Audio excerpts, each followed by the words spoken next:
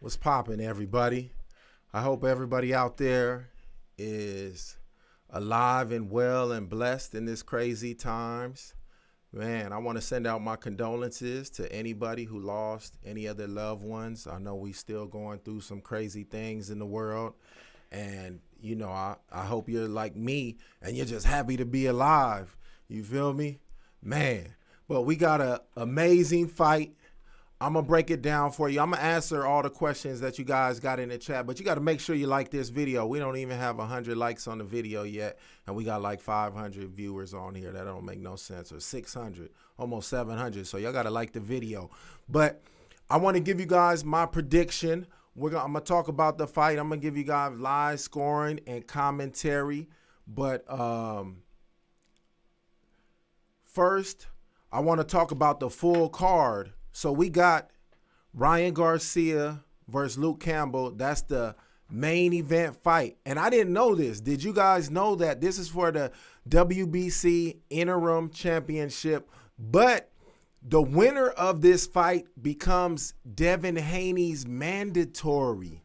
So that's kind of dope. So hopefully whoever wins this will fight Devin Haney. But I know Ryan Garcia has said that he's more interested. What's up, Daniel? I see you in the chat. Daniel Castillo was popping. But I know Ryan Garcia said he wants to fight Tank Davis. But the winner of Garcia and Campbell becomes Devin Haney's mandatory. So that's dope. I'm excited because whoever wins this fight will make a good match with Devin Haney. Let me write this, and I got some notes right here. Let me write this down. Make sure you guys like the video. We trying to get 500 likes on this video. We barely at 100. We trying to get 500 likes on this video, so we gotta go. All right, no cussing in the chat, man. Y'all gotta show love, or I'm gonna boot y'all up out of here. I got some of my what are the people where you give them permissions and they could boot people out? I got a couple of them. I don't know if they in here yet. I can't even think of the name of it. But look, let's check this out. We're going to go to the tail of the tape real quick, and I'm going to give you guys my prediction for this fight. So let's look at the tail of the tape. Okay, when you want to like decide or determine who's going to win this fight, you got to look at the tail of the tape. And I really like using the statistics, the numbers to kind of influence my decision when I predict a fight. And I've been right on a lot of fights lately. I was right. Make sure you guys like this video. The fight starts in like 2 hours, I think. They're starting the first preliminary fight. I'll turn the audio on momentarily for that. But I want to give my prediction real quick. Make sure you guys like this video. The fight's on DAZN. So I'm just doing a live commentary, giving you guys the score on the fight. I see Galaxy Blast says Ryan is gonna beat Luke. Okay, I can see that. I'm gonna give you my prediction. Let me continue with my prediction real quick. So if you look at the tail of the tape, Ryan Garcia's 21, Luke Campbell's 32. Make sure you guys like this video. So you would think that the experience is in Luke Campbell's favor, right? But when you look at their total amount of professional fights, it's Ryan Garcia has 20 fights. Luke Campbell has 23 fights. So he really doesn't have that much experience advantage. Happy New Year, Pat. My boy Pat in the building. Hey, man, I need you, man. People was trying to put up bootleg links to the fight. So my boy Pat, if you see somebody throwing up a bootleg link to the fight or something, boot them out for me, man. I appreciate that. We're trying to support these fighters, man. I know it's COVID and everybody trying to get their bread, and you might not have bread to pay for the fight, so that's why I'm doing this live stream, and I'm going to break it down to you. So let me continue with my fight breakdown. So if you look at knockouts, the knockouts, actually Ryan Garcia has a higher KO percentage than Luke Campbell. Make sure you guys like this video, subscribe to the channel. I got the super chats open, and I got channel membership, so y'all can hook that up. So look at looking at the KOs, you got to say that Ryan is more powerful than Luke Campbell.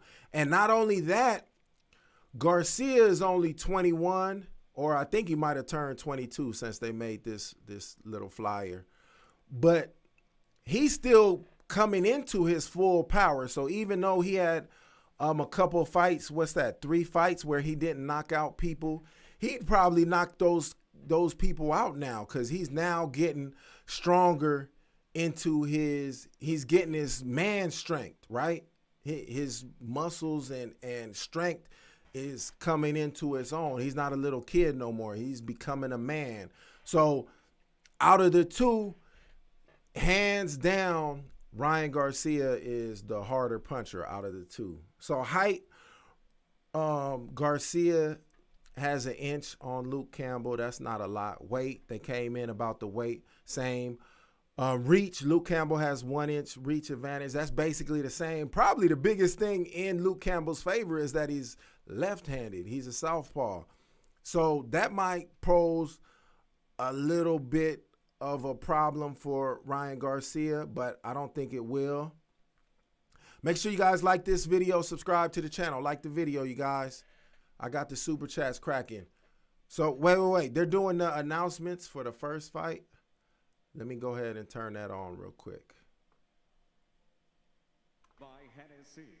Never stop, never settle. O'Reilly Auto Parts. Let me know if you guys can hear that. They're introducing the first fight. And odds for tonight's fights are brought to you by Bet Online. The 3 judges scoring this contest at the fight starts in probably like maybe 2 hours. The main event fight starts in like 2 hours. Make sure you guys like the video, subscribe to the channel. And now, ladies and gentlemen, Dallas. So this is the first fight. It is time to rodeo. 4 rounds in the lightweight division. Introducing to you first tonight, fighting out of the blue corner. Let me see who this is. Of Mexico, white, green, and red. He officially weighted 134.4 pounds. In 10 professional contests, his record consists evenly of 5 victories against 5 defeats, including 2 wins coming by way of knockout. Hey, good looking out, Pat. Man, I was waiting for you on that one, Pat. Make sure you guys like the video. And across the ring tonight, fighting out of the red corner. Who is wearing white tonight, and in his corner tonight. You guys can hear that audio. Let me know if you can hear the audio. Eddie Reynoso and his father, Henry Garcia. He weighed in officially at 134.2 pounds. His record, a perfect one. 5 bouts, 5 victories, including 2 wins coming by way of knockout. Hailing from the high desert, Victorville, California, USA. Here's the undefeated Sean Sugar Rush Garcia. Sean Garcia. All right, make sure you guys like this video. Let me finish my prediction. I got to make sure I get this prediction out. So when I'm looking at Garcia and Campbell, I'm looking at, okay, speed goes to Ryan Garcia. Let's see. Speed goes to Ryan Garcia. Power goes to Ryan Garcia. Experience goes to Luke Campbell a little bit. He does have better amateur experience because he was in the Olympics and he was a gold medalist. But since Ryan Garcia is faster, stronger, or the harder puncher, I should say, it's going to be an easy fight for Ryan Garcia. I know they tried to make Luke Campbell like he's really, really good, like he's a big threat. But Luke Campbell is not an elite fighter. He's not on the level of the elite fighters in the weight class. He's not on Ryan Garcia's level. So I think Ryan Garcia is gonna win convincingly. Like Luke Campbell is not as good of a fighter as they're making him out. Like you got Eddie Hearn saying that he thinks Luke Campbell is going to beat Ryan Garcia. Man, he's just trying to sell tickets. He's just trying to, oh, Pat said, okay, my boy Pat says, Campbell is game? No. He took Loma to the distance. Yeah, he's game, but I don't think he's a threat to win. And that's why I'm not just going to go out on a limb and say Ryan Garcia is going to knock out Campbell. Like, I'm not going to say that. I think it's possible, but I think it's going to be an easy fight for Ryan Garcia. I really think it is. Just his speed, his power is going to be too much. And I see Luke Campbell, after he tastes the speed and the power. Let me see. Lorenzo said he put $200 on Ryan KO in second round. I would have took that fade. Lorenzo. I'd take that and win that for sure, man. I would have took that all day long.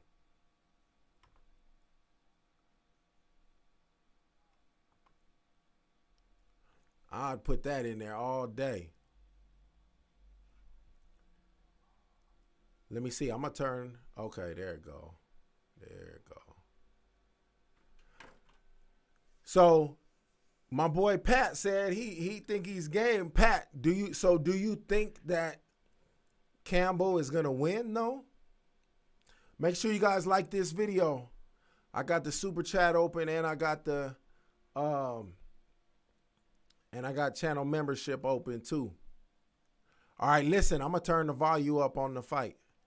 These are all things you do in the first round, and then you can pick up in the second round. This is for the first undercard fight. Right hook connected for Sean Garcia. As JJ said, I put $70 on Ryan. Oh, yeah, if that's just $70 on Ryan to win, oh, that's easy money. I would have took that. I would have put $1,000 on that. I would have put $10,000 on that. If I could have got an easy, straight-up fade. Second round. Yeah, second round, that's going to be hard for Ryan Garcia to be able to pull that out. Like, Luke Campbell's solid. You know, it's not like he's a sorry fighter. He's a solid competitor, but he's not elite. And we're going to see how not elite he is. Shout out to my boy Fistful of Fetty Productions. Garcia going to win by KO by the 8th round. Hey, I feel you, folks. Fistful of Fetty. But I'm not sure about the KO, though, because Lomachenko wasn't able to knock out Campbell.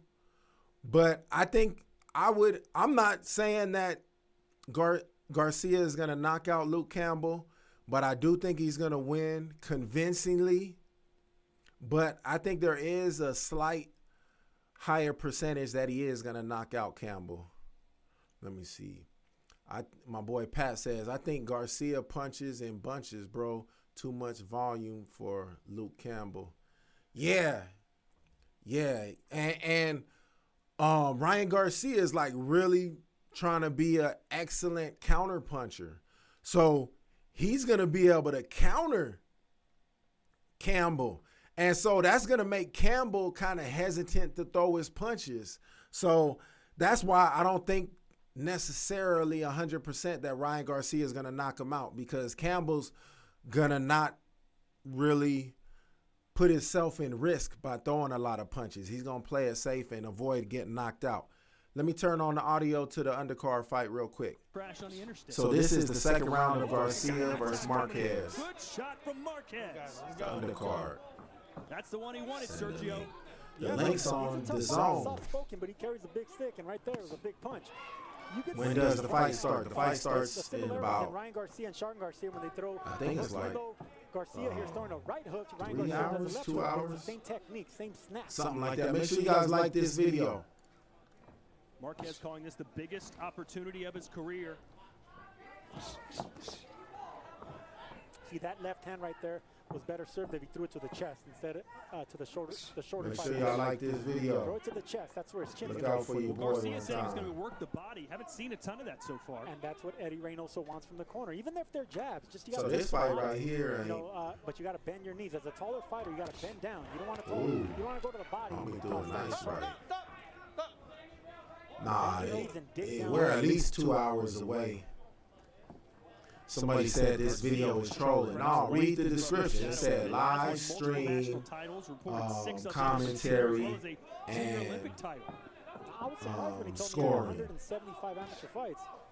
So this is a live stream, a commentary, and A lot scoring. of opposition around the country. I mean, you can misconstrue it like I'm gonna show the fight. And the main thing he wants to do, which is the main I thing. don't want to disrespect the fighters, man. They're trying to make their bread. Transition from the amateur. The zone trying to make their bread. You fight. Ooh, this might be a knockout. Garcia starting to up the pace now. Swinging and missing with a wild left.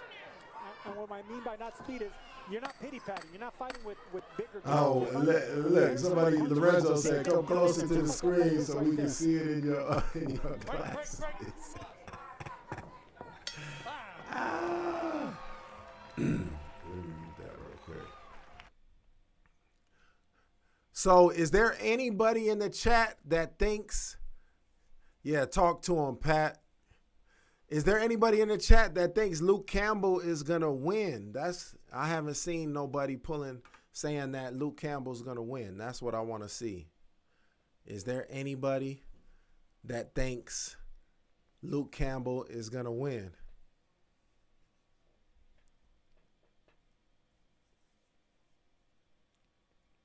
Hey, Pat, you see people cutting in the chat, man, or cussing in the chat and being disrespectful to anybody, go ahead and give them the boot. Make sure y'all like this video. So I'm trying to find somebody that thinks Luke Campbell's going to win. Let me see. It's showing me a football match, not the undercards. Are you on the zone?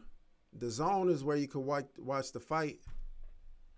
All right, so now this is third round of that undercard fight. Oh, wait, before I turn that audio on, this is actually a good card. I don't know if you guys know, but there's three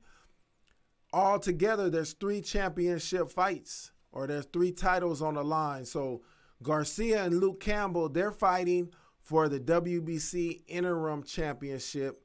Then you got Rene Alvarado versus Roger Gutierrez, and they're fighting for the WBA super featherweight championship.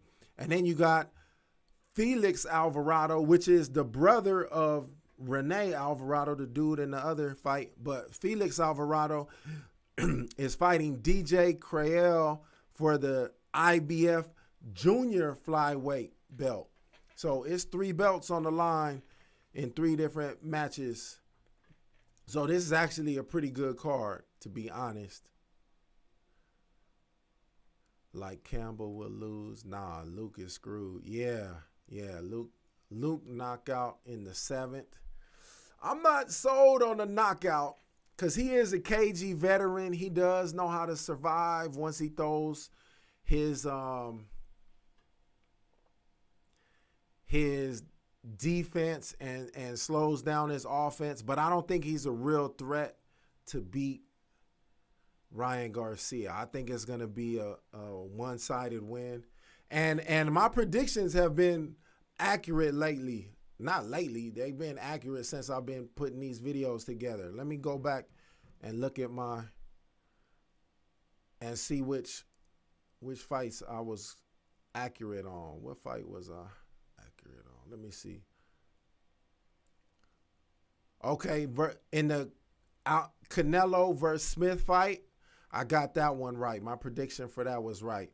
In the Joshua versus Pulev, my prediction was right in that fight. And who else was it? And Earl Spence and Danny Garcia, my prediction was right in that fight. In the Crawford versus Brook, my prediction was right in that fight. In Haney versus Gamboa, my prediction was right in that fight. In Tank Davis versus Leo Santa Cruz. My prediction was right in that. And I didn't actually make a prediction video for the Shakur Stevenson fight, but I was actually right in the Shakur Stevenson fight, right, too. Let me play the audio from the fight. And I said, how'd you do, Sean? He goes, well, I couldn't hit him. I said, well, did he hit you? He goes, the fight is on DAZN. You guys could... See, that's a problem fighting. You guys could watch the fight on DAZN if you right there, want. you've seen Sean Garcia We're throw gonna that talk right. about He just the went fight. 4 inches over the head of Marquez. Do the live stream. We're watching it together. Man, I hope everybody's out there blessed and everybody's families out there safe, man. It's some crazy times. Why, Roshan, DAZN ain't working for you right now? Because I'm watching it right now on DAZN. It's working for me. You got to make, they got like three videos on there that look like it could be the fight. So you got to make sure you click on the right link. So we're coming up to the last round, the 4th round of the first preliminary fight. And then we got like, we probably got like, probably at least 5 undercard fights to go. And 3 of them are, well, we got 2 of the undercard fights that are for belts. All right, this is the audio from the fight. Garcia seemingly has won the first 3 rounds. Make sure you guys like the video. Go home or go broke for Rene Marquez. Look out for your boy one time. Like the video, please. Because he's throwing it over the head of Marquez. That's what happens when you fight such a short fighter. You got to aim even lower. So if you're aiming at the head, aim 4 inches below the chin. That's where it's going to land. Keep your head up. And watch for that exit hook from Garcia. That's what you always hear trainers say, aim at the chest. Tony, Exactly what he needs the to fight, do. the main fight starts probably in like 2 hours at least. This is the first undercard fight that's on right now. It's only a 4-rounder. It's Garcia versus Marquez. How would you rate Sean Garcia's performance so far? It's hard to rate these 4-round fighters, but right now so far I see him unraveling that left hook, getting closer and closer to landing. I like this 4th round. Let him go. Marquez just keeps coming. It's simply what he has to do. And this is Marquez's fight. This is what I wanted from the first round out of him. Make sure y'all like the video. Landed in round 3. Hey, good looking out, Steve. Marquez 5. Steve Escamilla. I appreciate it. I got some dope boxing interviews on my channel too. I just did an interview with David Benavidez. He was one of my recent interviews, but I just did one with Buddy McGirt. I haven't released none of the footage yet. Only on the channel south of the border to lace him up. subscribers can see it, channel members. This is a good round by Marquez.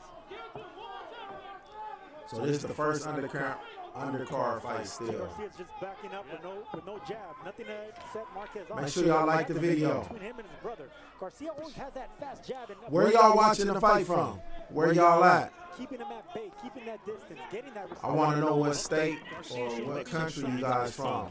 I'm out here in Las Vegas. Las Vegas 702 in the building. I love the fact they're both headhunting, going for the Okay, Europe. So in about 3 hours, Rada. Good round here for Rene Marquez, representing Nebraska. Oh, I think my voice echoes when I play the. Yeah, I think my voice echoes when I play the fight audio. Do it. Not sure he's got that one punch power though that he might. Cali in the building. I've never lost. Vegas was popping. Argentina in the building. Maine, USA. I ain't never been to Maine. Louisiana in the building. Canada was popping. South Africa was good. Kenya, Europe, New Hampshire, Texas. I've been to Texas. I've been to it's known for like the part of Texas I went to was known for the bats. What part of Texas is known for bats? I forgot what part it is. Philippines in the building. What up, though? Utah in the building. I've been out there to Utah when I used to do rap battles. I had a division out there in Utah. Shout out to Utah. What time is the fight in Cali? In like 2 hours or 3 hours, 2.5 hours. Michigan. I ain't never been to Michigan. Never been to Philippines. Shout out to the Philippines and Michigan. France. Gotta go to France. Norway. Miami. I went to Miami for like a week. Popping. Miami was popping. Saudi Arabia. Norway. Kenya. Now that, I'd love to go to Kenya. Dang, I'm missing some of these names. It's going by too fast. Shout out to Germany. China. I got to go to China. I want to see the Great Wall. The Great Wall of China. I want to see it. Scotland was popping. South Africa. Norway. London. COVID bats. No, just bats. There's a certain part of Texas. It's supposed to be like the live music capital of the world, whatever city I'm talking about in Texas, but it has a lot of bats out there, and it's known for having a lot of bats. Belgium in the building. What is that? Estonia. What's that? Is that a country? Let's see. Belgium in the building. England, Greece, Wales, Lithuania. I probably couldn't even spell Lithuania if I didn't see it. I know I'd spell that wrong. Wales, Lebanon. Yeah, Lebanon. Shout out to Lebanon. Rhode Island, baby. Okay. What is that? Can you put? All right, I'm going to be quiet and put the audio on. Wales, India, 39. 37. Oh, this is for the And winner. Judge Anthony Moss has the bout 39, Belgium. 37. Dang, what countries by Belgium? Where's Belgium? Majority decision. I'm not good at geography. The fighting Mexico. card of Victorville, California. Viva Mexico. Undefeated, Sean Sugar. Brazil. Oh, man, Brazil got some of the finest ladies in the That was a world. nice I need to stand there go to from Sean Brazil. Garcia, and I was going to tell you that the longer these judges take, the more that it's going to be in favor of the opponent. Rene Marquez actually, he did what he had to do, but it started a little bit too late. But that was a nice scare for Garcia, and he's going to learn out of this. All right, so you got Okay, Sean he's Garcia 6-0 in the now, gym so next that week. was Here's good for trainer him. Sergio. What's the first Mexico. What city in Mexico, though? I went to you know, because he's a brash kid. Cabo San Brother, Lucas you know, in very Mexico, and I also confident, went to borderline, you know, cocky. You know, right Cabo now this San is humbling. This is Lucas. the best thing that could happen for Sean And Garcia. He goes back to the one of drawing the board and other- realizes the importance of a jab. Cabo San Lucas. Nevertheless, a Garcia is victorious Puerto tonight. Vallarta, Nice way to start I think things that off might for have the been family. it. We'll see if Ryan can put an South exclamation Africa, point on proceedings coming up later tonight Mexico, in our main event, Cuba. Fire versus Ice, Garcia versus Campbell. All right, so now we got one undercard fight out of the way, and we got more to go. North Wales. Man, I can't even say that word. What is Danny Dexter? What's that second word? Denbighshire. Denbighshire, North Wales. Shout out to them. Philippines. I want to go to the Philippines too, man. Monterrey, Mexico. Oh, man. I know it's popping out there. Acapulco. Anywhere where y'all got water. I'm in Vegas, so it ain't no water. I got to go to the casinos to go to the fake pools. They got some like fake beaches at a couple of the casinos. That's the best. That's the closest thing to water out here in Vegas we got. I'm Pat. Let me see. Texas in the building. Well, the first undercard fight already happened, but we probably got at least 4 more undercard fights. They're just doing promo videos right now. Nobody's fighting right now. The first undercard fight ended, and now they're just doing promo videos. Make sure you guys like the video and subscribe to the channel. Ireland in the building. That's the first permanent. Cambridge in the building. Italy. Everybody likes Italy. You in Las Vegas? Yeah, I'm in Las Vegas. I'm in Las Vegas. Pat's in Vegas. Vegas in the building. What is that? Coley, Cali? I'm from California. I was born in LA, but I've been out here in Vegas for like 12 years. Nah, I'm in Vegas, not Texas. But I visited, I went to Texas a couple times. Let me see. So I don't know if you guys heard this when I said this earlier. The dopest thing about this fight, about Ryan Garcia and Luke Campbell, is that the winner becomes a mandatory for Devin Haney. So just think, when Ryan Garcia wins, he's Devin Haney's mandatory for Devin Haney's. I think Devin Haney is the WBC champ. So that's like one of the official belts. So what if Ryan Garcia and Devin Haney are fighting for the WBC belt after Ryan Garcia wins this fight versus Campbell? Like, that's a dope fight, period.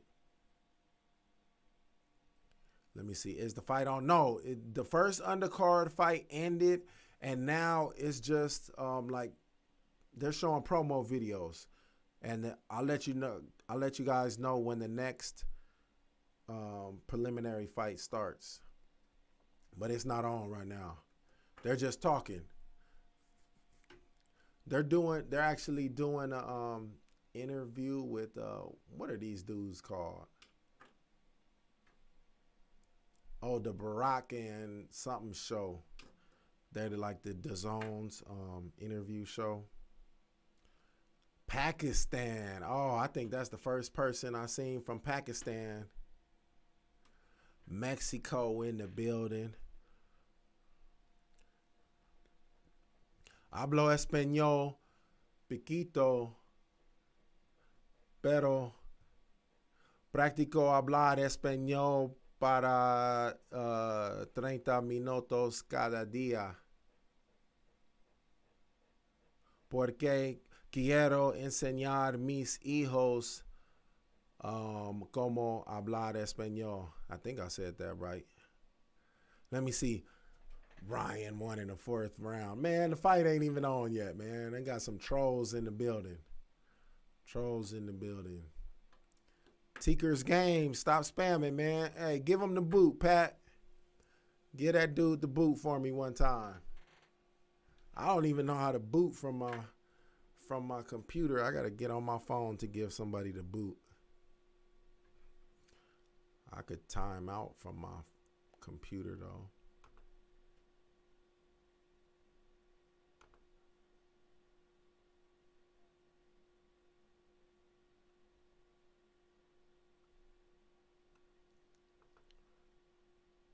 Oh, did I just... Let me see. All right, shout out to everybody in the chat. I appreciate you guys. There we go.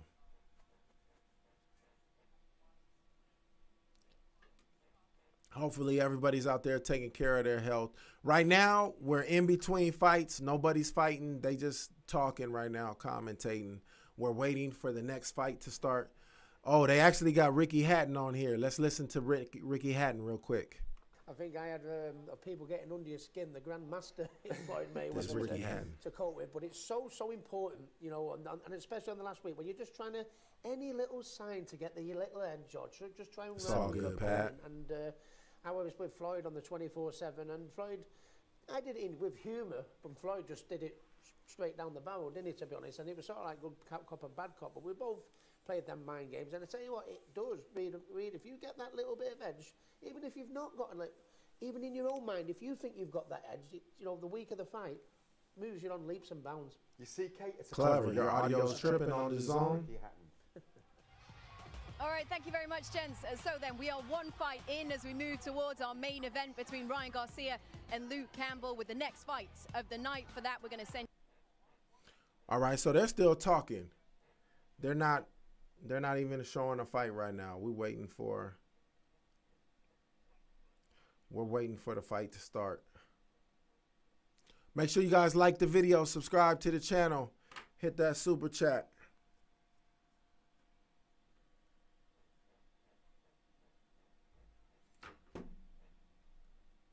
All right. Oh, okay. So, nah, it ain't going to be. This is one of the. Oh, no, this ain't it. So the next fight is Raul Curiel. He's 8-0 versus Ramis Agaton, who's 22-12. So Raul Curiel is definitely the A side. So they're about to introduce the fighters for the next undercard. I'm going to turn the audio on. 8 rounds in the middleweight division. And now time to bring out all the fighters. First, Dilshan said Ryan third round KO. I don't know. How about them Cowboys? Man, how about them Cowboys? All right, so one of the Agaton. Oh, he's a replacement for this fight. They said he hasn't fought in 10 months. So the second undercard fight is about to start. Nah, the undercards aren't over yet. We got only the first undercard fight has finished, and now we have another undercard fight coming up. The second undercard fight.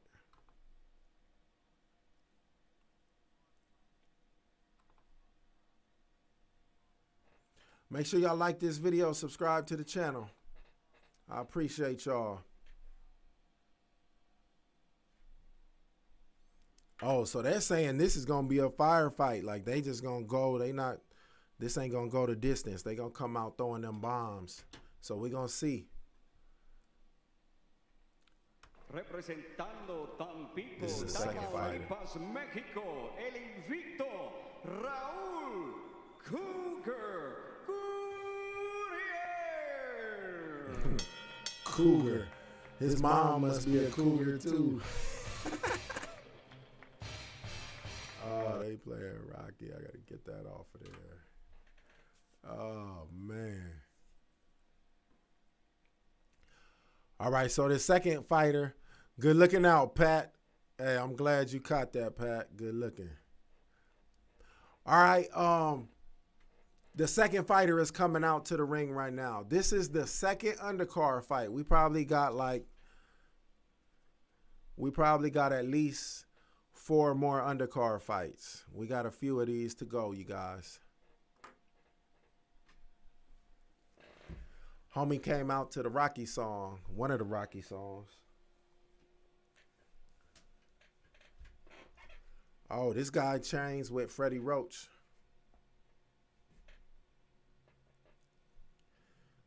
Yeah, okay. All right, I'm going to turn the audio on for the fight. Ladies and gentlemen, from the American Airlines Center here in Dallas, Texas, USA. Tonight, Oscar De La Hoya's Golden Boy Promotions proudly presents to you our next attraction of the evening, live on the zone. 8 rounds in the middleweight division. Sponsored to you by Hennessy, never stop, never settle. O'Reilly Auto Parts, better prices every day. And odds for tonight's fights are brought to you by Bet Online. The judges at ringside for this contest are... Make sure you guys like the video. Don Griffin and Anthony Moss. And our referee at the sound of the bell, Rosario Solis. And our fight fans, here we go.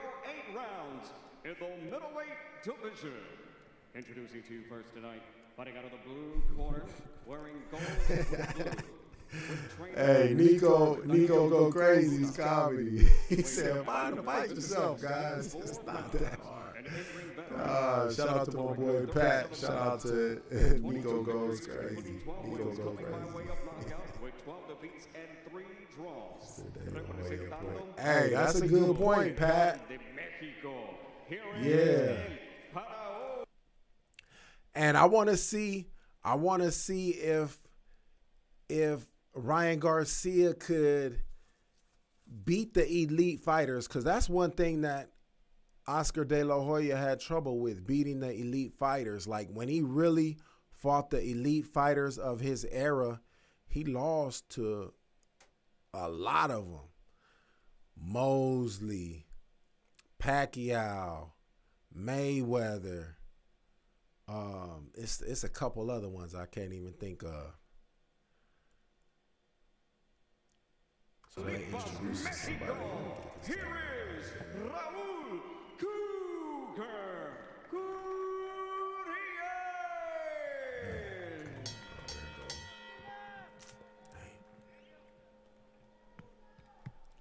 All right, they're bringing him to the car, to the center of the ring. Okay. Dices excepciones en el vestidor. Ustedes los ordenadores todo el tiempo. Ustedes todo el tiempo. Buena suerte. What do you expect out of this one, Sergio? Well, considering Agaton was a late replacement and he struggled with this with the COVID restrictions and making weight, this is a good opportunity for it to be a firefight right. and early. Pacquiao killed for Agaton. He's never De La fought Hoya. a southpaw. He looked bad. And guess He what should have Gurriel stayed in retirement. All right, so we got this next fight about to start. Very Let's check it out. A Gurriel style. So it's southpaw versus southpaw. Agaton in the gold, Gurriel in the black and red. Scheduled for 8 rounds, welterweight division, excuse me. Jackie Moon, you think that Campbell is going to win by surprise KO? I doubt it. I think Ryan Garcia is going to win convincingly. The main event starts in probably like 2 hours, at least 2 hours. Make sure you guys like this video. Middleweight, so that's where we Subscribe are. to the channel. Raises off the temple of Agaton. That was a left hook. The super chat's open and the channel membership's open. Those knees buckled.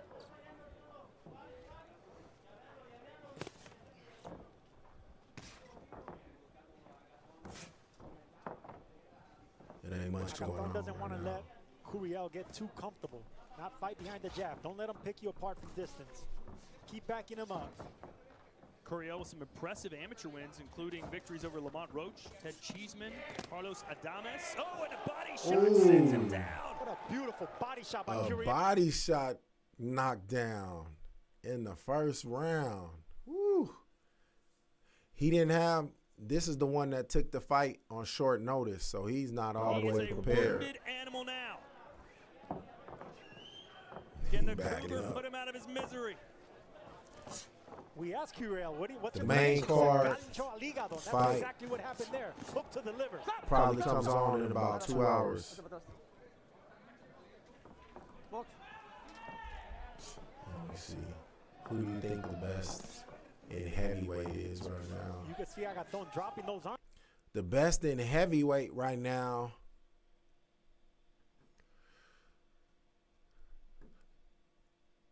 Paola Perez. The fight is on the zone. So somebody asked, who was that? Ben said, who do I think the best heavyweight right now is? I would say Joshua. I like Joshua over Tyson Fury. Tyson Fury is right there with him, though. So it's pick or choose one of those two. But I would pick Joshua. He just seems a little more rounded, even though he did get KO'd once already. Gurriel said he never stopped training during the pandemic, even when he couldn't be in Wildcard Gym with Freddie Roach. He knew the opportunity would come, and here it is, the first big boxing date of 2021. Live from the American Airlines Center in Dallas, Texas. A great opening round for the Cougar, who scored a knockdown against Ramses Agaton, and he's battering it to the bell. They're about to stop the fight, I think. Just great foundation by Gurriel. Everything's hard, not falling off balance. I'm surprised homie made it out that round. He started catching some mitts with his face. He was like a second baseman catching them mitts. Make sure y'all like this video. Subscribe to the channel. Got that super chat open. Ooh, that body shot. Yeah, they showed a replay of the body shot that knocked homie down. Oh, that was beautiful. Ooh, he had his guard a little too high.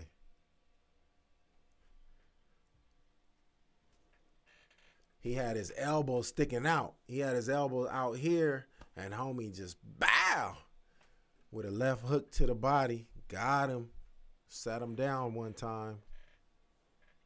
All right, this is round 2. That's the thing about switching, Todd. If you're not comfortable fighting from that left-handed stance, you should just do it periodically. You don't want to stay there too long because defensively, you're going to be vulnerable. Scheduled for 8 rounds, but at this pace, we may not even see The fight's on the zone. Stop. That's Francis what he's fighting. Agatone, last-minute replacement, 30 years old. Somebody said Coming up from this Mexico. And it looks like Agatone's right eye is also shutting. That's The comedy. body's banged up, the eyes closing, and we've only been fighting 3.5 minutes. Stop. Books. Yeah, this dude getting This beat is what up a happens little when bit. you're a late replacement. Only a week to train for a prospect like Curiel. You know, you got to give a lot of credit to Agatone and what he's doing in there and what he's absorbing. Yeah, Dang, he opens dude's wide. eye is almost closed. Almost It looked like look it had been crazy. poked. Yeah, it looked like he got a thumb to the eye instead of a punch. Ante la cabeza.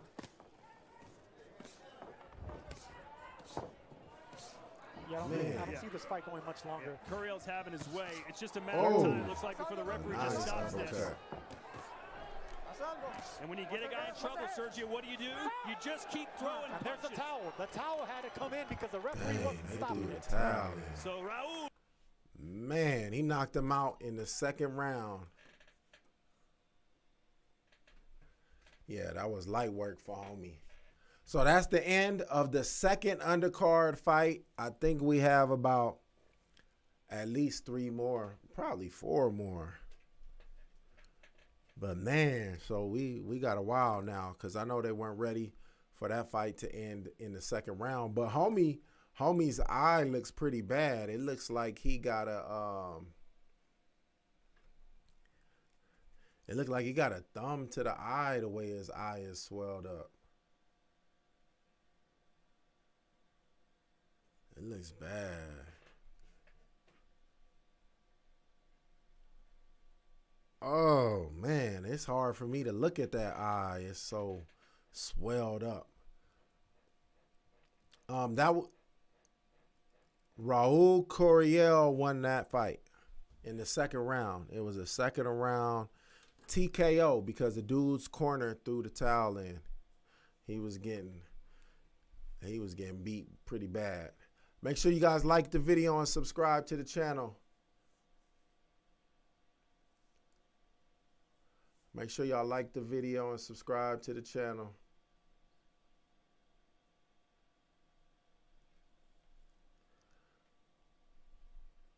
All right, so I think we have about 3 or 4 more undercard fights. Do you guys agree with me? I just answered a question. Somebody in the chat asked me who I think the best heavyweight is, and I said I think it's Joshua. Do you guys think Tyson Fury is better than Joshua? Who you guys think wins the Anthony Joshua versus Tyson Fury fight if they make it happen? Who do you think wins, Tyson Fury or Anthony Joshua? I think Joshua wins.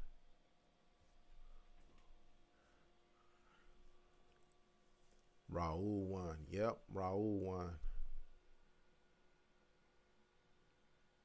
McGregor win.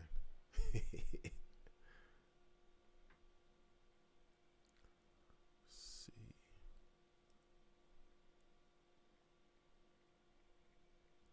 All right, so it's still the end of the second undercard fight, and they haven't started the third fight yet. Here's the official announcement. Our referee Rosario Solis steps in and puts a halt to this contest. The official time comes to you 1:16 in round number 2.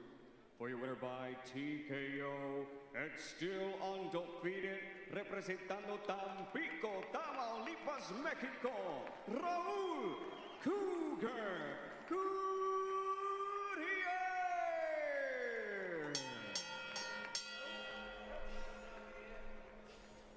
Impressive fight by. Yeah, that was a good fight by old boy. That body shot was on point. That was the best punch of the fight, in my opinion. So now we got a little waiting period before the next fight starts. So now they're showing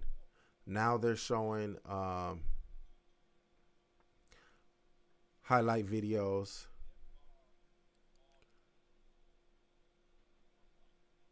So I want to know this. Those of you guys that are out there listening, who do you, since the winner of this fight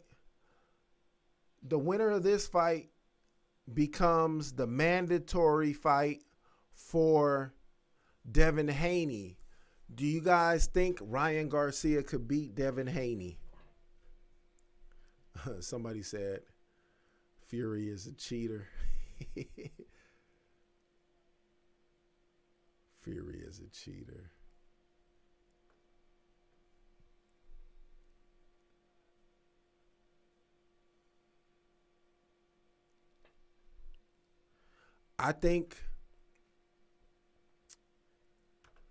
I'm not sure who I think would win. I'm not sure I know who would win the Ryan Garcia versus Devin Haney fight. They fought in the amateurs, and I think they kind of split, or Devin Haney might have won more of their undercard fights. So I'm not exactly sure who wins if they fight. Oh, they're about to interview the winner of that fight. Let's see if he comes up. They're going to bring him up. Someone send a link. I think Devin Haney versus Ryan Garcia would be a dope fight. That'd be a must-see fight. I got Ryan. Yeah, I think Ryan's going to win this fight. Oops. I think Ryan's going to win this fight easily and convincingly. I don't think it's going to be a struggle for him, to be honest.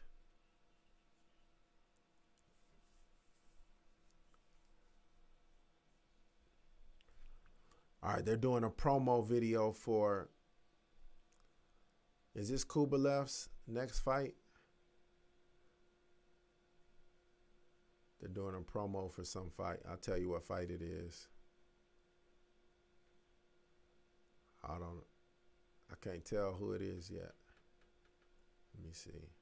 Yeah, Kovalev versus some dudes whose name starts with the M. But I think that dude is only like 6-0, and Kubalev is fighting him. So I don't know. They really trying to promote that guy. What? All right, so now they're doing a...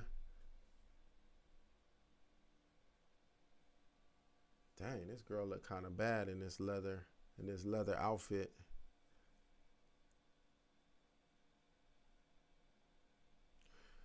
Devin Haney. Let me see. My boy Pat says, I think Haney is more like Floyd Mayweather. Ryan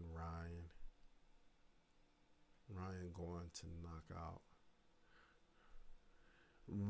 Campbell's trash. Johnny Bowe. I don't think Campbell's trash, but he's not elite. He's like a step below the elite. So Garcia is going to show that there's levels to this, and he's going to show that he's more to the top level, and Campbell is right below the top level. He's a solid fighter, though.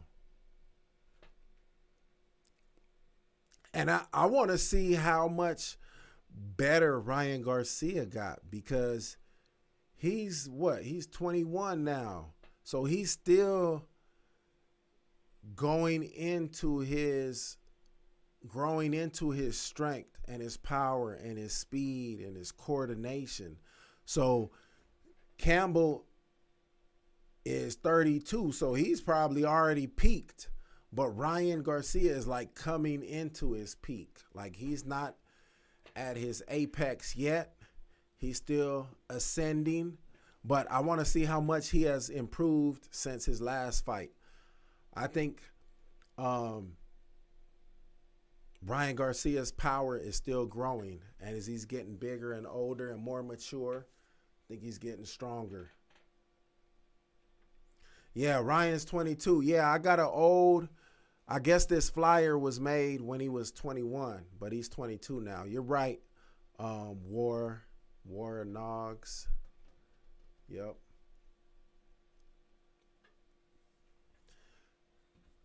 And one thing about Garcia is he's been training with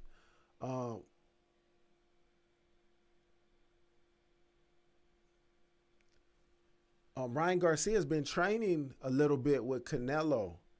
So that might have a huge impact on Ryan Garcia. So I want to see how that affects his skills. But I think it's going to help him a lot. Make sure y'all like this video. We're trying to get 300 likes. We only got 216 likes on this video. We're trying to get up to 300 likes. Make sure y'all like the video. Yeah, the fight's on DAZN. I got super chats on, channel memberships cracking. All right, so they're still doing promo talk. They're talking about upcoming fights. So we're still waiting for the third undercard fight to begin. And on this card, there's 2 other belts on the line. One of the undercard fights is Rene Alvarado versus Roger Gutierrez. That's for the WBA super featherweight belt. And then you got his brother Felix Alvarado versus DJ Creel, and that's for the IBF junior flyweight belt. So we got like 3 good fights coming up. So it's about to be cracking. So they're still showing promo videos and doing interviews on DAZN. All right, they got the ring cleaned up. So I think they're moments away from introducing the third undercard fight. Call me Max. Shout out to my boy Max. They're back talking to Ricky Hatton. Let's hear what he has to say. How does a fighter know that it's time, that you're finished? I knew after 2 or 3 rounds, to be honest with you. And it doesn't matter how many rounds you do a sparring, how many times you hit the pads, you know what I mean? But when them nerves start tingling on fight night and the bell goes, I knew after 2 or 3 rounds, you know what I mean? My shots were just falling that little bit short, couldn't quite get out of the way, the shots. I knew straight away. And to be honest with you, sometimes there's a lot of fighters that don't think that, do they? They don't get out straight away. And that's where the damage can sometimes be done. Do you think that Kovalev's recent losses and the defeats, the knockout to Canelo, should be playing in his mind as well? Absolutely. He had 2 defeats by Andre Ward. He got beat by Canelo. Our own Anthony Hard, you know, nearly beat him, you know what I mean? And he can only answer it himself, you know, but he must know he's coming to the end of it now. And I think he's got to start thinking about his himself and his family and kids and that, because your health is your wealth. Absolutely.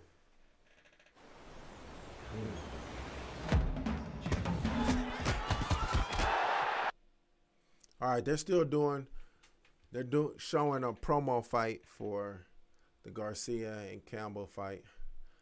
Fire meets ice. They're about to start the introductions for the third undercard fight. 6 is the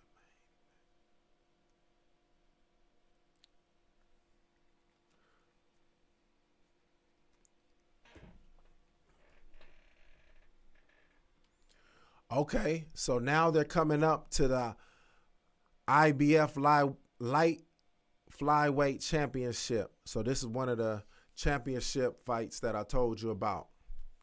Here's the introductions. Ladies and gentlemen, from the American Airlines Center, we continue the action. 12 rounds for the IBF World Junior Flyweight Championship. Introducing to you first, the challenger representing South Africa. Here is DJ The Real Career.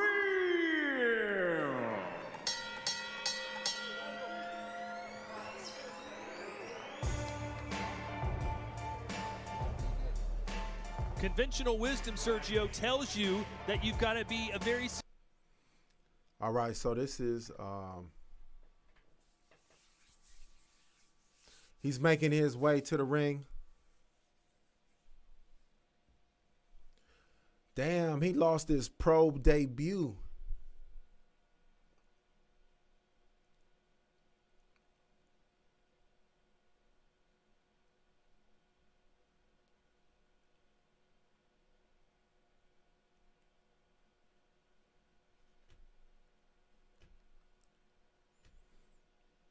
Talk to him, Pat.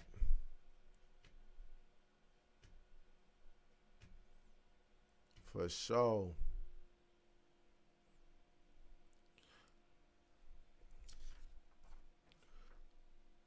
So this is the IBF Junior Flyweight belt that's up for grabs in this fight. They're about to introduce the other fighter. This is Alvarado versus Creel.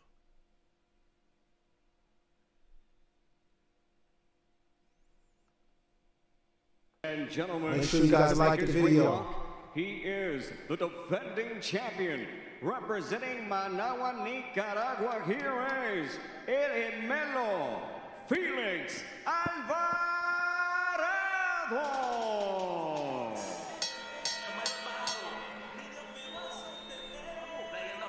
The knock against the... All right, so now the champion is making his way to the ring.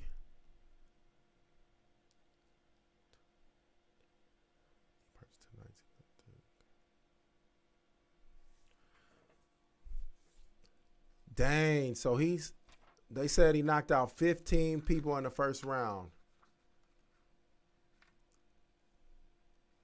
He had a 10-fight streak of knocking his opponents out. 10 knockouts in a row. So this is Felix Alvarado, who's the IBF Junior Flyweight. Dang, flyweight is 108 pounds. Damn, that's like 108 pounds. That's crazy.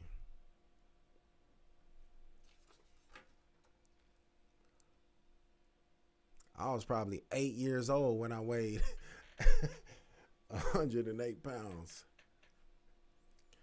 Here in Dallas, Texas, USA.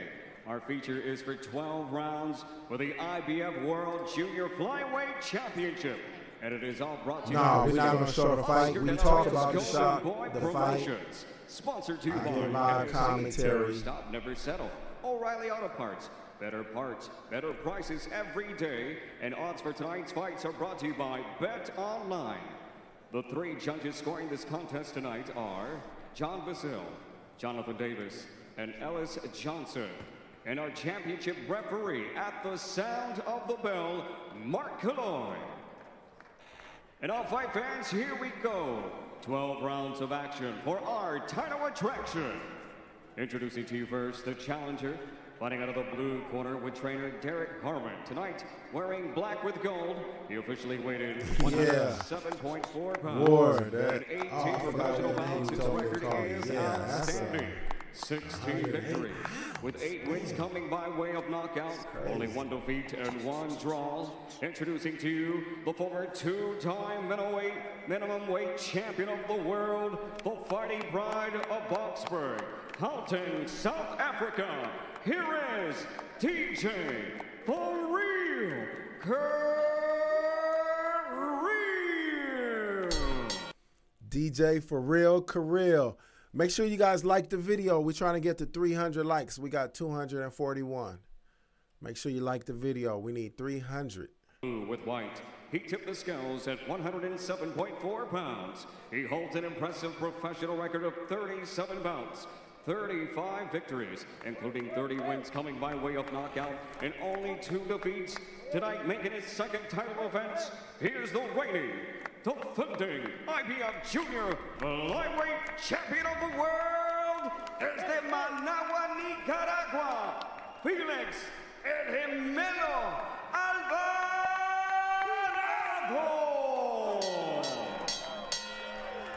All right, let's go red. Let's go blue. Mouthpiece, DJ. Mouthpiece, Felix. Ya hablamos de las reglas. We've already talked about the rules of the dress room. Protégete todo el tiempo. Protect yourself at all times. Mucho cuidado con las cabezas. Watch the low blows. Right here is going to be good. These trunks are a little high, so I'm going to let them work right in here, okay? Choke and guantes. Touch gloves. Buena suerte. Good luck. Chris, what kind of fight do you expect to see here? So these dudes are going to come out the box swinging them things, slanging them things. DJ Criel, he has a lot of first-round knockouts, so I think he's going to come out trying to get a knockout. So let's see. He got like a mohawk in a ponytail.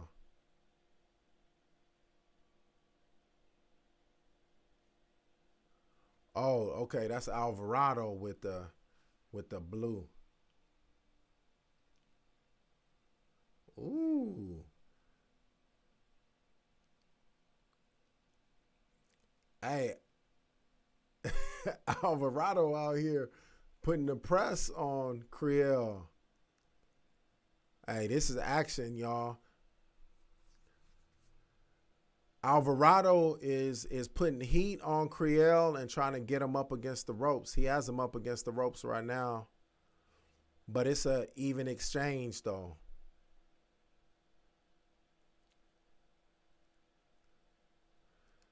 Dang. Criel seems like he has a good defense, though. He's able to avoid a lot of these heavy punches that Alvarado is throwing. Alvarado looks a lot taller, too.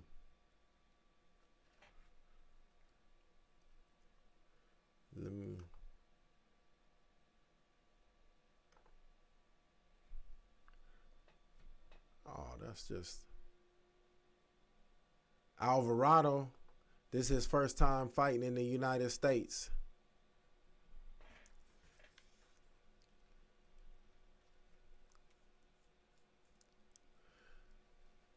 So this is the fade. They just in the middle of the ring right now, exchanging blows.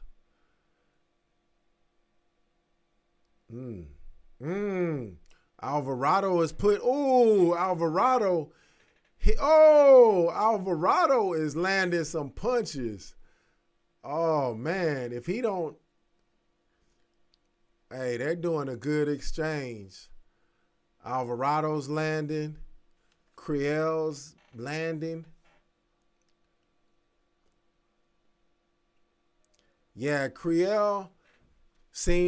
Alvarado seems like he's the heavier puncher of the two, but Criel might be it seems like he might be the better boxer, but he might get out punched by Criel because Criel looks like he just has more power on his punches.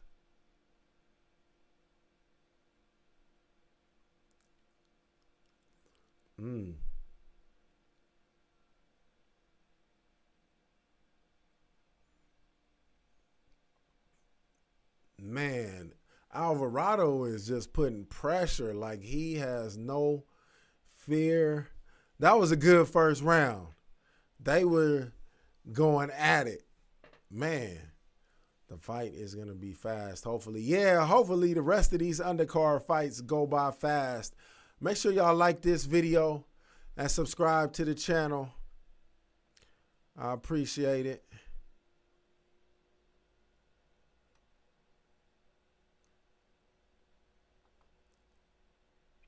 So it's in between the first round of the Alvarado and Criel fight. They're showing some replays.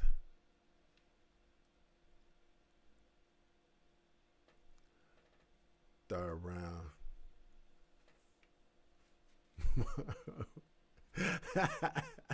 Patrick said these guys are lighter than my girlfriend. Wonder if she could take them. Yeah, because these dudes is 108 pounds. That is crazy. Yeah, my girl's way bigger than these dudes. Crazy. My daughter is 10 and she might be close to these guys. All right, I'm going to turn on the audio real quick. That minimum weight division. I mean, he was going to defend his title, but the purse bid for it was only $25,000. So basically, Criel said, you know what, screw it. I can make more money at a higher weight class. Can we say screw it on DAZN? We just did, Todd. Well, screw it. Big swing and a miss for Felix Alvarado. Boy, he wants a big KO. You can just sense it.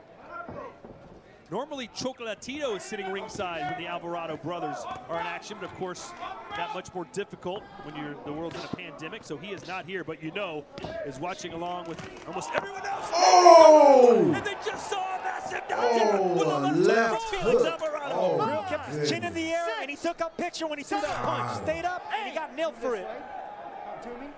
And he looks rattled as he gets back into this fight.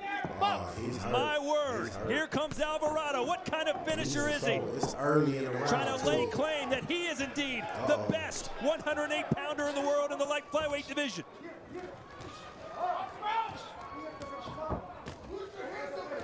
What can DJ do here, Sergio? Get off the ropes and move. You got to fight behind the jab. Stay in the middle of the ring. Easier said than done when you have a beast like Alvarado on you. Oh, and that one hit him right on the temple. Carrillo said he sacrificed everything for this opportunity. Moved to Las Vegas during a pandemic, left his family behind in South Africa. Said loneliness is only temporary, glory is forever. I've got to come through for everyone in South Africa. He did everything necessary. He also has great trainers in his corner. Derek Harmon was in his corner. Somebody said who's winning. Alvarado's winning. He just knocked down Krill, and right now, Krill is in trouble. He's getting pushed up against the ropes. Alvarado has Krill up against the ropes. They're exchanging, but Alvarado's landing the harder punches. Ooh, overhand right. He has his back up against the rope, Krill. Alvarado is just putting that heat on him. I'm surprised Alvarado hasn't punched himself out.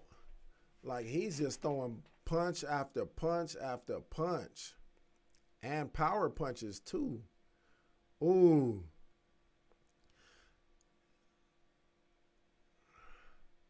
Yeah, Alvarado had a very strong round. Knocked Krill down. Krill was able to stay in that fight. Krill has a decent defense, but dude just seems like he's just more powerful than him. He can't take Alvarado's punches. So they're showing replays right now. Let's see. The knockout. Ooh, it was a perfect left hook.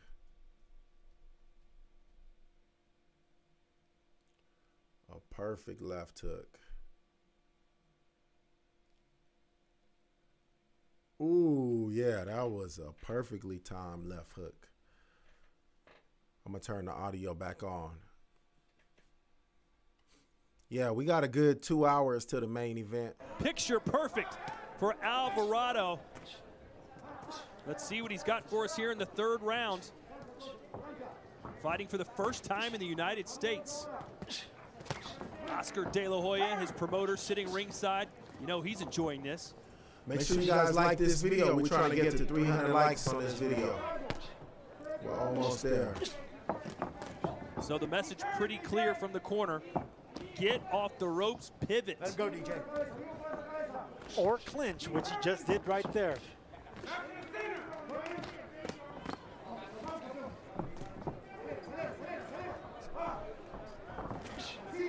Anytime he does pivot, he has to keep that chin down. Bend those knees. Pivot low, away from the ropes, if you're Krill. 63% of this fight has been spent toe-to-toe, according to CompuBox, and that's what we like to see. Sergio, it's got to be hard if you're Krill if you can't throw anything or land anything that has an impact on Alvarado. He's just, Krill has landed some decent shots, but none of them have been impactful, or at least slowed the progress of Alvarado. No, but not if you ask Krill. He believes in himself. He said he wanted to knock out and stop Alvarado. That just shows belief for a fighter that's not a big puncher here. Well, I mean, that's great. Like, I want a pony, but that doesn't mean I'm going to be able to get it. Like, he just doesn't have the power, it seems, at this weight class to do any kind of damage to a fighter like Alvarado. But he has the heart of a thoroughbred. Is that? Punches landed through round 2. Alvarado 58 compared to Creel's 34, but as Chris Mannix was mentioning, those 58 punches hurt a lot more than those 34. Let him go, DJ. Yeah, Alvarado's still throwing the more powerful punches. Sergio, have you been in there with an opponent who's hit you and you go, wait a minute, this guy, even if he catches me as clean as a whistle, cannot do damage? Every boxer has done that. Sometimes when you even block strong punchers like that, that's when you feel the power. When they ricochet off your head, you can still feel the power, and you say, man, I better not get hit cleanly by this guy. 17 straight fights without a loss for DJ the Real Creel. But he's moving up in weight, left the 105-pound division. And when you're that small, going up 3 pounds to 108, as you can see here tonight, keep him up, makes a world of difference. And he's having a really good round 3 right here after being dropped and hurt. He's having a good round here because he's not staying on the ropes and he's clinching whenever Alvarado starts throwing punches.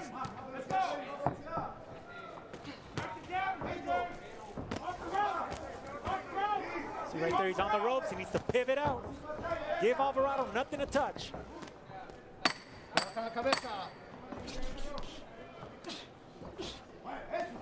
Good head movement by Alvarado. Time! Listen for that bell, okay, DJ? So this is Felix. Yeah, I feel you, Pat. Yeah, homie need to throw that jab. For real, for real. Alvarado's just throwing this heat. Man, Alvarado is just going all gas on Creel. But Creel did a lot better that last round. I don't know if Alvarado is punching himself out or what, but he is out there throwing some power shots. And Creel did a good job boxing that round and looked pretty good that round. Hey, for real, Pat, this is a good fight right here. This is going to be entertaining. You got one boxer in Creel, and you got one brawler with Alvarado. So who's going to win, the boxer or the brawler? I'm going to have to go with the brawler right now, Alvarado, the way he putting them things on him. Let me see. Seemed like it was just a matter of time before he got taken out. Yeah, he definitely changed his tactics a little bit, more mobile and trying to do the same thing in this round. But he's going to have to keep turning, as Sergio said, and throwing punches to keep Alvarado from landing those big shots. You know, as I watch Felix Alvarado, it reminds me a little bit, just because I watched the documentary recently, of Hector Macho Camacho with the... Oh, he's down again for a second time! Knocked him down again. Round 4! Same big left hook because he kept his chin in the air, not bending those knees. 8! Step this right here. So we're going to continue. South Africa's finest in trouble again. Alvarado just having his way at this point with DJ Creel, who appears to be just a level below the Nicaraguan. Hey, for real, Pat. Oh, there's a nice left hook scored for Creel. And the brawler getting the best of it right now. It's just small victories now for Creel. But it's obvious Alvarado is winning the war. There's that double, triple uppercut, right uppercut, left hook. Alvarado digging to that body with that right hook. And now Creel is where he specifically was told not to be, backed against the ropes. It's hard to keep a fighter like Alvarado off. Not only does he have heavy hands, but he cuts off the ring nicely. He knows how to fight small in your chest, throwing all the right punches. And you're right, Sergio. There's a difference in boxing between following guys around the ring and cutting him off. And in this fight, Alvarado's doing a really good job at cutting off the ring. Oh, he just threw a right cross. Alvarado landed a good right cross. And as Chris was alluding to earlier, it's one thing if your fighters get beaten up, but you think, hey, at least we've still got a power punch. At least we can still maybe score a late knockdown or knockout. But Creel has shown us, at least not this far, that he does not seem to have the power to affect Alvarado at all. And if you're in Creel's corner, You're not at the point where you're stopping this fight, but that is starting to cross your mind a little bit. And Creel's been dropped by 2 big left hooks, and he will get dropped again because he's keeping his chin up in the air. There's a right hand for Creel.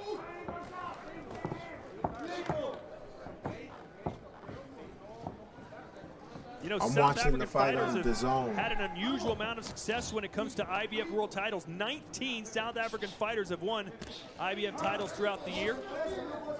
But Creel told us his favorite South African fighter ever was Jerry Coetzee, who became the first South African to win a heavyweight title. There's some flashes of shoe shining from Creel.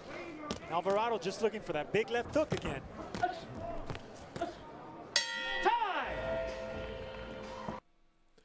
Woo! Alvarado is getting it in.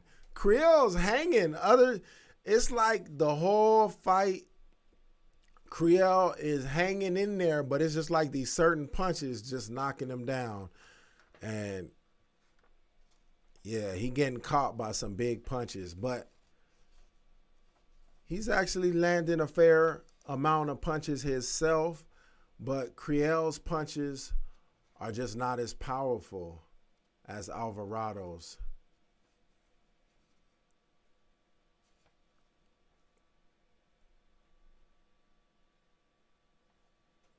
Yeah, he got knocked down with a really good left hook. Perfectly placed. Whoo, that was a one-hitter quitter.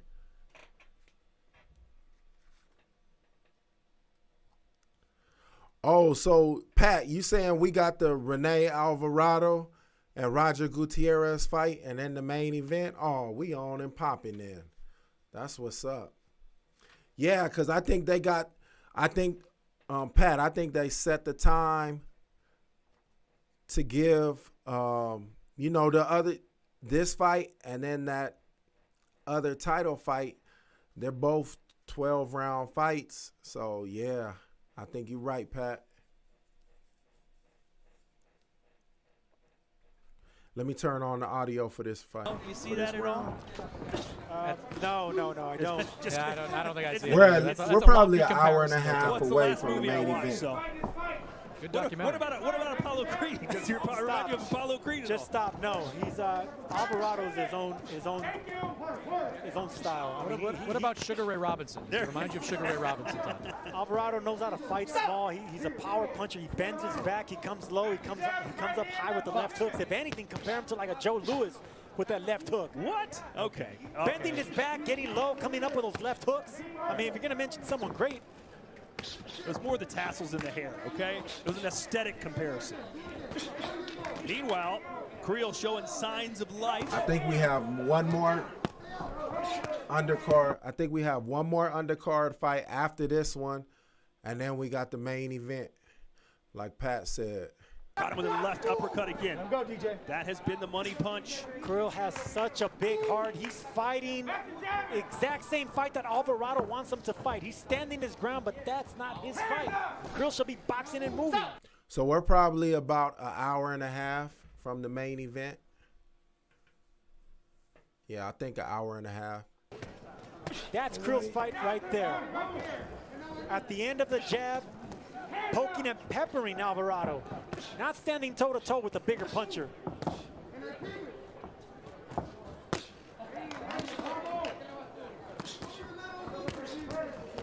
I think Creel's, well, I would say hoping, he's praying that Alvarado starts to get a little bit fatigued considering his output and how much he puts behind those power shots. I don't think he's praying at all. I think he's fighting off Alvarado, and he's showing flashes of what the game plan was picking him apart, backing up with the jab, picking at those shots, but he's not keeping Alvarado off, and he's not dipping after punching like that. Alvarado hit him with the same exact left hook that he knocked him down with. Creel got to be able to avoid that left hook to the head. Right thing right there, not letting Creel hold on. So a much better round for Creel. But Chris Mannix, did you think the South African won it? So that, like the commentator said, that was a very good round for Creel. I'm not 100% he won it, but he was boxing. So the boxer looked like he had his way that round. And the brawler, Alvarado, he's so worried about trying to land these heavy shots that Creel actually has an opportunity to outpoint him. Let me see. Pat said 5 or 12 round. Mm-hmm.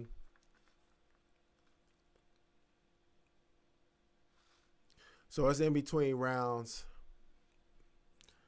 Definitely Alvarado is winning this fight since he has 2 knockdowns. But I would have gave that last round to Creel. At the end of the jab and stay off the ropes. If you're just tuning into the zone right now and you look at these two guys' faces, you're thinking, hey, Creel's probably beating this guy. Alvarado's face banged up. But no, it's Creel that's been down twice and has been thoroughly dominated, although that 5th round was much closer and maybe Creel snuck it out. We'll see Chris Mannix's official scorecard. It almost seems like Alvarado has lost some of the speed behind his punches. Since he's so trying to load up on his punches, it seems like Creel is able to avoid the punches now because they're not as fast as they were in the earlier rounds. So it seems like Alvarado should take some power off and use speed to land more of his punches, because Creel is kind of picking him apart this round so far. Here, he's backing up, catching the punches and coming up with uppercuts, right uppercuts. Nice. Right here, he needs to pivot out. Pivot out of there, get out of there. You're doing good work. Get out of there, go back to the end of the jab. You can hear the corner unleashing on Creel. Get off the ropes. You hear me? I hear you, Chris. The fight's on DAZN. Nice jab to just snap the head back of Creel. Go, DJ. Creel from Malvern East, South Africa community, just on the outskirts of Johannesburg, which is where he was born.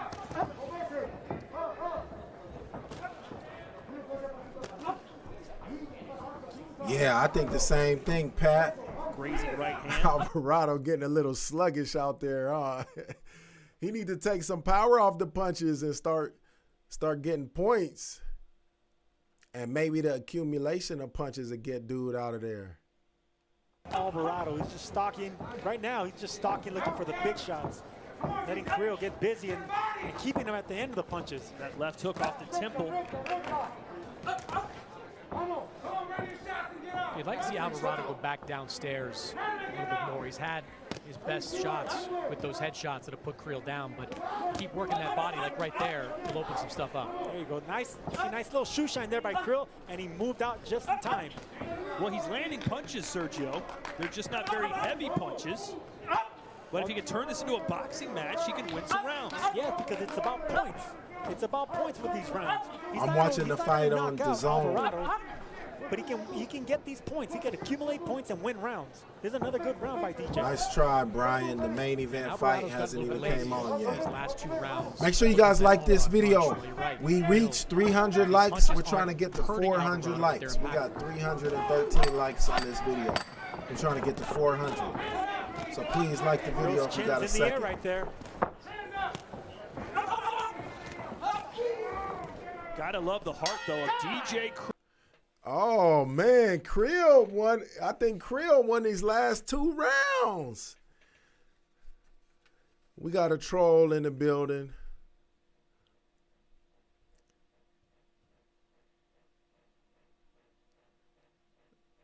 Let me get this troll up out of here.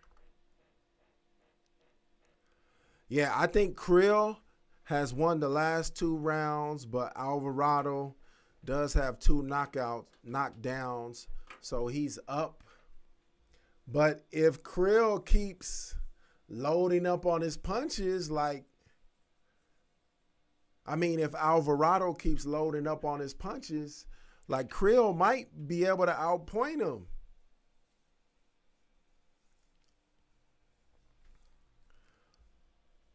I just owe it. When I started my channel, somebody asked me, ¿por qué usas lentes? So I use my glasses because when I first started my YouTube channel, I used to do rap battles. And I always used to wear my shades when I did the rap battles. So it's just like I'm accustomed to wearing my glasses when I do YouTube stuff. So I just keep doing it. So let me turn up the audio. In this fight. I wouldn't say the tables are turning, but the momentum is shifting slightly towards Krill. Yeah, Campbell does look younger than 32. You got to remember, those 2 knockdowns are going to loom large in this fight as Krill tries to get to the scorecards. Look, all that looked beautiful, but he kept his chin in the air. Krill's going to get caught again if he doesn't keep that chin down. Now, people hear you say keep the chin in the air. Where should his chin be? Should his chin be touching his chest? Well, listen, when you're done punching, notice how his chin is up in the air. That's how you're going to get caught with the white left hook. So when you're punching like that, you just got to bend your knees and keep your chin down. Look at where his head is up in the air right now. See that right now? When he pivoted out, his head is in the air.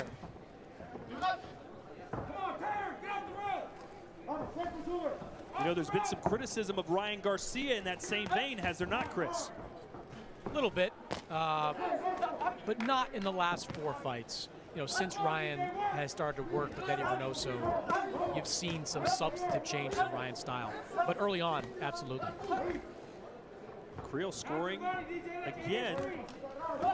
Much more competitive rounds, but Sergio, you just get that feeling that Alvarado's going to end this with 1 punch anytime. It feels that way, but Krill's he's doing what he has to do, keeping the bigger man off him. He's rolling with shots, coming back with nice counters. It's not enough to get Alvarado's respect, but it is frustrating, getting picked apart like that. And that's the reason you see Alvarado's eyes, bruised up like that. Ooh. There's that left hook again. Good action fight here either Alvarado's way. loading up too much. He needs to just let his hands fly and stop trying to get the knockout. 30 knockouts. He's already put Krill on the canvas twice, while DJ's gone 17 fights in a row, unbeaten, moving up in weight to 108 pounds. A nice uppercut there for... He moved up in weight to 108 pounds. Nice punch selection by Krill. He's going upstairs and cutting him downstairs to the body with the right hands. Just like that right there. Could slow and steady win this race.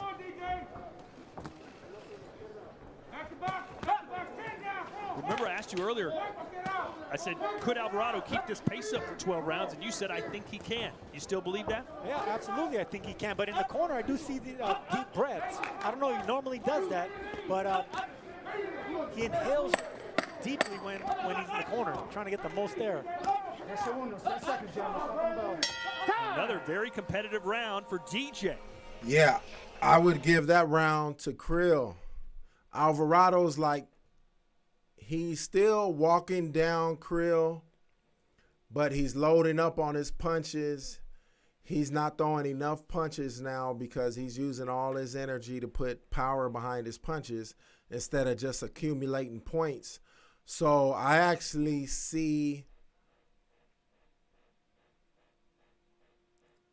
I think that Krill won the last 3 rounds. What do you think, Pat? I give the last 3 rounds to Krill. What do you think? So I don't know what's up with Alvarado. Needs to take a little bit off of his punches and focus on getting the points instead of trying to get the knockout.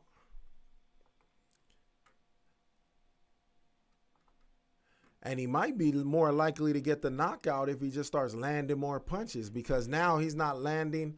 Alvarado's not landing a lot of punches because he's loading up on them so much, and they're slower.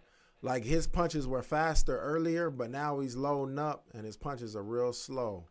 As this fight's gone on, he's been Make sure you guys like this video. We're trying to get to 400 likes. Felix Alvarado. We're trying to get to 400 likes and we're at 327. So I need a good 73 likes. So let's get 73 more likes on this video, you guys. If he doesn't get hit with those shots with his head up in the air, he's doing really well. He's mixing up the nice combinations, keeping Alvarado off. See that? Those are little shoe shines, and he slips and rolls nicely too, Krill does. Just like that. Sergio, what could you hear from the corner of Alvarado as he was taking those deep breaths? You know, they were whispering in his ear. I was trying to listen to what they were saying, but I've been telling you about those deep breaths. For the last 3 rounds, Alvarado's been breathing really heavy. And in Creel's corner, he's been a little bit more relaxed with the breathing. And he's having another nice round here. Boxing. You saw the CompuBox numbers a little bit closer than perhaps it feels like. And hey, if you just turn this fight on and let's say round 5, didn't know anything about it, you'd think Creel's probably winning. Back to boxing now, let's go. Come on. Turn. Keep turning. Hey, for real, Pat, he's boxing now. He went back to exactly what you said, the jab, moving around, yep. He needs to keep doing that and stay away from these heavy punches that Alvarado's loading up on. Big punches, even if they're not at the highest of volumes. Like that right hand right there by Creel. Nice left hook by Alvarado. There's the uppercut splitting the guard.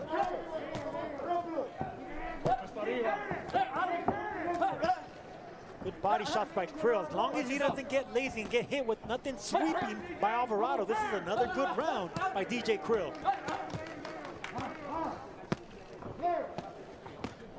Creel will hit you more. Ooh, Alvarado will hit you harder.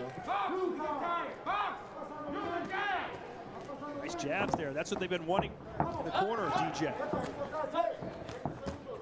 That's what I mean by slapping jabs, Todd. You're not really putting much behind him. You're just keeping your opponent at bay. Keeping Alvarado, poking him with pesky slaps and jabs. Take a step back. You're flicking it. How about Creel starting to come forward now? 10 seconds.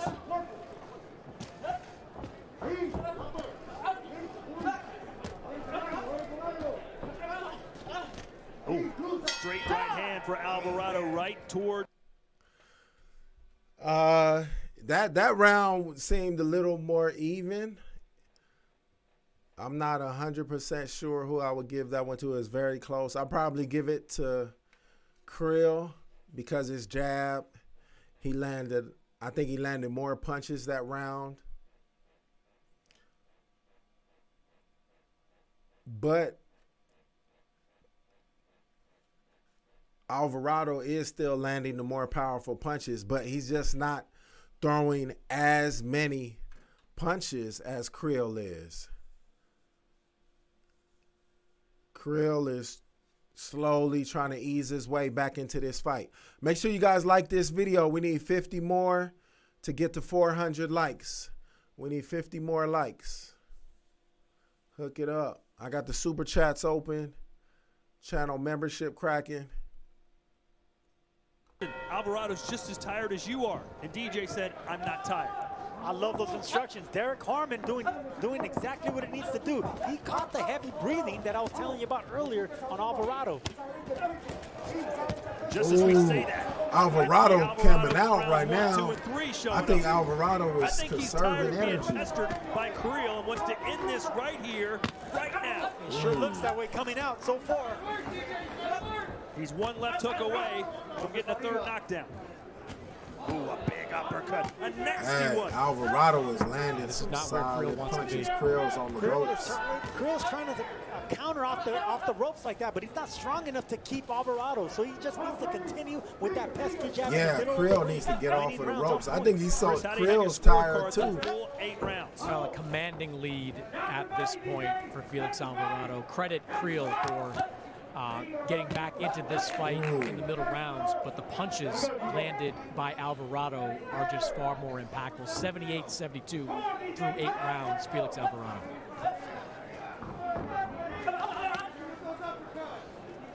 Yeah, I disagree with that announcer's scorecard. So I definitely think it's those closer. Big blows from Alvarado early in the round and then starts to shoe shine again. I like those body shots by Creel. To the jab. Alvarado pretty much won this round in the first 30 seconds with all the power punches he landed. Sets up the overhand rights. It's sort of a strange dynamic, Sergio, where the main event fight probably starts in about an hour and 20 minutes, hour and a half, something like that. These rounds has looked like the fresher fighter, whereas Creel but definitely at least an hour away from the main event. Because we got this fight, and then we have another championship fight, which is going to be a 12-rounder, probably 10 or 12 round fight after this, and then the main event. Rounds. What are you supposed to do?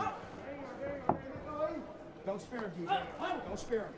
There are some coaches that believe the first 30 seconds of the minute break between rounds should be spent on the fighter just collecting himself, taking a couple big, deep 3 or 4 breaths, collecting yourself, and then give him the coaching.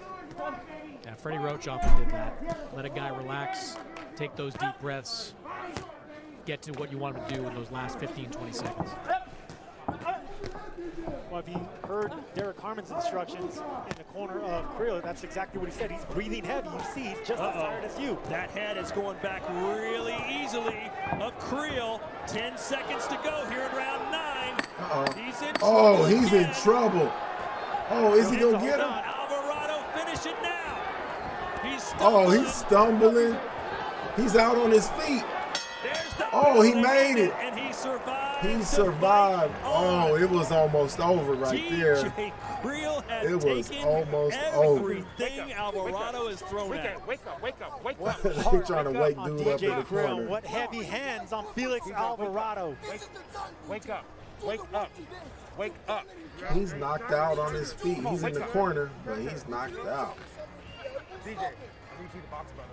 He's tired. He's done. I need you to box. He's tired. Okay?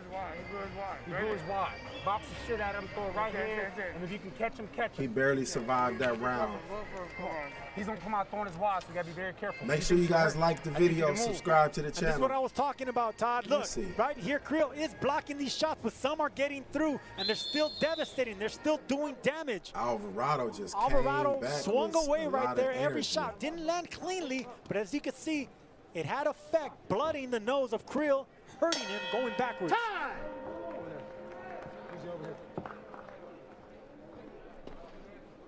The doctor going to come take a look at DJ Creel. The referee was very adamant that if he catches a couple more big shots, he's going to call it off. Here we go. Let's go, gentlemen. Slip those punches, not block them anymore. Alvarado smells blood in the water. Let him go, DJ. See, a fighter like Creel, where you don't have the power to keep your opponent off. You can't give him anything to touch. You got to make him miss cleanly. Don't keep your hands up. Don't let him get nothing. Oh, big overhand right. The referee about to step in. You can sense it here unless Creel does something magical, which I don't think he's capable of. Creel's not powerful enough. Creel's still landing some little decent punches here and there. Oh, well, I tell you what, Creel's not going to win this fight, but he still might get performance of the night, considering how much damage he has absorbed and continued on. And if you're Alvarado here, you've got a sense that the referee is right there. You don't need to land one big punch to knock him out. If you flurry, that referee's going to step in. Ooh, yeah, I think Alvarado's loading up on his punches too much. He just needs to just start patting and do like Mayweather glove work. Just go with the flurry. Alvarado's tired now. He might have punched himself out. He better stop throwing power punches. Big body shot right there by Alvarado. It was blocked, but it still folded Creel in half. The referee starting to stalk Creel right now. I think Alvarado needs to be careful not to punch himself out. Oh, he's up. Oh, they Felix stopped Alvarado, 36-2, 31 knockouts. A sensational performance in his United States debut. Right on time for that stoppage, because Creel wasn't going anywhere. His body language was gone. Hey, you right, Great Pat. stoppage there by the referee. Last round in this round, he said, I'm going to go get this. There's his brother Rene in the back. Yes, sir. I got next, says his twin. Man, so the first Alvarado twin, Felix won, and now in the next fight, his twin brother Rene Alvarado fights for the WBA super featherweight belt. Stand up, be proud for the performance and the heart shown by DJ. That was an impressive victory. And Krill actually did very good. Yeah, he did his best. He just didn't have no power. He didn't have no power to keep Alvarado off of him. Krill was landing decent punches, but just didn't have the power to slow up Alvarado or to make him even hesitant to throw all them heavy punches.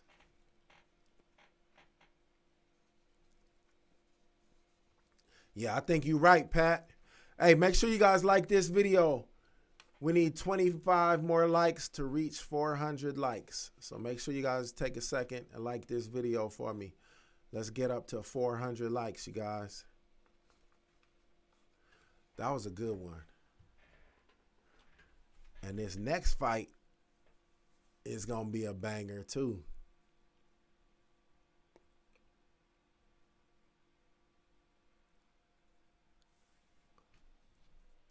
They're showing replays. Ooh, it was an overhand right that took out. It looked like it took the soul out of Krill. I think he was out on his feet after that punch. Homeboy needs to throw 1,000 punches a day in practice. Hey, for real. For real. You right about that, Pat. 1,000 jabs. Yeah, there you go. That's what he needs to do.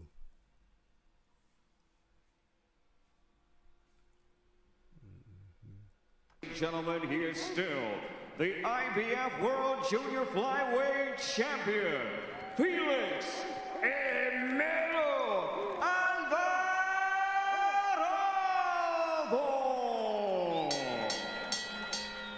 Alvarado signed by Golden Boy in February this year, and you know that Oscar De La Hoya, Robert Diaz and company, they know they've got a real talent on board. No, absolutely, and Golden Boy prides itself on getting exciting, hard-hitting, hard-charging fighters, and that's exactly what they have with the Alvarado twins. He said he came from nothing. Winning a world title changed my life completely. I took my humble family forward. We were struggling. They depend on my success, and he certainly found success here tonight. The Garcia fight hasn't started yet. I think we have one more undercard and then the main fight.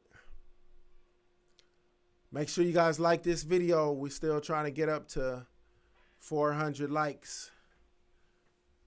We need 12 more likes. Every like counts.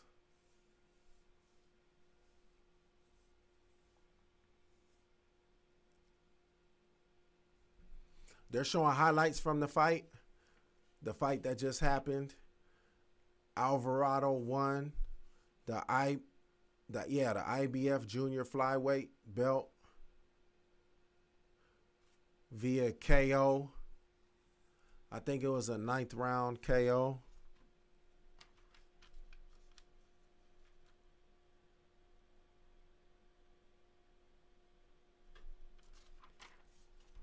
Both of those are good fighters, though. Felix Alvarado and DJ Krill. But, yeah, Felix Alvarado, he's the truth.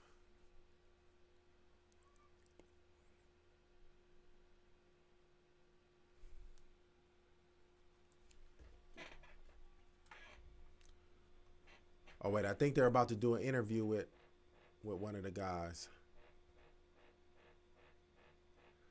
So Felix Alvarado, in that fight, he landed 289 fights, and DJ Krill landed 158. So the landing percentage for Alvarado was 36%, and for Krill, it was 17%. Krill threw 940 punches, and Alvarado threw 792. That was a good fight. It was good offense. Let me see. Hey, what's up, Omar? I see you in the chat. Yeah, I got. Oh, you say Omar Hassim says Campbell for the win. I think you're the first person I seen in the chat that said Campbell was going to win. I think Ryan Garcia is going to win convincingly. I'm not 100%. Ryan Garcia is going to get a knockout. He probably has a better chance of getting a knockout than not getting a knockout. But all I'm going to predict is that Ryan Garcia wins convincingly. It's not going to be as close as a lot of people think it's going to be. So they're showing Ryan Garcia. He still doesn't even have his gloves on, so I'm pretty sure we're at least an hour away still. He's still just chilling, relaxed.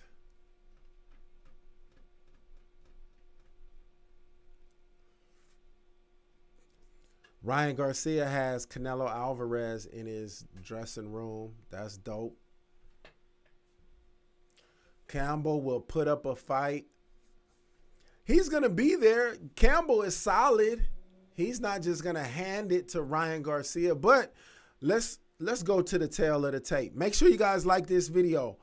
We're trying to get up. We got to 400 likes. We're trying to get up to 500 likes. We got 417. So make sure you guys like this video. Let's get up to 500 likes.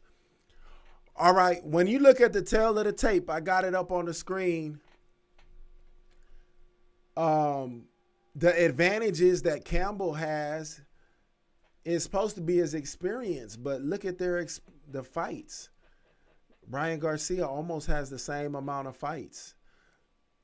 Campbell did go to the Olympics, so he does have Olympic experience. But that's not the same as professional experience. And I don't think that's going to be a big factor in this fight.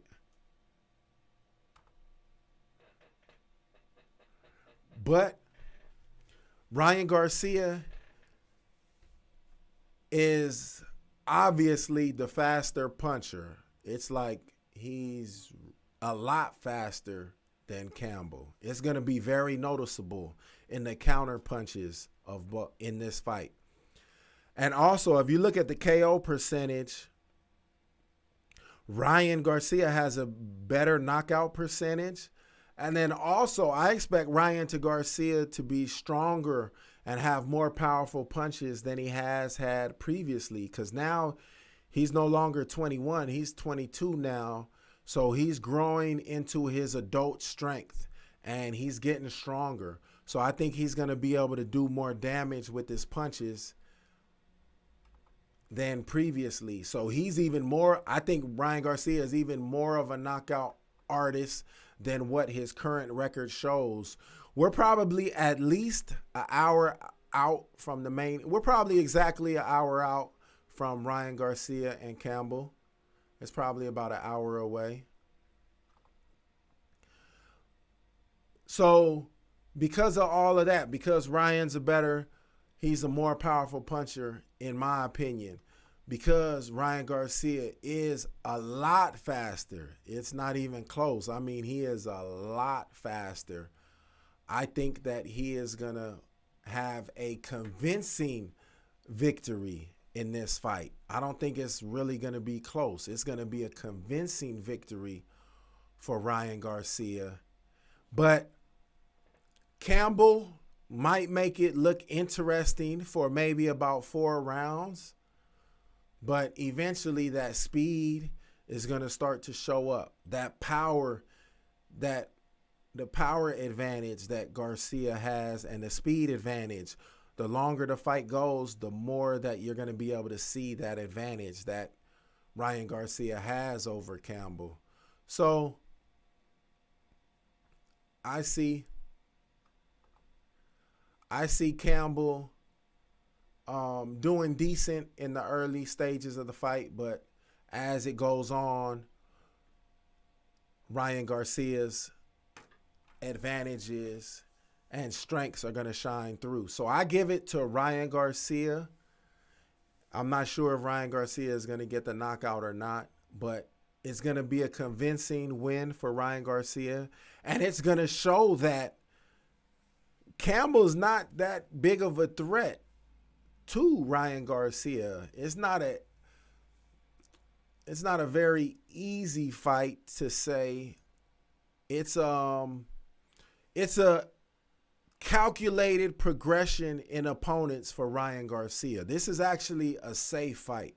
Even though you got Eddie Hearn talking about, oh, this is a risky fight. I think Ryan Garcia is going to lose. He should have waited to fight Luke Campbell. No, this is not a big risk fight for Ryan Garcia.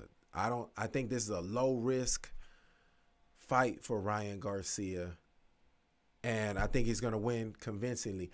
They got Ricky Hatton talking real quick. Let's listen to him. Oh, he just Thank you very much, gents. Appreciate that as well. It's so interesting to hear from Henry Garcia, isn't it? Incredible. Make sure you guys like this video. We're trying to get 500. We're trying to get 500 likes, and we currently have 434. So make sure you guys like this video so we could get to 500 likes. It'll be much appreciated. Wasn't struggling necessarily when they made the decision to change. He was a 15-time national amateur champion, signed by Golden Boy, undefeated. But there was something Henry saw that was lacking. And Eddie Reynoso at that time, of course, connected to Canelo, well known in the Southern California area. And Henry decided, look, I'm still going to be a part of Ryan's team, but I'm going to hand the reins over a little bit to Eddie Reynoso. And you can see the difference. I mean, Henry What's the difference? Henry talked about the defense.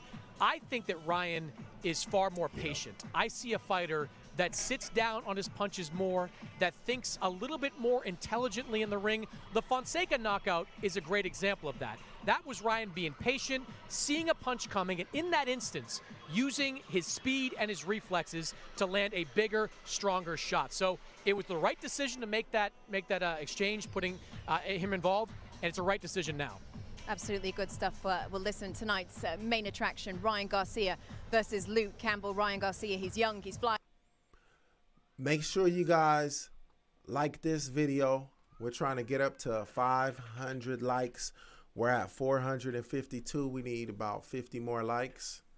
So I'd appreciate it if you guys like this video. Make sure you guys subscribe to the channel too. We got a lot of dope interviews on the channel. I got interviews with Keith Thurman, Sean Porter, Joe Cortez, the Hall of Fame referee. I got an interview with Samson Lowowski, who is the promoter who brought Manny Pacquiao to the United States and had signed his first contract, his first promotional contract. I also got interviews with Mickey Bay, former champion. I got an interview with Amir Khan on the channel. I got an interview with Larry Holmes on the channel. So make sure you guys like this video and subscribe to the channel. I think we're one fight away from the main event fight. The fight that is gonna come up next is Rene Alvarado, who is the brother of Felix Alvarado, who was in the previous fight. He won via a 9th round KO. But this upcoming fight, I believe it's going to be Rene Alvarado versus Roger Gutierrez for the WBA super featherweight belt. So this should be a good one. And then we have Garcia and Campbell in the main event.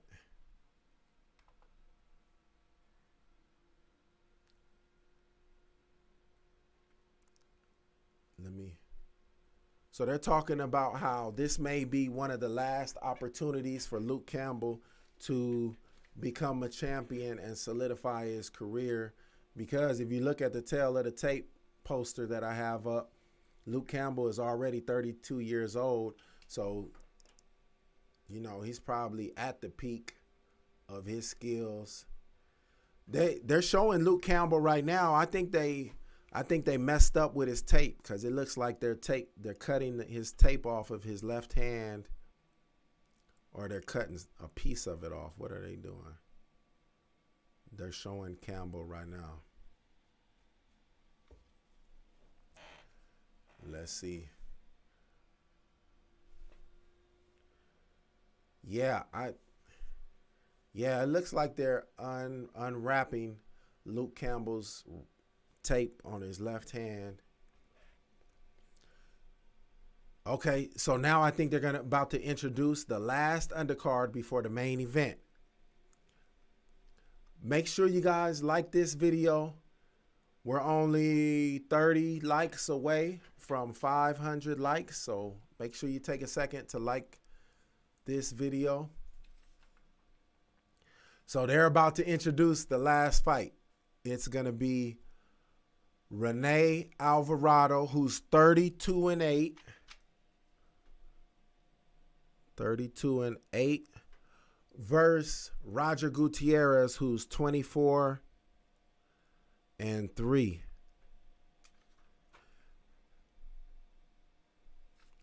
All right, they're about to announce. Are set for our co-featured attraction of the evening, and it's a rematch. 12 rounds for the WBA Super Featherweight Championship of the World.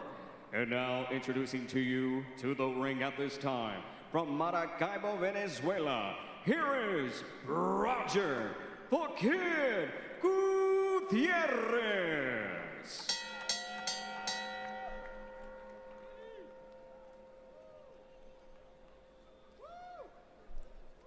Homie don't have no music yet. I think he's just going to walk out to the ring with no music. They say silence is golden. Oh, here it comes.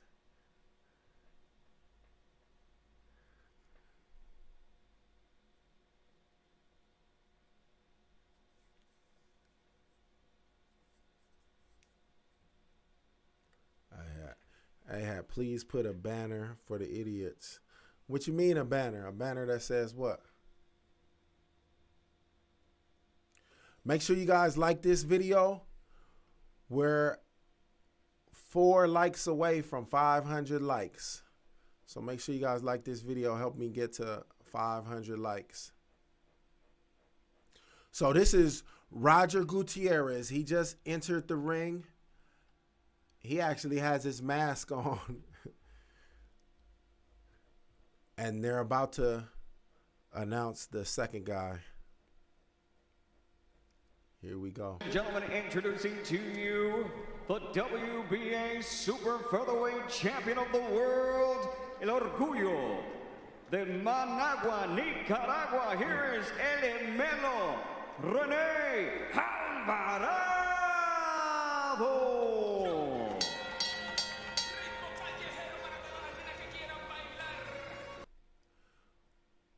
Okay, that's Rene Alvarado.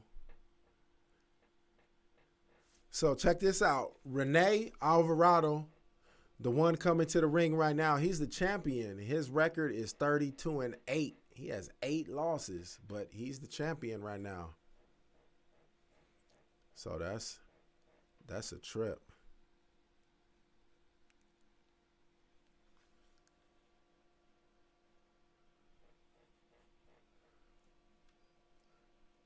So he's walking to the ring right now.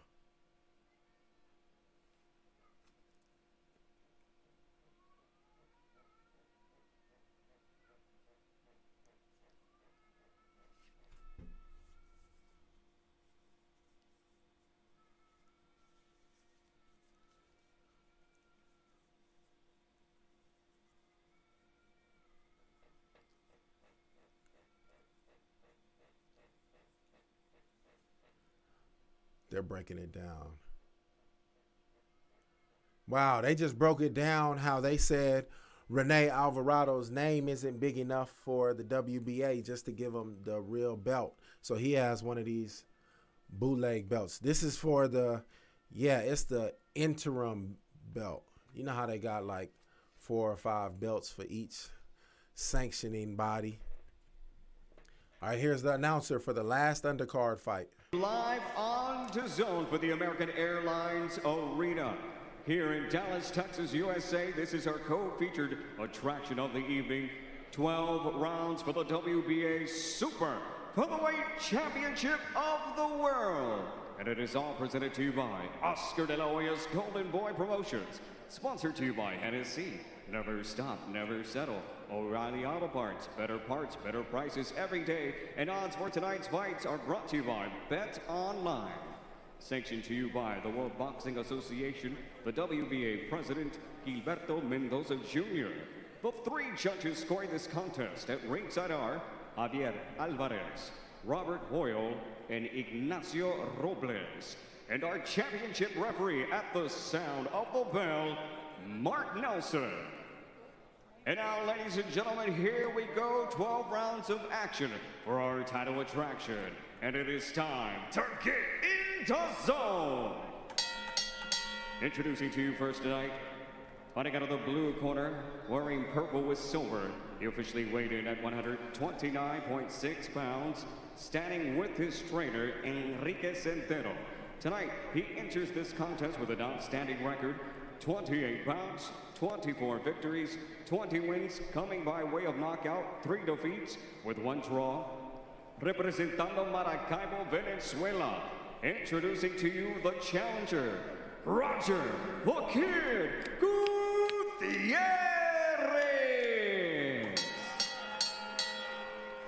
And across the ring tonight, fighting out of the red corner, standing with trainer Sergio Gonzalez. Tonight wearing the colors of his homeland with blue and white. He officially weighed in at already 129.4 pounds. A veteran fighter of 40 professional contests with a record, an impressive one. 32 victories, along with 21 wins coming by way of knockout against 8 defeats. Introducing to you, the WBA Super Featherweight Champion of the World, El Orgullo de Managua, Nicaragua, El Gemelo, Rene Alvarado.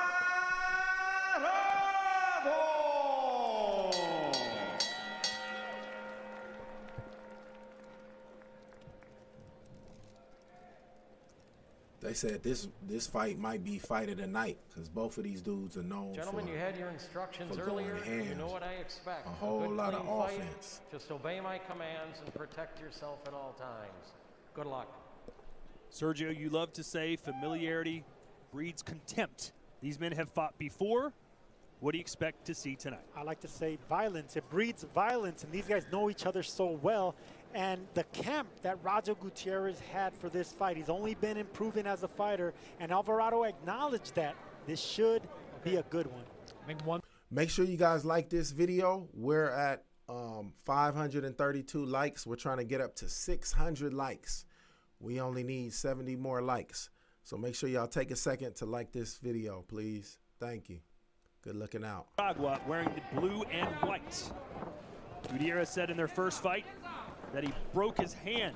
No, the Ryan fight, we're probably about an hour away, a little less than an hour away from the main event fight. Luke Campbell and Ryan Garcia fight in probably about 45 minutes to an hour. So this is the last undercard fight. This is Alvarado versus Gutierrez. Sergio, you went out on a very big limb by calling this the fight of the year. Well, we're only 2 days in. No doubt you're stealing my line, huh?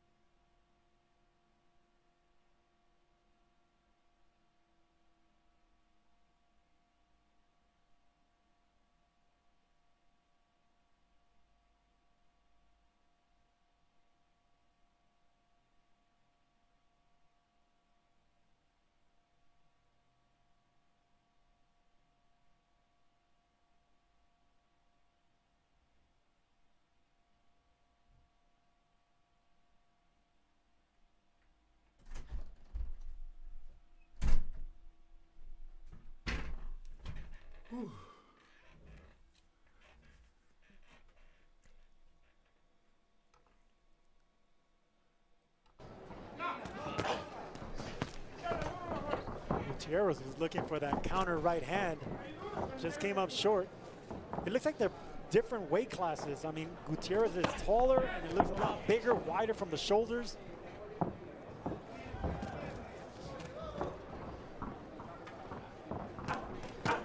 Looks the weight class bigger, doesn't he? Yeah. That stung him. And again, how about this close to round one for Roger Gutierrez? Look at the kid go, and they're opening it up now. Final seconds of round one. And that's what I expected. Get ready for more, Todd. Hey, they finished that all righteous. They was going at it. Man. That was popping. Make sure you guys like this video. We're trying to get up to 600 likes. We have 562 likes. We need about 400 more likes, you guys. So that was the first round. It ended in a fury. I missed the first part of the round. I had to run out. When this next round starts, I'm going to go run inside and get me some food real quick. But the way they ended that round, oh, it was popping. They was in the middle of the ring exchanging blows. They had it popping. Make sure you guys like this video. We're trying to get up to 600 likes. We need 40 more likes. I'll be right back. I'm going to go grab my food. Gutierrez buckling Alvarado with a right hand, and Alvarado coming right back with a right hand of his own. Gutierrez fighting for a bigger purpose tonight. Recently lost his mother to cancer. That was in November, and here he is in the ring now, and he said, "It's my debt to my mother. I owe it to her to bring the world title back to Venezuela in her memory." That's a lot of pressure to put on yourself.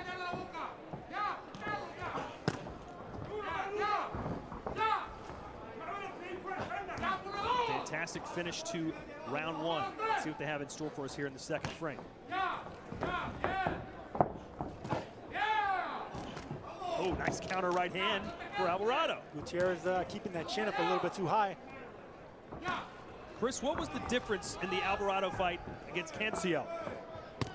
Well, I mean, I think Alvarado was the more aggressive fighter in that fight, and his shots were just so clean. Some of that was on Cancio. He didn't look like the same fighter in that fight that beat Alberto Machado a couple of times. But Alvarado took the fight to him and landed clean to the point where, you know, the last couple of rounds, Cancio's corner was saying, "I'm going to give you only one more, or we're going to stop this." So his aggression was the key to that fight. Is that the key to this fight, Sergio? Aggression's the only key for both these fighters. But right now, it's Gutierrez fighting a little bit more patient. You know, Alvarado's coming in, throwing some nice shots in the inside, but I like the way Gutierrez is staying disciplined behind a long jab. Alvarado coming in on an 8-fight winning streak. He hasn't lost since 2017 when Yuriokis Gamboa beat him. As for Gutierrez, he changed his career fortunes in July of 2019 when he knocked out Eduardo Rocky Hernandez in the first round. Hernandez considered by many to be a can't-miss prospect. All right, I'm back. I'm Nice going to be uppercut eating and a those, so straight I'm going left to keep there my for video Gutierrez. off real quick. Now, Gutierrez is heavy-handed. His resume isn't rich with a lot of top names. He's got 20 knockouts, and Alvarado learned in the first fight what kind of power Gutierrez has. In that first round, he certainly learned in the closing seconds that power is still there. Uppercut from Gutierrez, who's been fighting backwards most of this round. Yeah, Gutierrez told us that, you know, he was always looking for the knockout. And when it comes to beating a fighter like Alvarado, it's not the power that's going to get him. It's going to be more, you know, getting on the angle and using speed, just like Yuriokis Gamboa was able to do and Jojo Diaz.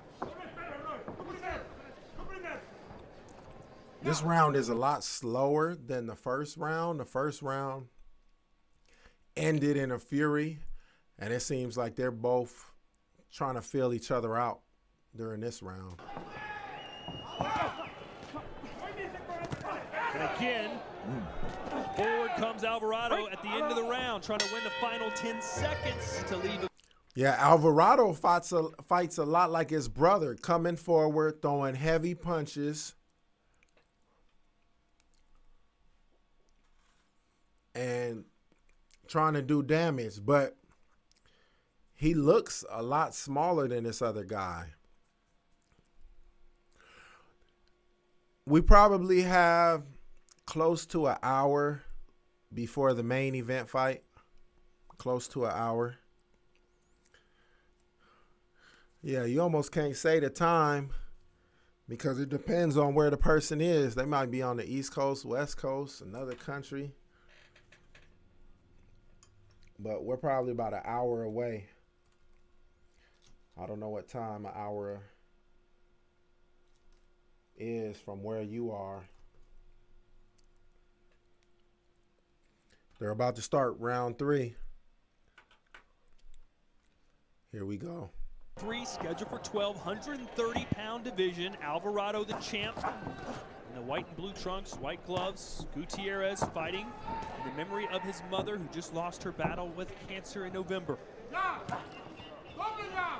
It's a rematch from 2017, a fight Alvarado won after Gutierrez broke his hand in the nice uppercut, and that sends Alvarado down.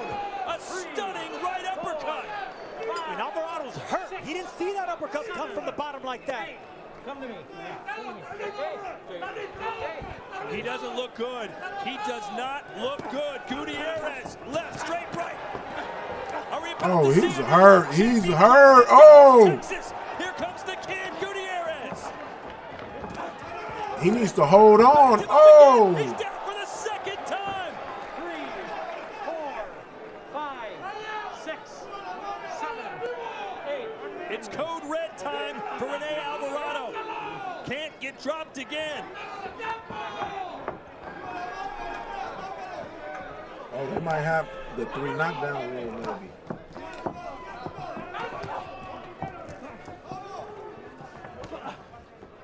A minute 40 to go here in round 2. Gutierrez swinging wildly, trying to back Gutierrez off him a little bit. If you're Gutierrez, you've got to keep looking for that uppercut. The foundation appears to be gone. An uppercut, he's stumbling around again. I love the patience being shown by Gutierrez right here, looking for the clean shot. The referee taking a good look. It seems like Alvarado, though, still has his wits. His body just isn't cooperating. It's only going to take one more big punch for Gutierrez. Alvarado has the wits, but right now he's lacking the hits.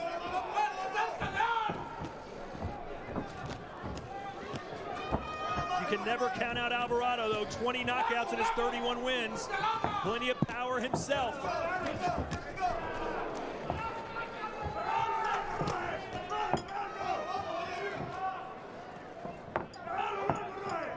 Gutierrez might have punched himself out a little bit there in those first 2 minutes. Watch your heads, guys. He just got caught with a left hook. There's another one. Now Alvarado.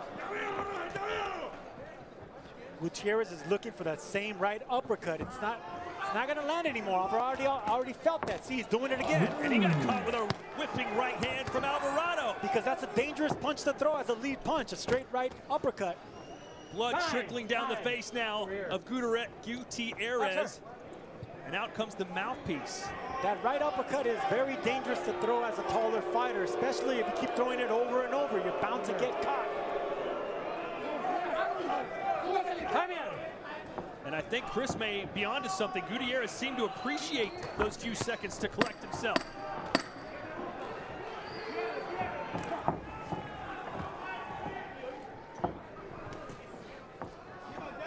So we will head to round 4. 2 knockdowns for Roger. Man, this dude Gutierrez seems like he's a lot bigger than this other guy. Like it's not even like they're not even in the same weight class. He seems taller, wider shoulders, broader shoulders, everything. Oh, they're showing the knockdown. One of them was a clean uppercut. Hey, I agree with you.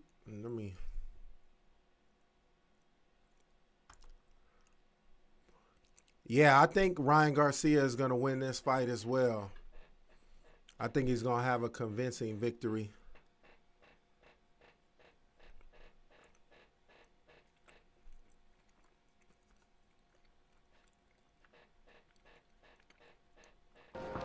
And for somebody who was just dropped down convincingly in a round twice, Rene Alvarado seems pretty fresh.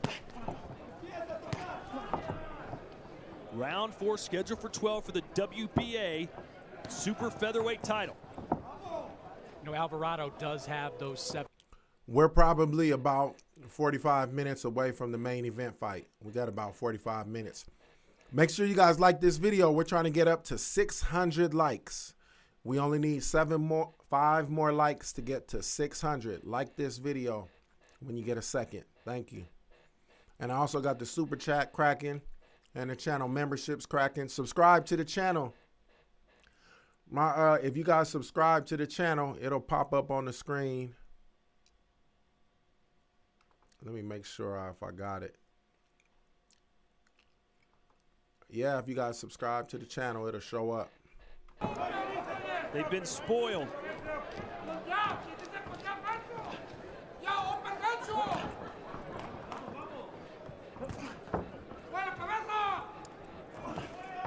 I want to see some more head movement by Gutierrez. Alvarado coming on nicely. I mean, yeah, the main event fight is after this fight. He was hurt, but this is a good round for Alvarado.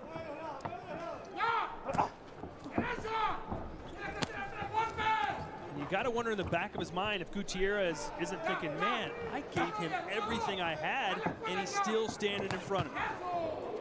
It can definitely be discouraging. Stop! Stop!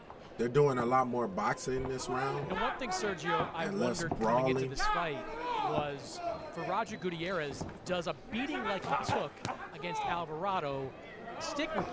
I mean, it wasn't a one-punch knockout. It was a corner stoppage, but that was 7 rounds of just abuse that Alvarado put on him. Does that kind of memory linger with you after a fight like that? No, of course, but Gutierrez was landing his own shots too, and you know, the corner stopped the fight, and he has no problem with the corner stopping the fight, but he held his own, and now we're seeing a better version of Gutierrez, a more disciplined version of Gutierrez. I don't know if he held his own. Box out. They were going back and forth, Chris. I'm telling you, that was a good fight to watch. I mean, it was a one-sided fight, but they were going back and forth, landing big shots. Do you have a one-sided fight and be back and forth? You have a one-sided, exciting fight.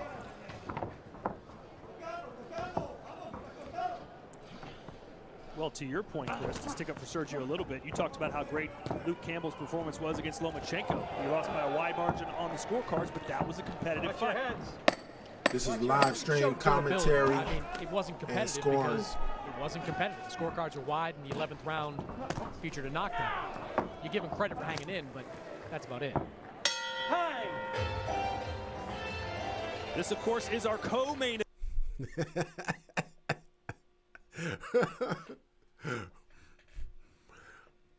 Shout out to everybody on the live stream.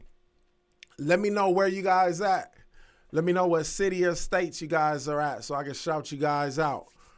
Make sure you guys like this video. We need 50 more likes to get to 700 likes.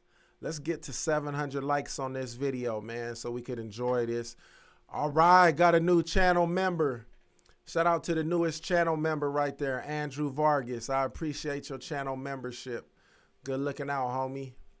I got some exclusive member emojis, some exclusive channel member videos. Shout out to them. Shout out for that membership. I appreciate that. All right, they're starting the next round. I got to go get me a drink, so I'll be right back, you guys. We have a COVID capacity sellout, 6,000 fans, American Airlines Center. Good battle here between Rene Alvarado, who's been dropped twice, against Roger Gutierrez from Venezuela. That was a good round 4 for Rene Alvarado after all he went through, and he's starting off fast in this 5th round as well. Good straight right for Gutierrez. Oh, and another one. I should have said straight right from Alvarado, pardon me. But Gutierrez does not look nearly as good as he did 2 rounds ago. The tables, as we mentioned earlier, have turned in this one. Alvarado's eyes are clean, punching cleanly and putting the pressure on Gutierrez. Yeah, look at Gutierrez's face, blood streaming from his eyebrow, bruised. Good shoe shine and then downstairs. It feels like Alvarado's starting to find his form as this fight goes along. Easily blocking those punches, parrying them away. Stop! Stop! No. Power punches landed through round 4. Gutierrez 10 better than Alvarado. Overhand right. Alvarado with a sneaky right uppercut on his Watch own your heads. in the inside.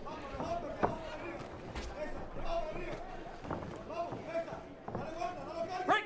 I'll be interested to see what Chris Mannix's scorecard looks like after this. Of course, Gutierrez will most likely be in the lead considering he has 2 knockdowns. But Alvarado's done very well in the other rounds. Gutierrez just missed with that same right uppercut. Keep the punches up.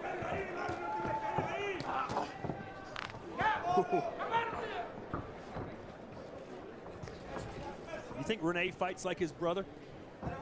They have the same mindset. There's similarities. Alvarado, I would say, puts a little bit more pressure, and he knows how to spring from a lower position, fight taller men better.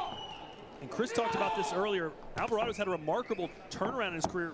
Rarely do we see fighters who enter gatekeeper territory with 8 losses come back and become world champions. Box out.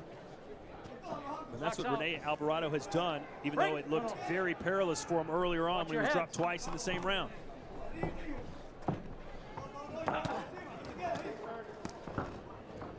All right, now I'm back. So I'm actually pulling for Alvarado in this fight since he's the littler guy. He's a lot littler, a lot smaller. Momentum has shifted, definitely shifted. Right now it looks it's all going Alvarado's way. Bloody. Gutierrez bloody, backing up. I didn't even see what punch Stop! made him bloody like that. He's all bloodied up.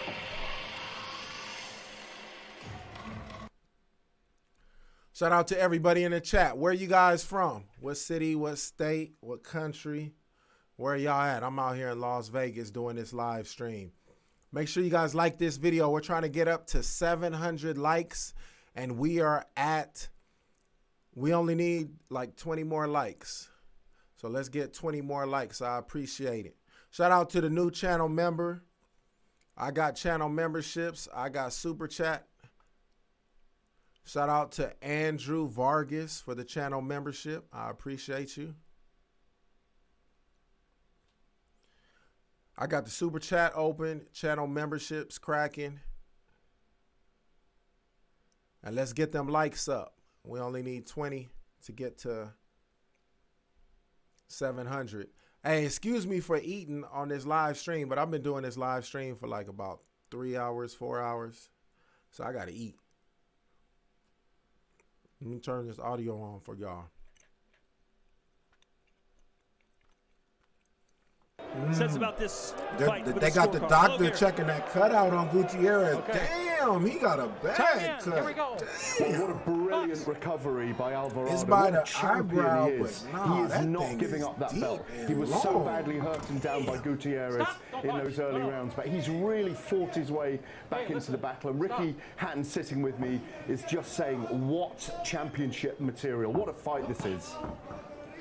So that's Gareth Davies' scorecard, 48-45 for Gutierrez. Chris Mannix doesn't get along with anybody. I have a feeling his scorecard will look a little different too. Yeah. What say you, Chris? Yeah, it's different, Todd. I didn't give Gutierrez those early rounds like Gareth Davies did. Like anyone else, you score a 10-7 round with the 2 knockdowns in the third, but every other round on my scorecard I gave to Rene Alvarado. I thought in the first round, Gutierrez had a great moment or moments in those last 10 seconds, 15 seconds up in the of chat. the round. Somebody said they beat me I up. feel like this fight's been controlled by the power I'd like to shots see that. of Rene Alvarado.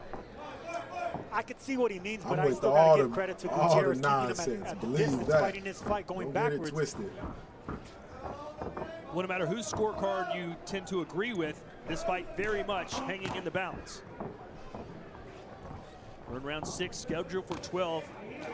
And what did you make of it in the corner? Gutierrez kind of refusing his corner to put the Q-tips in his nose to clear him out. No, Ryan Garcia is not fighting right now. Cut. This is the last undercard fight.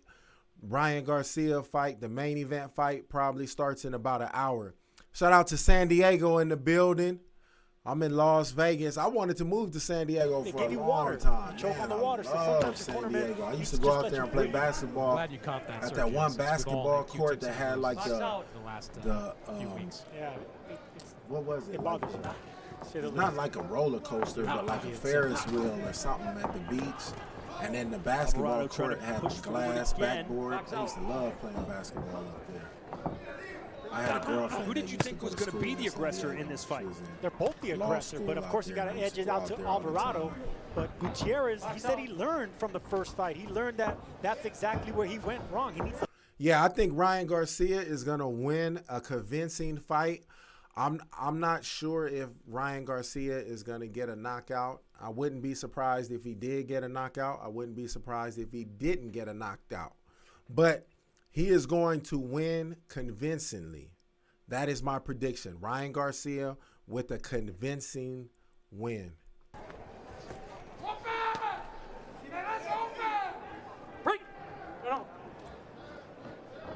After that second knockdown, he looked like he was in so much trouble. His foundation was rocky.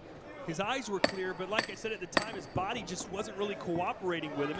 But Gutierrez couldn't get him out of there, ran out of gas at the end of the round, and this is where we are right now with the Nicaraguan. Shout out to World Liberty Boxing Channel. I see you in the building. Shout out to Dubai.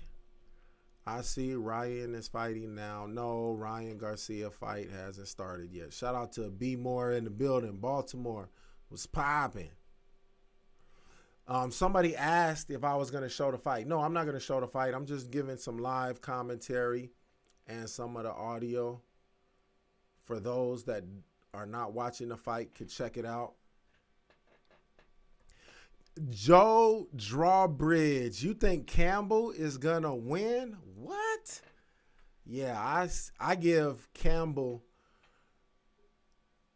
a low, maybe like Ryan Campbell probably has about a 15% chance to win. I mean, he has a small opportunity to win, in my opinion. The only way Campbell wins, in my opinion, is if Ryan Garcia turns out to find out that he has a glass jaw. But if Ryan Garcia is the Ryan Garcia I think he is, he wins convincingly. All right, so this is round 7 of this fight. I'll be right back. I need to get some more food. Quickly right over that eye. The judges are human. They look at a guy's face. They see blood streaming down it, Vaseline dripping off. His face is red. Looks like he's getting beat up, even if he's not perhaps as damaged as he appears. But he is damaged because Alvarado has not stopped punching. And it looks like Alvarado's catching his second win. Putting a lot more pressure on Gutierrez. And that's what I want to see from Gutierrez right now. Smother the punches of Alvarado. Hold on if you have to.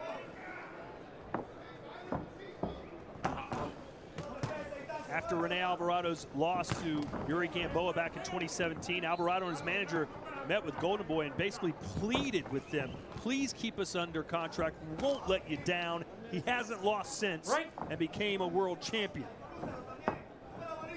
Sometimes all we need in life is a second chance, and Alvarado has made the most of his. Right?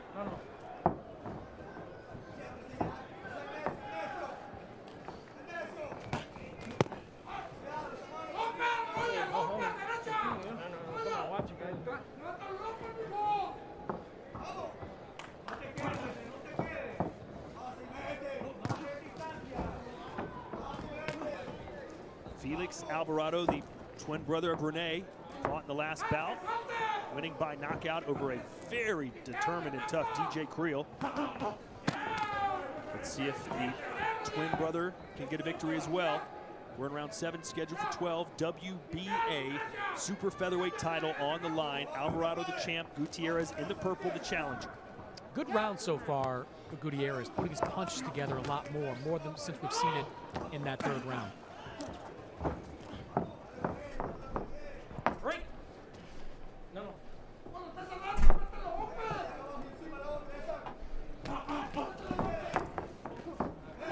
There's that uppercut, sneaky uppercut again right there by Alvarado.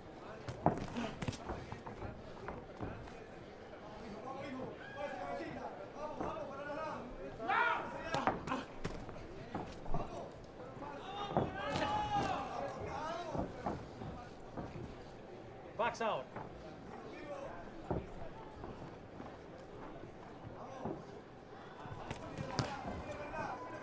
Good note here, Gutierrez has never scored a knockout after round 6. His power is fleeting as we prepare to go into the 8th, and a nice left hook counter for Rene Alvarado.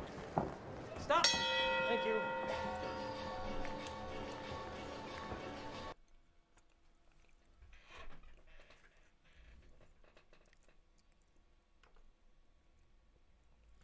Man, what's up with my screen?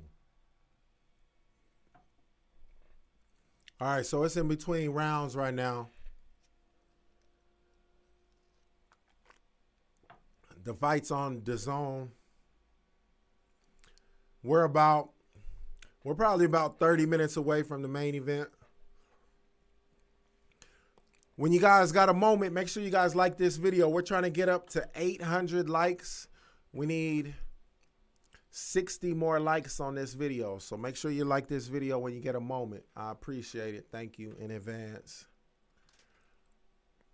All right, it's starting the next round. This is round 8, I believe. Yep, round 8. We are in round 8, scheduled for 12. It's been a very close contest. Hard fought. Let's send it to a man who knows a little bit about these blood and gut warrior type of battles. Ricky Hatton over in the UK. What are your thoughts, champ?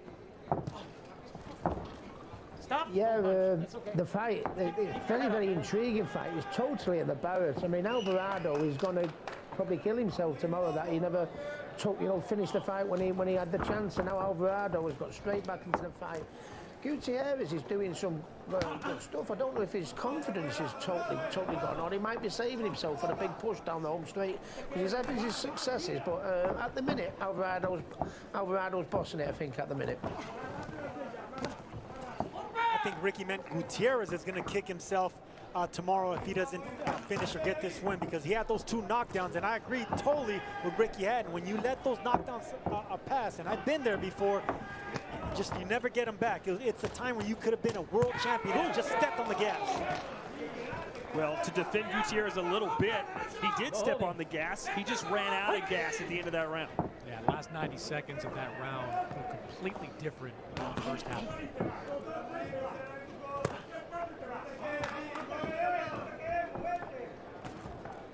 Stop. No. And since those 2 knockdowns, Gutierrez hasn't really had that oh wow moment. Although Alvarado seems to have landed more big punches, big power shots that have affected Gutierrez. Most notably the one that busted his eye open.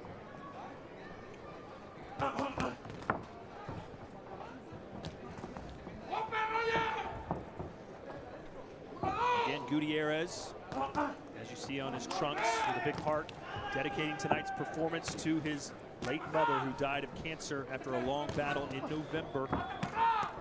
Stop. No. How so is like Ricky?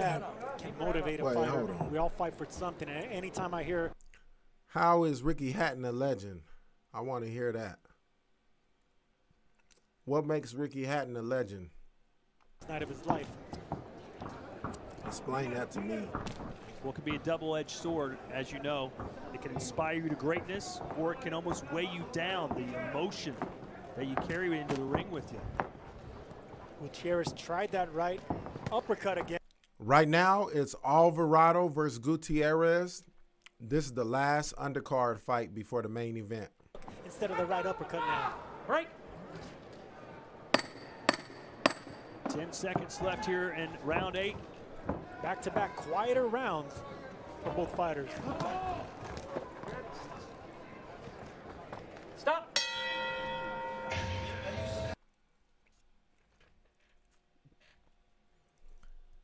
Yeah, I think, what's the guy's name? Gutierrez is winning this fight. But Alvarado is making it closer. He's starting to close the gap again a little bit. We got the trolls in the building. The main event hasn't even started yet. They just showed Ryan Garcia and Luke Campbell getting ready in their dressing rooms.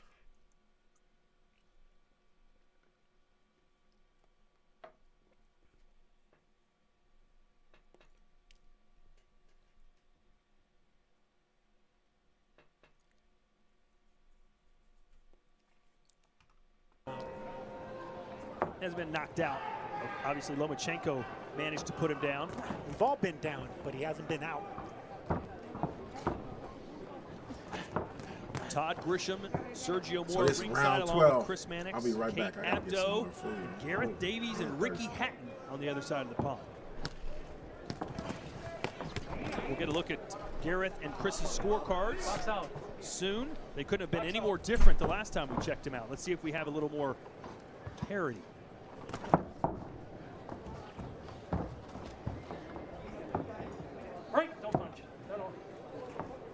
All right, Chris, how do you have it scored through 8 full rounds? I think Roger Gutierrez started to do some better work over those last 2 rounds, landing some cleaner shots. Alvarado slowed down a little bit, so I've got it even up 75-75 in this fight. Big opportunity still for Gutierrez, but he's got to get more active to try to take the title away from Alvarado. We'll hear from Gareth in just a minute. Chris Mannix has it all square. Does it feel like that kind of fight for you, Sergio? Well, with those 2 knockdowns, I would probably think Gutierrez will be up 1 or 2 points, but I could see how it's close like that. But either way, I think Gutierrez is either biding time and saving some energy for the later rounds, or Rene Alvarado has found a second gear here and pushing the fight to Gutierrez. All right, without further ado, we send it over to the UK where Gareth Davies gives us his scorecard.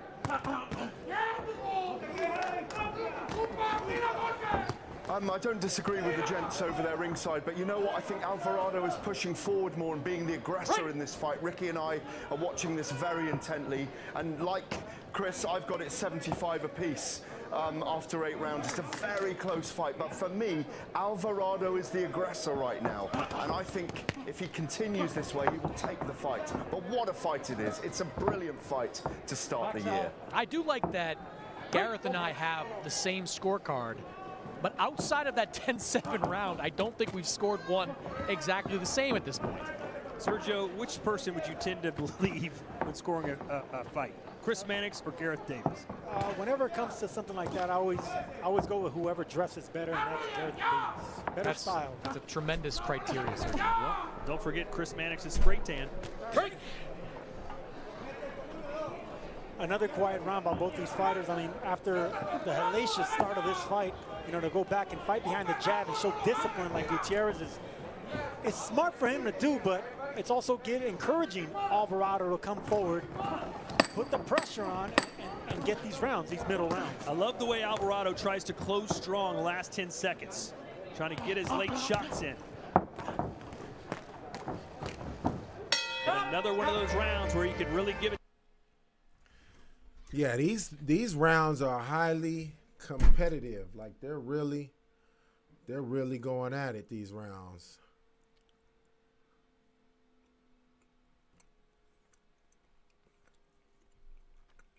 I missed most of that round because I was inside getting food.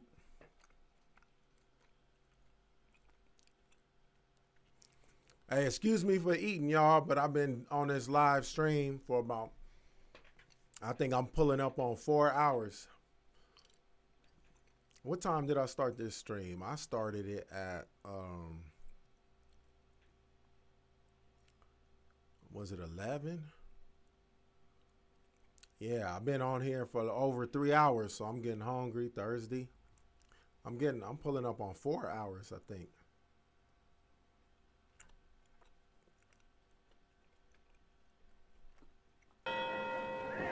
Here we go. What do these two have in store for us? The final 3 rounds. Oh, it's about to crack. This is the 10th round. It's only going 12 rounds, so we getting close to the main event, y'all. It's about that time. Make sure you guys like this video. We're trying to get up to 800 likes. We have 775. We're trying to get up to 800. So hit it up. I got the super chat cracking too. Y'all can put something on the super chat. And I got channel memberships. Hook it up.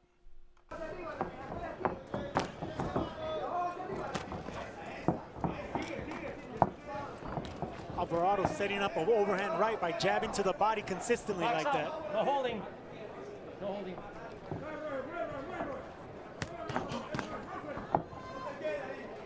Earlier, Gareth Davies said that Gutierrez might have some regrets about not going for that knockout earlier. What regrets would Alvarado have so far through 10 rounds? No, the main event fight starts probably in like 30 minutes, 20 or 30 minutes. And he might be winning this fight back in this fight. The momentum shifted. I mean, that just shows courage and championship heart. Yeah, I don't think Alvarado will have any regrets how this fight has played out, at least not up until this point. I mean, he said himself, watching Gutierrez film, Gutierrez is a better fighter than the one he faced a few years ago, and we're seeing that advancement tonight. Box out, man.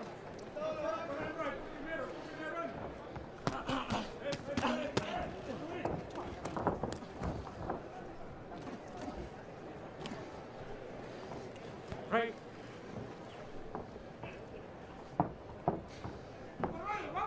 Alvarado and his brother Felix are the second twin brothers to simultaneously hold world titles in boxing history. Name the first, Sergio. Twin brothers, simultaneous world champions. Recent times. Oh, Charlos. There you go. There you go. Jermell and Jermal.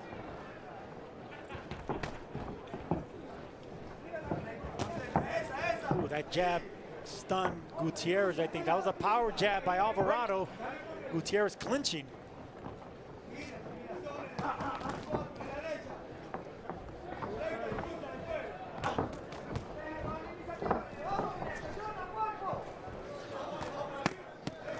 The rounds certainly have not been as dramatic, but just as physical as Alvarado and Gutierrez continue to batter away at each other. And now we get set for the championship rounds live here on DAZN from Dallas, Texas. And there is... All right, we're only, what are we around? We only got 2 more rounds of this fight, and then we're going to get to the main event, y'all. It's about to go all the way out. Man, I thought I got rid of this dude.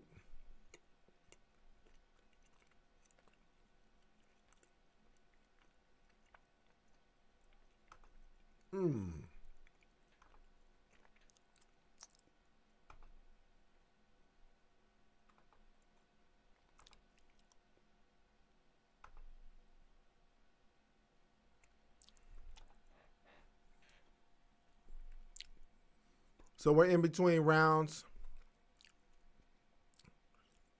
Hold on, let me.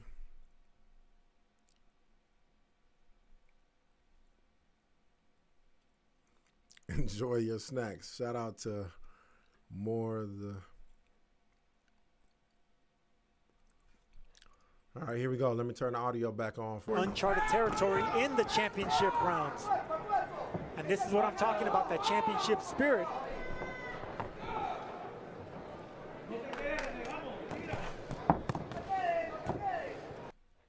Make sure you guys like this video. We're trying to get up to 900 likes on this video. So make sure you take a moment and like this video. I appreciate you. Thank you guys for tuning in.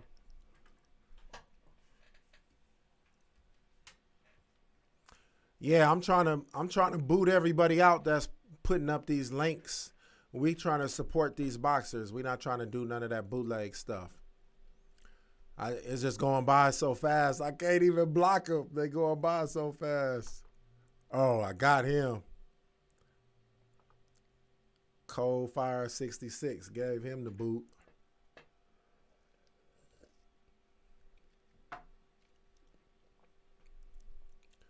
Make sure you guys like the video. Let me turn the audio advantage.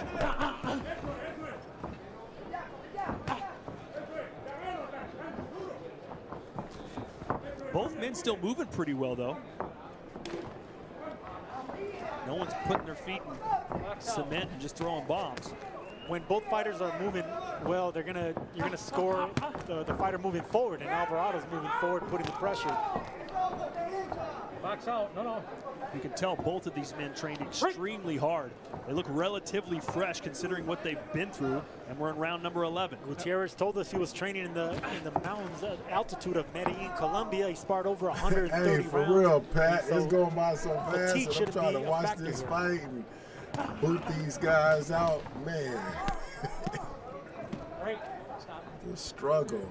What I should have did, I think I might do it next time. Just 3 losses. Slow, pretty good. Whoa, swing and a miss from the hills there from Alvarado.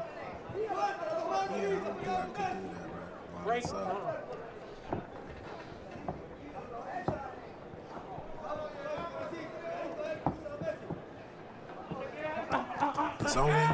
It's only 2 more rounds of this fight, and then we're going to be on the main event, so I'm starting to get excited. We'll go to the scorecards, and both Gareth Davies and Chris Mannix had it even just a few rounds ago. So anyone can win this fight, hypothetically, with just 2 rounds left. I'm not even paying attention to this fight that much, to be honest. 10 seconds to go here in round 11. This fight has been spectacular at times. Had some lulls in the action, but both men continue to throw.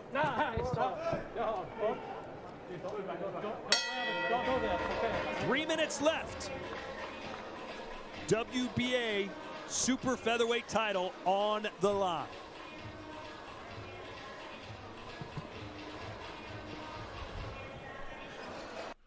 Make sure you guys like this video. We're trying to get up to 900 likes, and we have 830. So see if you guys can like this video so we could get up to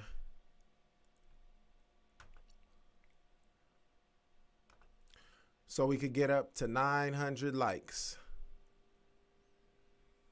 Like this video, you guys, when you got a moment. Subscribe to the channel too. I got the super chats open. And I have channel memberships y'all could jump on.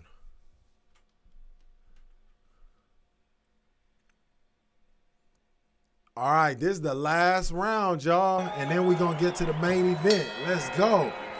Turn up.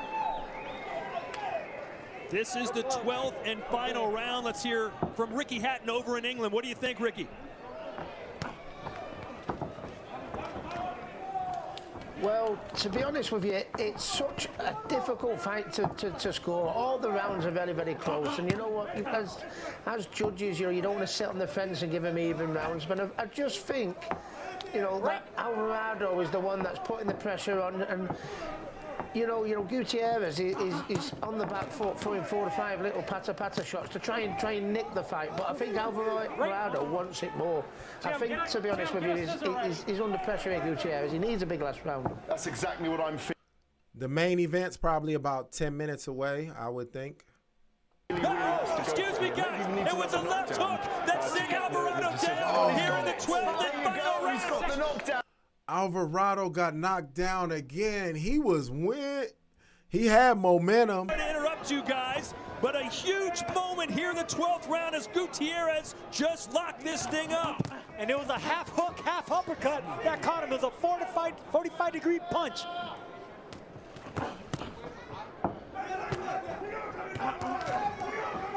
Alvarado has come back fighting before. He needs something magical. He could need a knockdown as well here to keep pace with the kid. Now, if you're Gutierrez, you've got 90 seconds to change your career, to become a world champion and set yourself up with bigger fights and bigger paydays. Huge final minute for Gutierrez. 3 knockdowns in the fight for Roger Gutierrez, but will that be enough? Good looking out, Alvarado's Pat. done so well in between.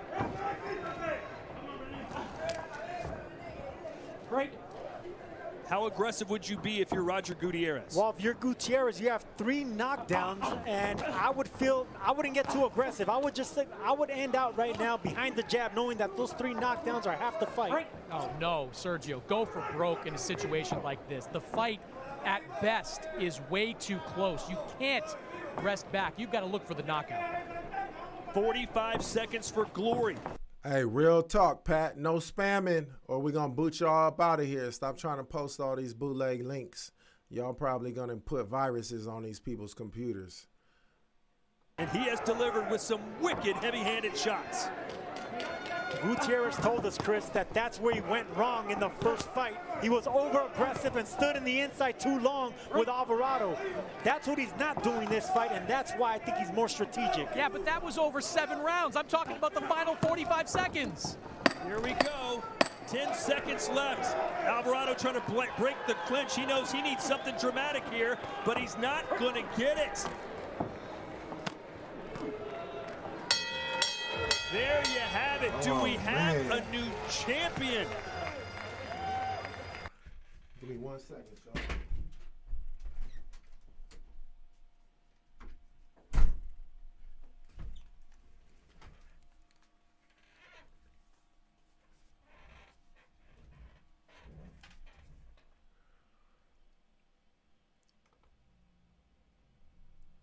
Yeah, I don't know who won this fight. I was so busy eating, getting my food and eating and drinking. So I don't know who won that fight. Yeah, it's hard to get 3 knockdowns in a fight and still lose that fight. Like, that's rare.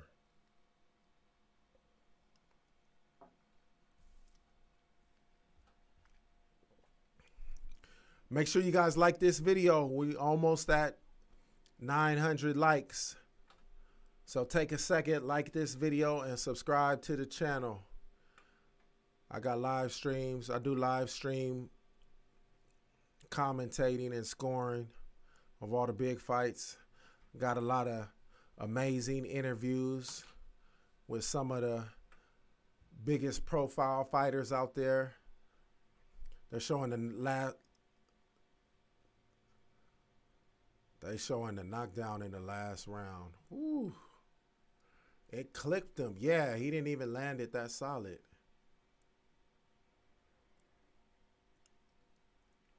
Oh, man. I know he is so sick. He got knocked down at the last minute. I know he is sick. All right, we're almost at the main event. Let's go. I'm excited, y'all. It's about to go all the way up. Make sure y'all like this video. We cracked 900 likes. We're going to try to get up to 1,000 likes on this video. And what's up with some super chats? What you need?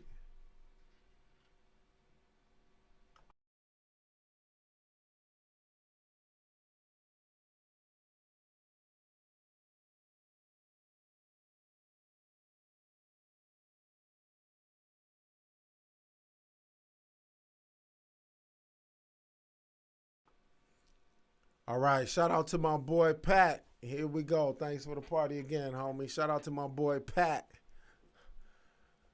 Good looking out, folks. I appreciate you. We got the super chats cracking. We got the channel memberships cracking. And make sure you guys like this video. We got 914 likes. Make sure y'all get a like on here so we can hit 1,000 likes. We're trying to get to 1,000 likes, you guys. Make sure you guys like this video. Subscribe to the channel. Throw a super chat like my boy Pat. You already know how we do it every time, Pat.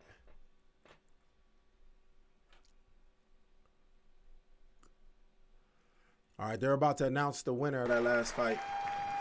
Hey, this could go either way. Let's see. We now go to the judges' scorecard. Knockdowns. All 3 judges have the identical score, 113, 112. For your winner by unanimous decision.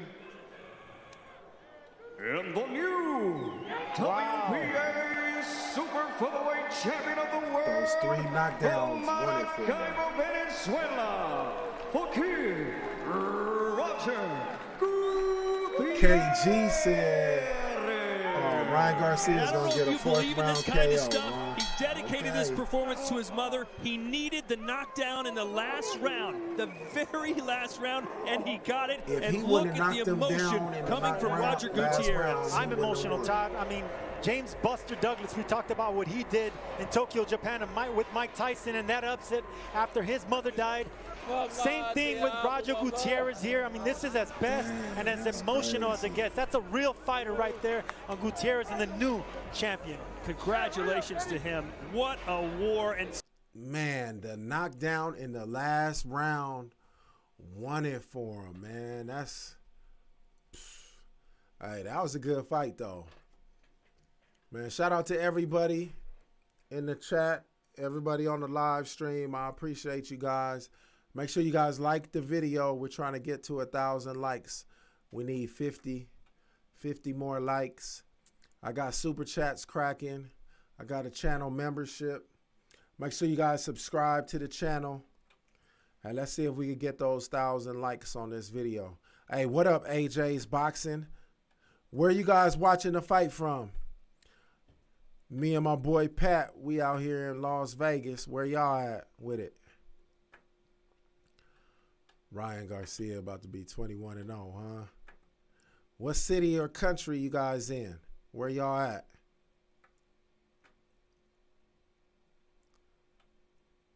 What state or what country y'all in?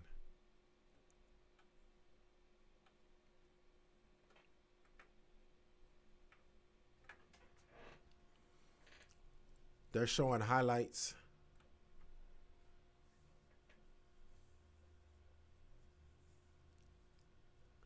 Texas, Dallas, Texas in the building. Okay, Baltimore in the building. Mississippi in the building. The MI crooked letter. Shout out to Florida, Minneapolis, New Jersey, Canada, UK, Serbia, New Zealand, New York, Sweden, Belgium, California, Hawaii. I was in Hawaii one time. I was out there for about 4 or 5 days. Shout out to UK, Netherlands, Ghana, Sweden, Portugal, Botswana, Africa, Czech Republic. I can't never pronounce that. Chicago, New York, Argentina. I would like to go to Argentina. I've never been there. Australia, Vegas in the building. You already know how we do. France, Athens, Brooklyn, New York, Nebraska, Mexico City. Viva Mexico. Wales, India, Brazil. Well, man, Portugal, Zimbabwe. Did I see Zimbabwe? India, Israel, Greece, Pennsylvania. A lot of Texas in the building. Vegas, LA. That's my hometown. Greece. I would love to go to Greece. I want to go to Athens. Delaware, Norway, Africa, Slovenia, Norway, Albany, China, Poland. Was that Poland I saw? Guatemala, Turkey, Uruguay, Lebanon, UK, Romania. Oh, that's where the gymnasts are, ain't it? Dubai, that's where all the money at. Was that Mongolia? Croatia, Denmark.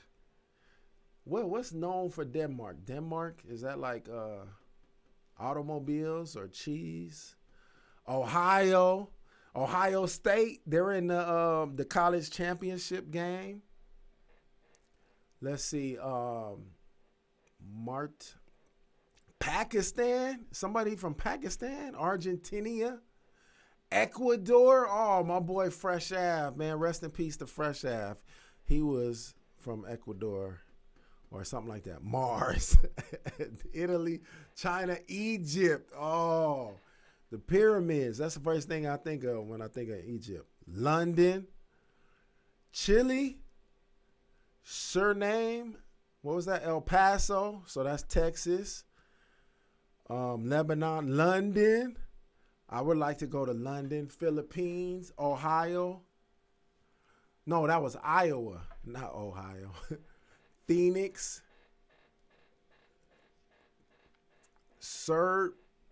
I can't read that. Suriname, Honduras, North Korea, South Korea, St. Louis in the building, the Cardinals, Phoenix, Arizona. My sister stay out there, or right by Phoenix. What was that? Kenobi, Honduras, Florida. Let me see. Cali. I'm from Cali, Southern California, the IE. That's where I'm from. London. London Bridge is falling down. That's what the first thing I think of when I think of London. But I would like to visit London. I think that would be dope. Didn't they film like Mary Poppins out there in London? Washington, Liverpool. That's a funny name for a city, huh? Liverpool. Ireland. Oh, man. Vatican. Is that what that said? The U.S. Turkey, Russia. Shout out to the Russia, man. Venezuela, Switzerland. The Swiss banks, Swiss cheese, Swiss beats. That's what I think of. Macedonia. Ain't that the fake city? Or an ancient city? Russia. Barbados. Ooh, I would love to go on vacation in Barbados. Man, my thing is going off the charts. I don't even see what's going on. Make sure y'all like this video. We're trying to get to 1,000 likes. So you got to like this video. Israel, Russia, San Antonio, Texas, Palestine, Serbia, Finland, Angola. Wow, Angola in the building. Palestine, Mars. Your Ukraine? Is that what that said? Man, it's hard to read these with my Holland, Dubai, Switzerland, Uranus, Serbia. Somebody said, these nuts. England, New Orleans, Wakanda in the building. Wakanda forever. Louisiana, the moon, La Luna, Earth, planet Earth in the building. Okay, I see you. Hey, they're showing Luke Campbell. He's warming up. Let me see. Canada. What part of Cali, though? So, because I'm from Cali. So when you write Cali on there, I want to see where y'all from. Victorville, Cali. Okay, I pass by Victorville every time I go to see my mom. Nigeria, Iraq, Bristol. Where's Bristol? Rotan. Albania. Jamaica. I never been to Jamaica. Can you believe that? I've been to Jamaica, Queens, though. Tokyo. Shout out to Tokyo, man. South Africa. What part of South Africa, though? South Africa is like huge. So what part of South Africa? Santa Ana, Cali. Let's go. Catalonia. I can't read some of those countries. Rotan. Disneyland. Man, ever since I want to take my kids to Disneyland, but ever since the whole lockdown, and I'm not trying to take my kids out there just yet. I got to wait till it clears up a little bit. Alberta, Canada. India. Romania, Wales. Mississippi, Ireland, Dubai, Ireland. They're saying that Garcia is the next Oscar de la Hoya. What do y'all think about that? Brazil, Oregon. Shout out to Oregon. Wales, Poppy Islands, Turkey. You jive time, Turkey. Shout out to Turkey. The U.S. in the building. You already know. Shout out to L.A., California. I'm from L.A., so much love. North Korea, Los Mexico. Brazil. Man, I got to go to Brazil one day, man. I'm jealous. All of you guys in Brazil, I'm jelly. Saudi Arabia. Man, I wonder, is it hot or cold out there in Saudi Arabia right now? Oh. Edmonton, Canada. Edmonton. What's up with the super chat? Let's see somebody throw something on the super chat. We trying to get 1,100 likes. Make sure you guys like this video. We're trying to get 1,100 likes. Philippines, Dutchland, Hawaii. Man, ain't gas like super expensive in Hawaii? Tennessee, Riverside. I used to live in Riverside. If you're talking about Riverside, California, I used to go to RCC. Let me see, Finland, Tennessee, Germany, Washington, Dubai Island. They got an island in Dubai. Wisconsin, shout out to you. Philippines, let's go. Manny, that's Manny Town. Manny Pacquiao's town. Jordan, Jordan's in Africa, right? Rotus, Panama. I would like to go to Panama. Scotland, Belize. Oh, I got to go to Belize. Belize and Brazil. I'm trying to go to both of those, man. Belizeans, man. Who is that trying to talk trash? Kassan Irvin. Have a blessed day, Kassan Irvin. Have a blessed day. Let's see. Miami. I've been to Miami one time. Greece. Let's see. China.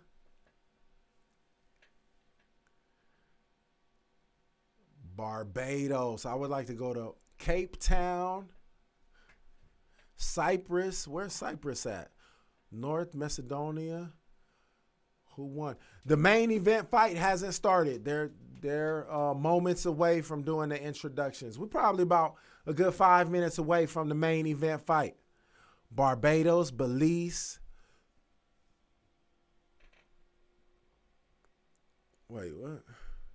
Make sure you guys like this video. We're trying to get to 1,100 likes. Make sure you guys like this video. Charlotte, Kansas in the building. Mexico, Israel. We're just waiting for the main event fight, so I'm shouting out people's countries. Romania, Ireland, Oaxaca. I can't pronounce that. RCC Tigers. Yeah, RCC in the building. You already know. I used to work at Riverside Juvenile Hall over there on Magnolia. Over there by, what's that mall over there? Over there by Van Buren. I forgot what mall that is over there. But yeah, Riverside in the building. Manchester, Tennessee. Bora Bora. What country is Bora Bora? Or is that a country? Greece. Australia. Russia. Iraq. Syria. Portugal. Manchester, UK. Oh, man, they soccer teams off the chain. Russia, Tennessee. Blessings to everybody out there watching, man. I hope you and your family are healthy and safe. Valenzuela. Batman, Turkey. Cleveland, Ohio. Uh-oh. Bone Thugs and Harmony. That's what I think of Cleveland, Ohio. Shout out to Ohio. That's where my wife's from. Ohio. Forks, Washington. These nuts. Algeria. Montebello. That's Cali too. Stockton, California. Oh, okay. I got it. My boy Awkward's from out there. Los Angeles, Algeria, Texas. Algeria, Britain. Algeria, Indonesia. We're probably about, they're doing a promo video right now. We're probably about, I think we're about 5 minutes to 10 minutes out from the main event fight. Indonesia, Egypt, Norway. Tyler Mall, thank you to Tyler Mall. I used to live like right around the corner from there. I used to work at Riverside Juvenile Hall. I used to work at Sherman Indian High School, all right there by the Tyler Mall. And I went to RCC right out there. Broner versus Porter beef. I didn't even see what you said, Pat. It went by too fast. Albania, I see you. Minnesota, Britain, St. Louis, Missouri, Lancaster, Afghanistan, Leland, London, Guatemala, Jupiter, Delaware, Yemen. Oh, somebody really in here from Yemen. I remember Yemen from Friends, the TV show Friends, and homeboy was supposed to go to Yemen, or he accidentally went to Yemen. Yemen. Let's see. What is that? Krakowzila. Macobowicks. Leland, UK. London. Los Angeles. We have about 5 minutes until the main event. It's getting close, y'all. I'm getting excited. Toronto, Jamaica, St. Louis. Make sure you guys like this video. We're trying to get to 1,100 likes. We're trying to get to 1,100 likes. Y'all got to like this video. Y'all tripping. Ooh, it's about to go, y'all. Listen, the announcements. Let's go. In Dallas, Texas, New Mexico. USA. The moment has come. The world has been waiting. Two kingdoms collide. Fire versus Seattle, ice. Washington. 12 rounds for the WBC Interim Lightweight Championship of the World. Pensacola, Florida. Shout out to Roy Jones. And now, ladies and gentlemen, introducing to you first. I'm going to be quiet so y'all can hear. Two-time World Championship challenger. Let's go. Hailing from the United Kingdom, Luke Cool Hand Campbell.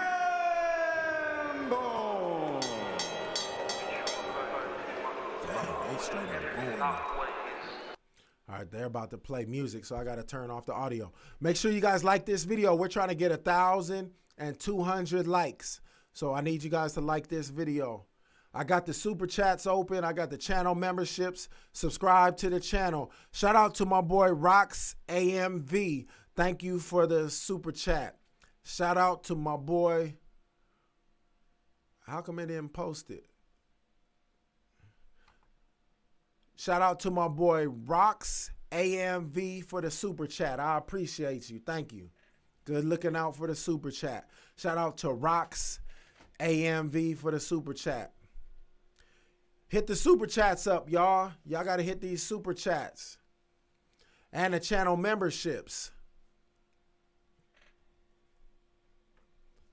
So Campbell's about to make his entrance to the ring.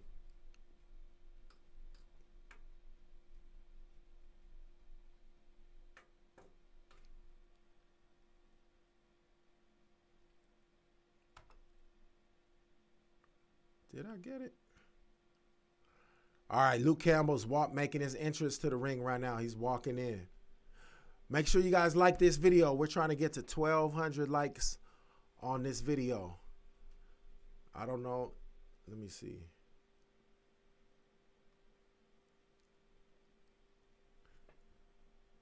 Let's see. They're showing, he is ready. They're showing Luke Campbell walking to the ring. He's in great shape right all week long. Both these fighters, no issues making weight coming into this. Shout out to Panama. Shout out to Italy, Italia,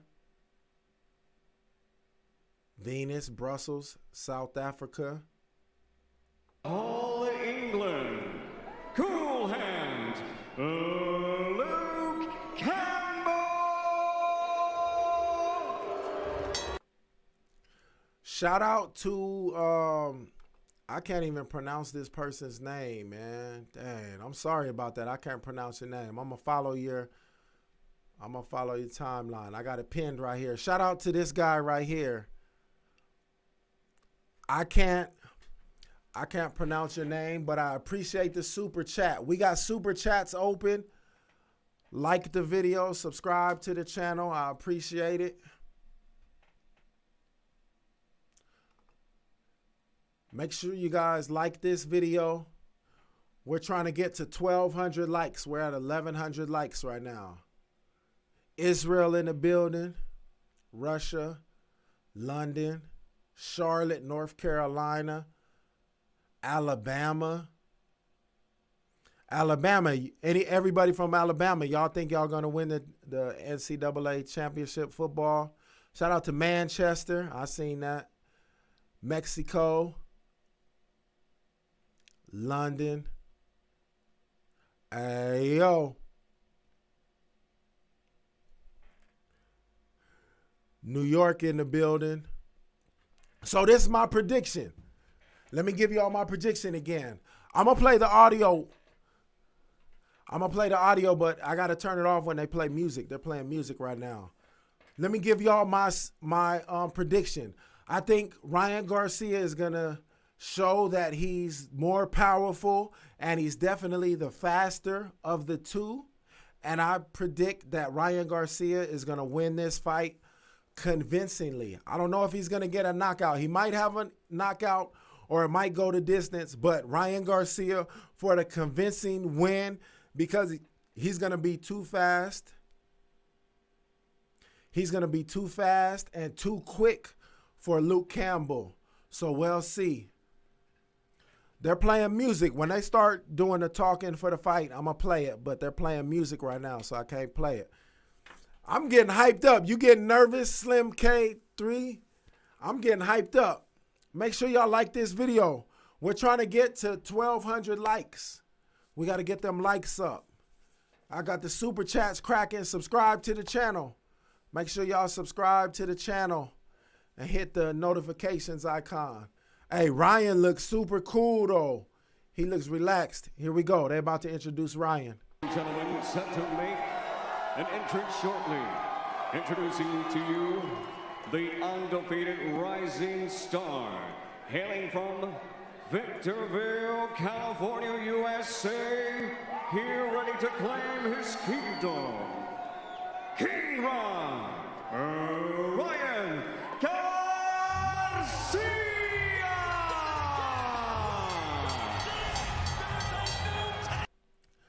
All right, man, it's about that time, y'all. Ooh-wee. It's about London in the building. Kagan.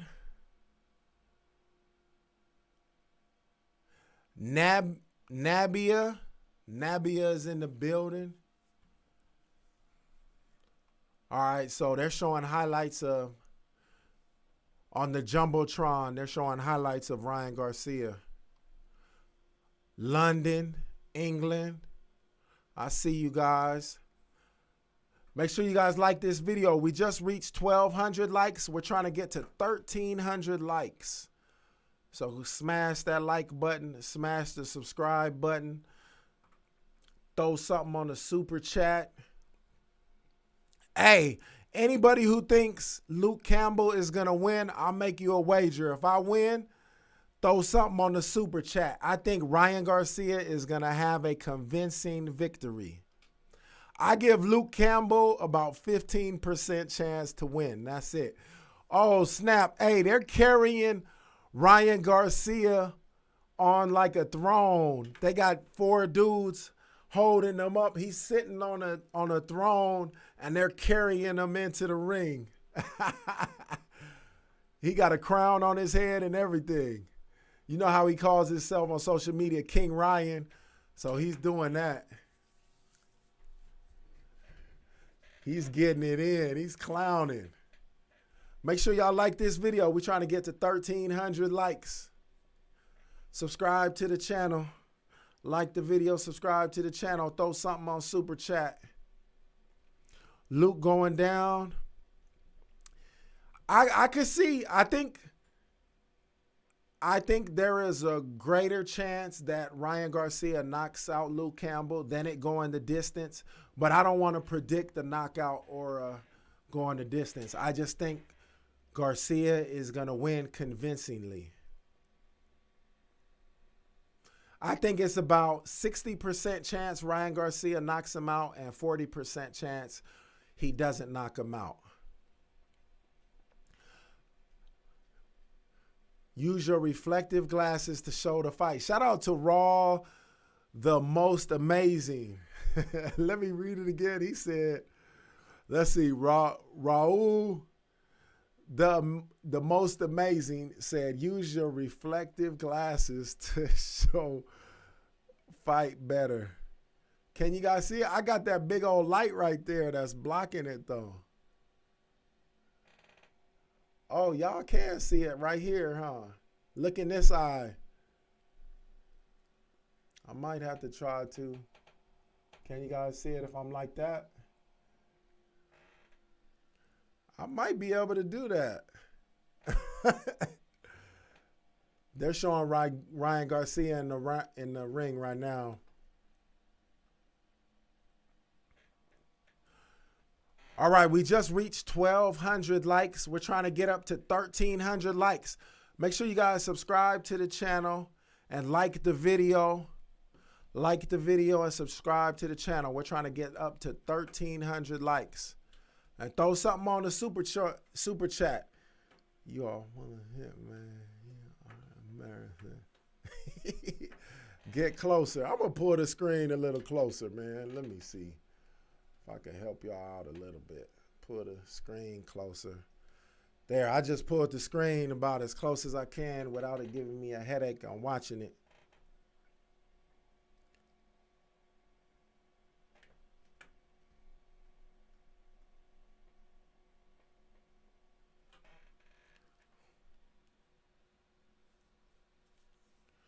Hey, thanks for the heads up, diss tracks. I got you. Good looking out, my guy. I'm not trying to bootleg from the fighters anyway. I want the fighters to get their money. The fight is on the zone. They're about to do, both fighters are in the ring now. Make sure you guys like this video. We just hit 1,300 likes. And, hey, good looking out, Pat. I got you. I'm not. They're doing the announcements. Let's go. It's about that time. Coming to you live, streaming of the United States, United Kingdom, Ireland, and around the world on DAZN, where it's always fight season. This is the main event of the evening. 12 rounds for the WBC Interim Lightweight Championship of the World. It is presented to you by Oscar De La Hoya's Golden Boy Promotions in association with Eddie Hearn of Matchroom Boxing. Sponsored to you by Hennessy, Never Stop, Never Settle, O'Reilly Auto Parts, better prices every day. And odds for tonight's fights are brought to you by Bet Online. This title attraction is sanctioned by the Texas Department of Licensing and Regulation for Combative Sports, the Executive Director Brian Francis, Deputy Executive Director Mike Aris Mendez. Also sanctioned by the World Boxing Council, WBC President Mauricio Suleiman, and WBC Supervisor in Attendance Robert Lightheart. The three judges scoring this contest on the 10-point must system are Ray Danseco of the Philippines, Glenn Feldman of the United States, and Mark Lyson of the United Kingdom, and our championship referee at the sound of the bell from the United States, Lawrence Cole.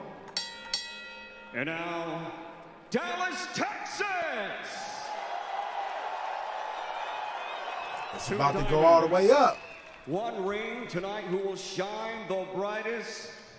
DAZN all over the world. It's golden time!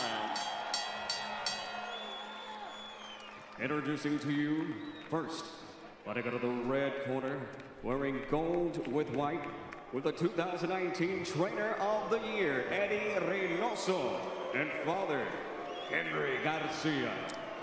Wearing gold, he's scaled in at 135 pounds. This unblemished rising star enters the final eliminator. Impressive. 20 bouts, 20 victories, no defeats, including 17 huge wins. Coming by way of knockout is the multi-time champion, current WBO and ABO lightweight champion, and WBC silver lightweight champion. Ladies and gentlemen, introducing to you the fighting pride of Victorville, California, the undefeated King Ryan. Hey, they're showing. They messed up because they were showing Campbell when they was talking about Ryan Garcia. They barely started showing Ryan Garcia. And across the ring tonight, fighting out of the blue corner with head trainer Shane McGingan. Wearing the blue trunks, he officially weighed in 135 pounds. In 2012, he captured Olympic gold, where he then transitioned to the professional ranks, holding an outstanding record, 23 bouts, 20 victories, including 16 wins coming by way of knockout and only 3 defeats. Yeah, they're announcing the fight right now. It's about to start. The former Commonwealth champion, the former WBC international champion, and the former WBC silver lightweight champion, the fighting pride of Hull, England, and the United Kingdom, the 2-time world championship challenger. Here is Cool Hand, Luke Campbell! And once again, on referee in charge of the action, Lawrence Cole. All right, gentlemen, went over the rules early in the dressing room. Snap, y'all. Protect yourselves at all times, understood? Touch them up, best. Make sure y'all like this video. We're trying to get to 2,500. No, we're trying to get to 1,400 likes on this video. Make sure y'all like the video, subscribe to the channel, throw something on the super chat, join the channel membership. Round number 1. I'm about to turn the audio on. Make sure you guys like this video.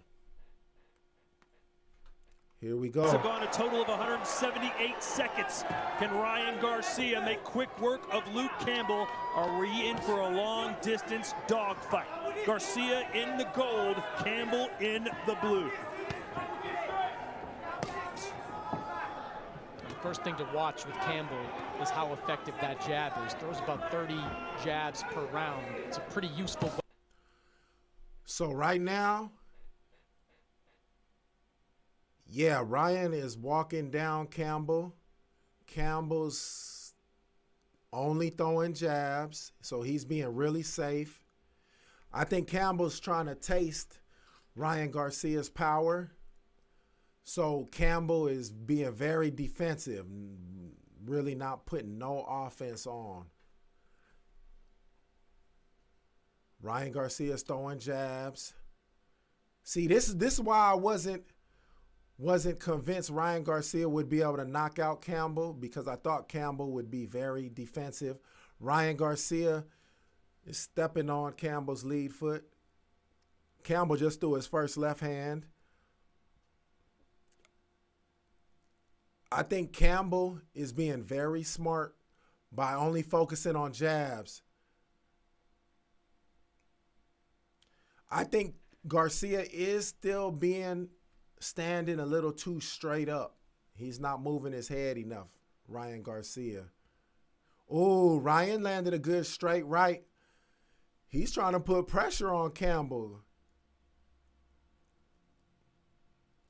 Campbell is still trying to gauge Ryan Garcia's speed.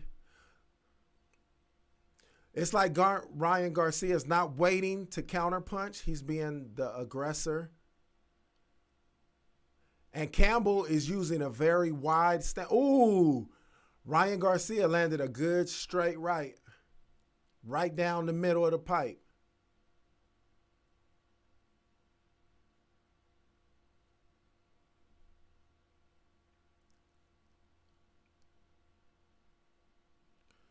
Yeah, Campbell is being very defensive. He's not throwing a lot of left hands. He's using his front lead hand only, playing it safe. Ryan Garcia is throwing some heavy punches, and Ryan Garcia is not really facing no offense from Luke Campbell. Luke Campbell is is not really throwing a lot of punches. And even the punches he is throwing, he's not putting a lot of power on those punches. The first left hook landed from Luke Campbell. Here's the audio. Campbell not biting at the feints of Garcia. Okay, so that was a good round. Definitely got to give that first round to Ryan Garcia. He was the aggressor, threw way more punches, probably threw 3 times, maybe 4 times as many punches as Luke Campbell. Nobody landed a significant punch, but the best punches were landed by Ryan Garcia. It does seem like Ryan Garcia is able to get a right hand straight right down the middle, and he landed it a couple times. Make sure you guys like this video. We're trying to get to 1,500 likes on this video. Subscribe to the channel. I got the super chat. I'm going to turn the audio back on. I got to turn it off in between rounds because they play music in between rounds. So when it starts...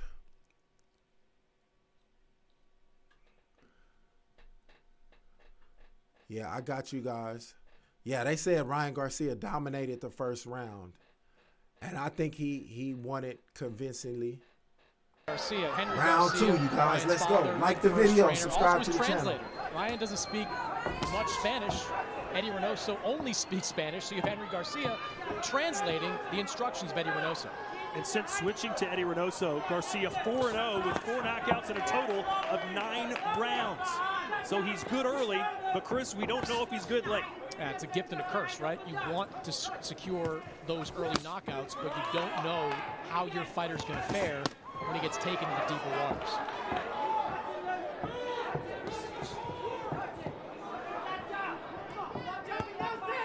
Garcia told us that his style, he believed, would work better against southpaws. You buy that, Sergio? Well, listen, I've never heard a fighter, especially a young fighter, says that he prefers fighting southpaws. But look at Garcia heating up in the corner. Campbell. So right now, Campbell had the earmuffs on, and Ryan Garcia was unloading shots. Like Ryan's and a left hook like that, maybe that's why he prefers fighting left-handers, because those are the 2 best punches against southpaws. Campbell knows he's going to have to deal with some of those flurries, those quick hands. It's just how well can he deal with them. Sergio, what do you think of the footwork you've seen the first couple of rounds? You see Campbell up on his toes. Garcia much more flat-footed. Seems like he wants to... Oh, Ryan Garcia got knocked down! That's what he was setting him up for. He got knocked down. He knocked down Ryan Garcia. He was hurt. He's up though. Holy shit. He knocked down Ryan Garcia. As if to say, you wanted me, I'm here, you got me. I mean, it kind of flows into what I was just talking about, Holy guys. shit, Ryan Garcia. Luke Campbell's not being very aggressive though. Holy shit. And Luke staying cool. I love this, the discipline. He knows he has the younger fighter hurt, but he's not going after him yet. What must be going through Ryan Garcia? Ryan Garcia is keeping his head too straight. He's keeping his head right in the middle. He's in trouble. He needs to use jabs. Holy shit. I cannot believe that. He knocked him down. Ryan Garcia is keeping his head right in the middle. This is going to be a bad fight for Ryan. Oh, I can't believe that. Garcia needs to be cool hand. So right now, Ryan hasn't thrown a lot of punches. I'm going to let y'all listen to the commentators. A quick glance up at the clock for Garcia. He wants out of this second round in the worst way. He responded, though. He responded. Ryan Garcia responded like a true champion right there, showing championship ability and heart, getting up and fighting off Luke Campbell. England is celebrating right now. Holy crap. I cannot believe that. Let me fix my... I cannot believe he got knocked down. What the hell? That shit was crazy. Crazy.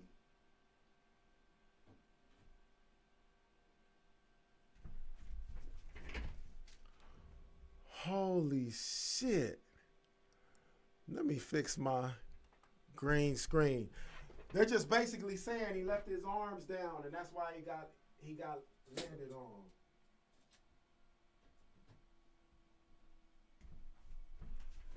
Let me see.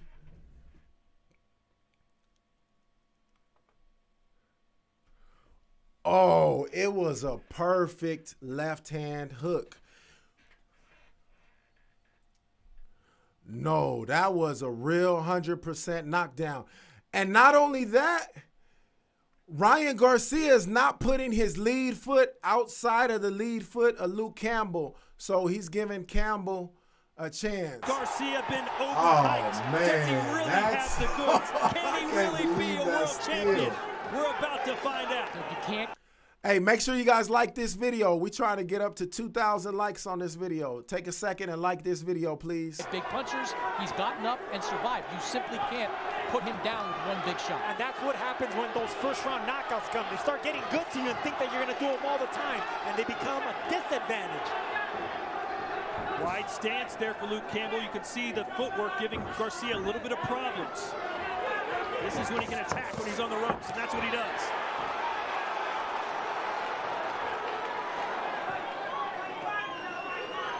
Sergio, how cautious should Ryan be? Cautious, but I love the fact that he's still not getting overly cautious. This is the thing about these fighters like him and Oscar De La Hoya. They look like pretty boys, but they got that killer instinct. I love what Garcia's doing, backing up Campbell. Ryan Garcia is keeping his head too right there in the middle. He has to move his head. He's staying linear. He's staying linear. He's not doing none of that. A COVID capacity sellout here in Dallas, Texas. Every ticket sold. 6,000. Ryan Garcia is keeping his head on a straight line. Mexican American. So far, I love the way Ryan Garcia got it. We never know how we're gonna react as fighters, and he passed the test. Hey, this is still getting aggressive.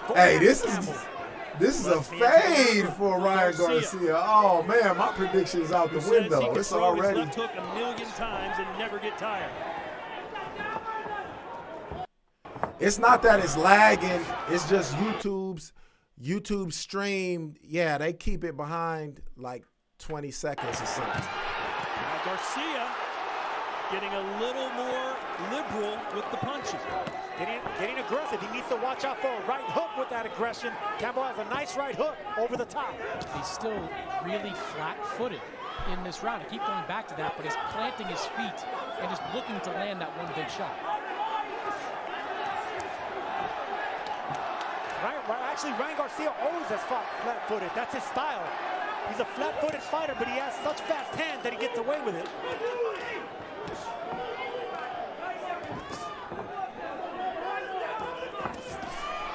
This is when he can tee off, and that's what he does. You can see that Luke is just waiting to catch him with one punch. But I love the way that Garcia reacted after that knockdown, and now he won this third round. With the aggression coming forward, getting the respect back.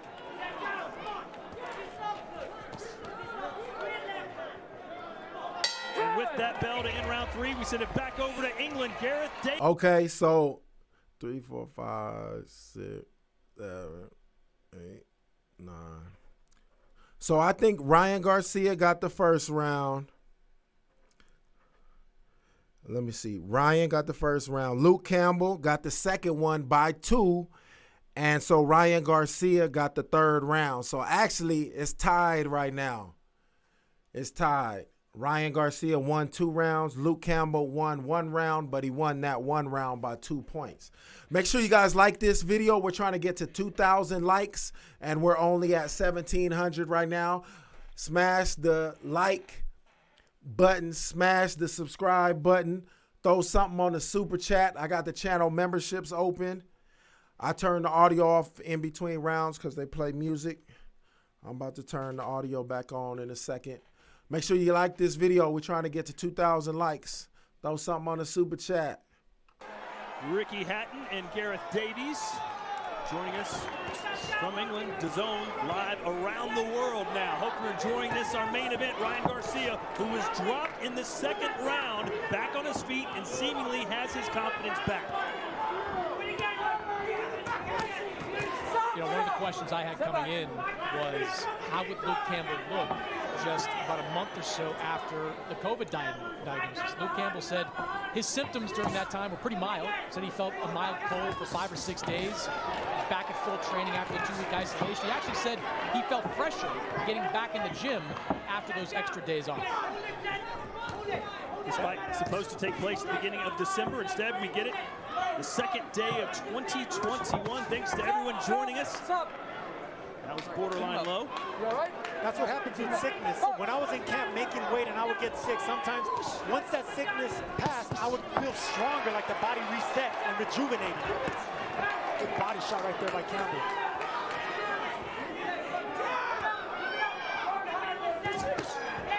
Again to the body with the left hand goes Luke. Aside from the jab, that's Campbell's best weapon is his body punching. Right hand, and that affected Luke a little bit.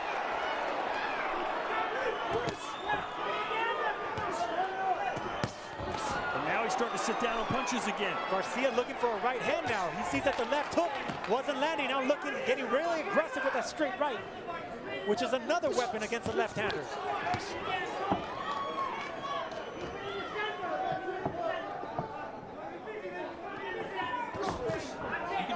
The body, Luke much more relaxed in there, bouncing a lot more than Ryan.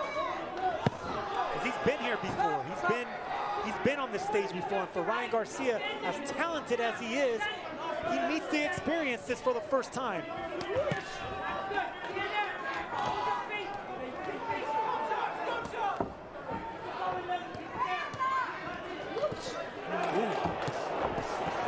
Ryan answers back.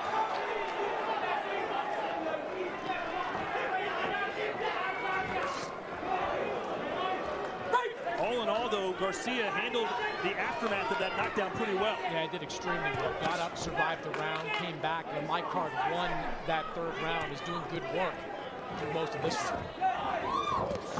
Beautiful move right there by Campbell. Pivoting away, not getting away too far, coming right back at Garcia. And yes, I agree. How Ryan Garcia reacted to that big punch. It wasn't a flash knockdown. He got rocked. He got up and fought back harder.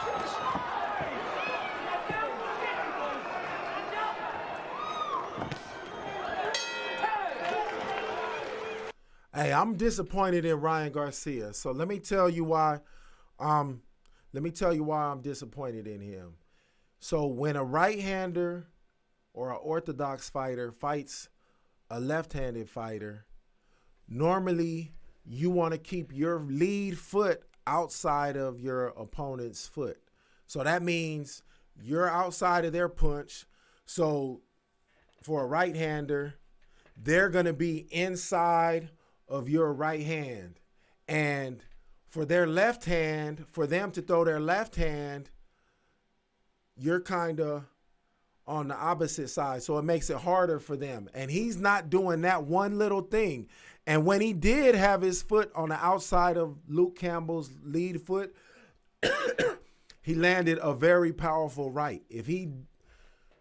Most of the fight, if he kept his lead foot outside of Luke Campbell's, he would win the fight. But another thing I'm disappointed in Ryan Garcia is that he's not as elusive. I thought he was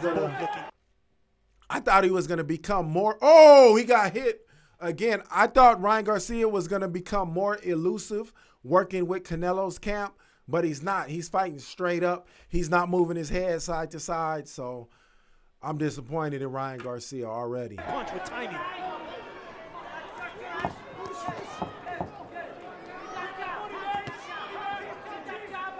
Make sure you guys like this video. We're trying to get to 2,000 likes. We're only 100 likes away. Make sure you like this video. For 12.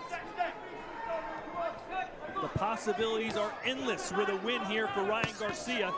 As for Luke Campbell, a win for him, and he believes he gets another world title shot immediately. Not a lot of head movement from Garcia in this fight either. Thank you. That's what I'm talking about. Garcia, right. Two things that you touched on. He's never been much on head movement, never been much on fast feet. And that's the reason, because he has so fast hands. His hands are so fast, he doesn't need to move that much. Power punches through round 4. 42 landed for Garcia 28 for Campbell, but of course Campbell known for his jab, so Garcia was pretty much always going to land more power shots. And just as I say that, a power shot thrown from Campbell.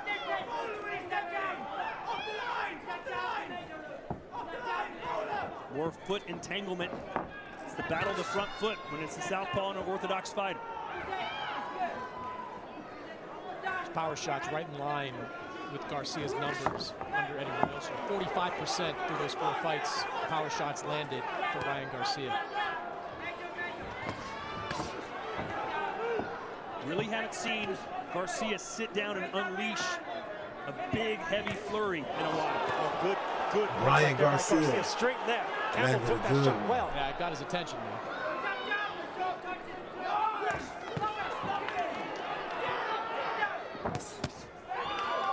And the reason we haven't seen Garcia unleash, like you said, Todd, is because Luke Campbell is using ring generalship. If anyone doesn't understand what ring generalship is, you're seeing it right now. We're not letting Garcia plant his feet to get that power, that speed.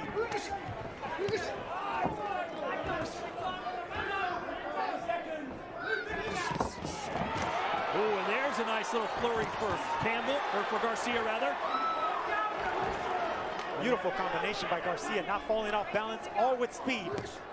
Has Campbell perhaps gotten a little complacent? Hey, y'all comments are funny. Seems like Garcia's winning these rounds. No, I think Campbell's looking for that same short right hook again. So this was a good right. Oh, Luke Campbell hurt. What? Ready to go down. That's Garcia's best punch. Oh, the bell saved Campbell. Oh, Ryan Garcia would have knocked him out right there. In that fight, I mean, we saw it in the Anthony Joshua. It was about to have turned his back, leaned up on. It was a short right hand hook that would have. He was out on his feet. It looked like he turned his back to Ryan Garcia, and then the bell rang. Oh man, the bell saved Luke Campbell right there. Oh, man. Yeah, Ryan Garcia, I'm disappointed in his head movement, his footwork. Ooh, it was an overhand left.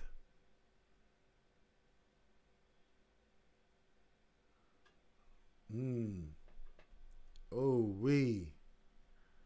All right, let's see. Make sure you guys like this video. We're trying to get to 3,000 likes. Like the video. Subscribe to the channel. Uh-oh, he's going for it. Ryan Garcia's going for it. Go to the body, Ryan. Go to the body. Go to the body, Ryan. The body. At this point, starting around. The body. Guns and glory, though, we saw earlier. Campbell has that one punch that can put him on his backside. Yes, he does. But look, this is the thing about fighters like Ryan Garcia and Oscar De La Hoya. They're pretty boys with a mean streak, and they go after the knockout when they have their opponents hurt. Hey, this is a fight right here. There, looked over at the corner. Ryan Let's Garcia go. and Alvarez sitting right behind them. All of them basically putting their hands up, telling Ryan Garcia to relax. Don't get too aggressive.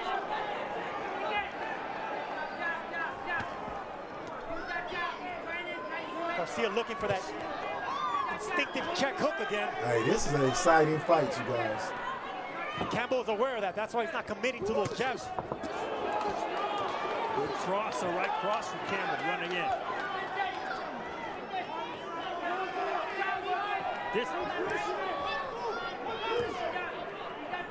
And there is Canelo Alvarez, Ryan Garcia's training partner and his friend. Watching him throughout this, he's invested in this fight.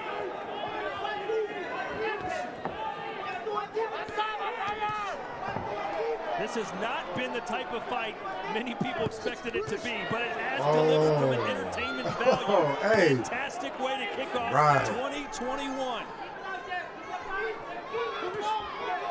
And this Hey, is Campbell the is there to about win. These pretty boys, these Sugar Ray Leonards, these Oscar De La Hoyas. We want to see how they react when they're hurt. We want to see how they react when they hit the canvas. Ryan Garcia is tired. He emptied his tank out early in the round. So he's just trying to coast You can't teach killer the rest of instinct, this round. So what does Campbell need to do to collect himself and go back on the attack? I think he's doing it. He's fighting with a smart power jab right now, not staying in front of Garcia. Garcia found a home for that straight right hand. There's that check hook right there. Yeah, there's a second time this round Garcia tried to time Campbell coming in with that left hook. And this is not where Campbell wants to be. Oh! Got a straight right hand. Ryan Garcia took one. That left hook, it reminds me of a rat trap, that left hook of Ryan Garcia. As soon as Campbell or any opponent tries to come off the front door, it just snaps instinctively.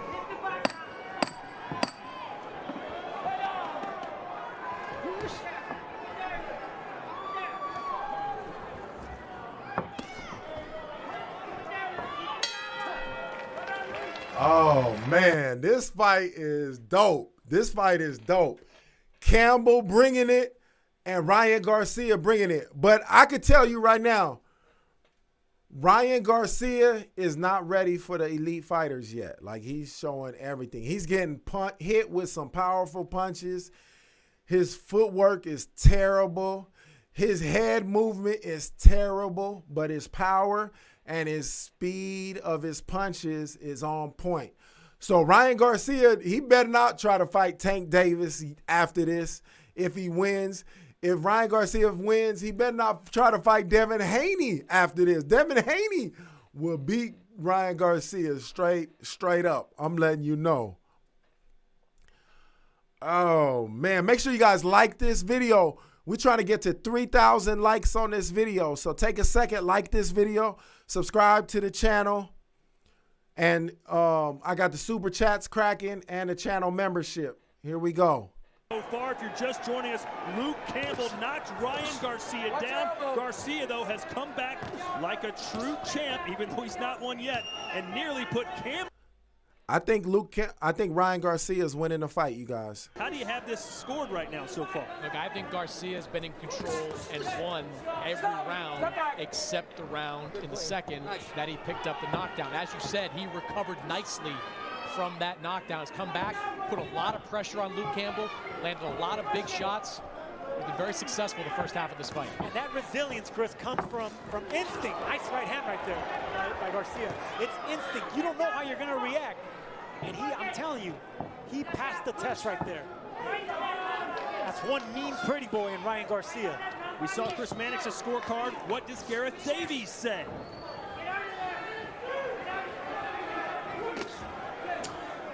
Well, Garcia's really the aggressor in this fight, but Campbell's showing all his boxing skills. He stayed in there brilliantly after being horribly hurt at the end of that round. I've got Garcia just a point ahead.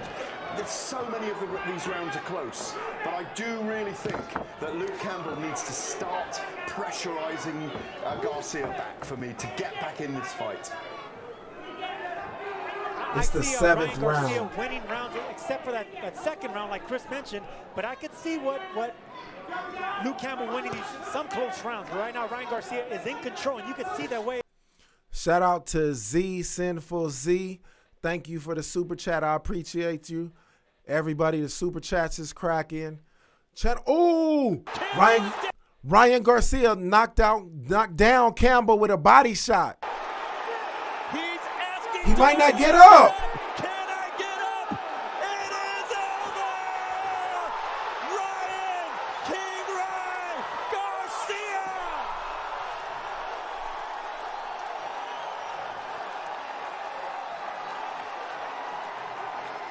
Bernard Hopkins knocked out Oscar De La Hoya with a vicious body shot. That body shot looked just as pretty. Campbell was able to get up from Lomachenko's body attack, but not from Ryan Garcia's body attack. Was he more style than substance? That was the question asked before the fight. What's the answer? He is all substance. He took a hit, he went down, he fought like a champion, and he knocked out a fighter that has faced top competition and has never been knocked out before. We've seen fire and ice from both these fighters, but more fighter, more brighter, a bigger star from Ryan Garcia. Meet the future of boxing. It's Ryan Garcia. Are you watching Teofimo Lopez? Are you watching watching Tank Davis? Are you watching Devin Haney, Shakur Stevenson? Here he is. Come and get it.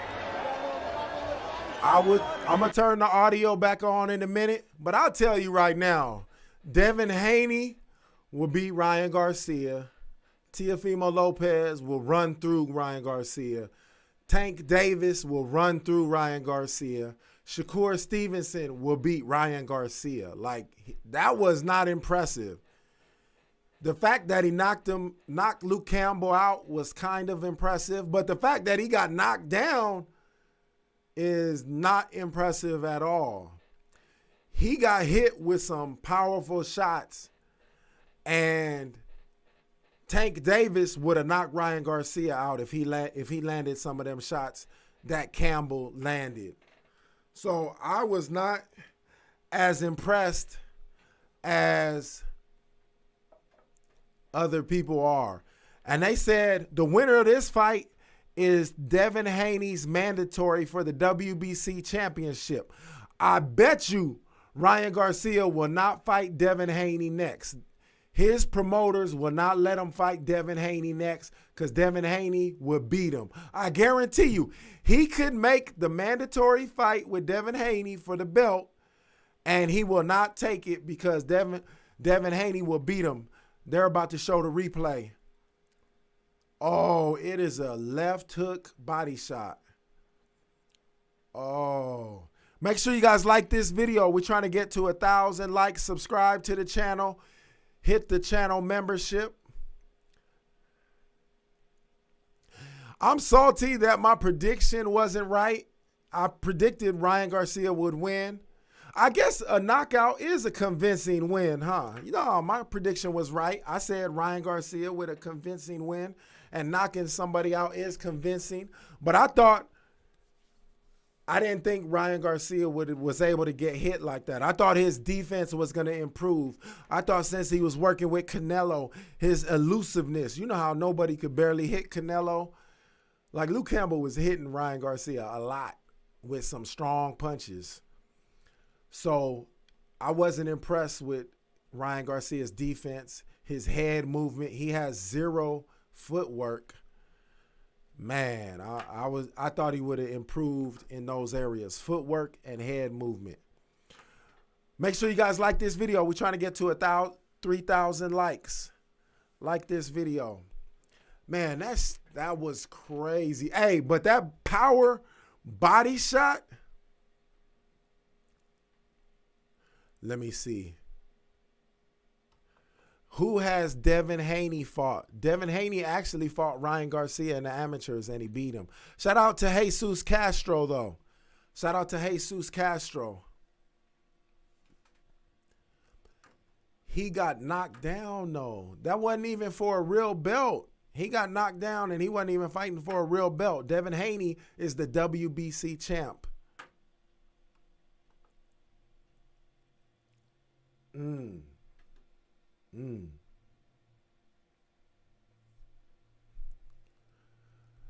Make sure you guys like this video.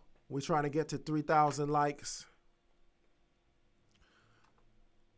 Hey, Ryan did that, though. Congratulations to Ryan with the knockout. He knocked out somebody. I don't think Luke Campbell had ever been knocked out before, so that was good. That was good.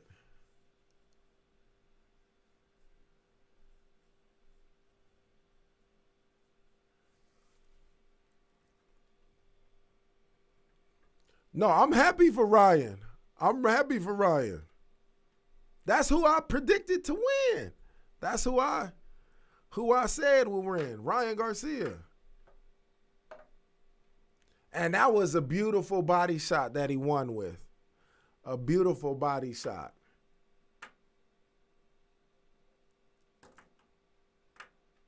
Oh, listen. Listen. Interim lightweight champion of the world, King Ryan Garcia. Hey, congratulations to Ryan Garcia. I want to see He did it, Sergio. Not the way that many. Everything will be told if he fights Devin Haney. He's the mandatory for Devin Haney's WBC belt. Now let's see if he fights Devin Haney. I want to hear what he says in his post-fight interview. So I'm gonna stay on for the post-fight interview.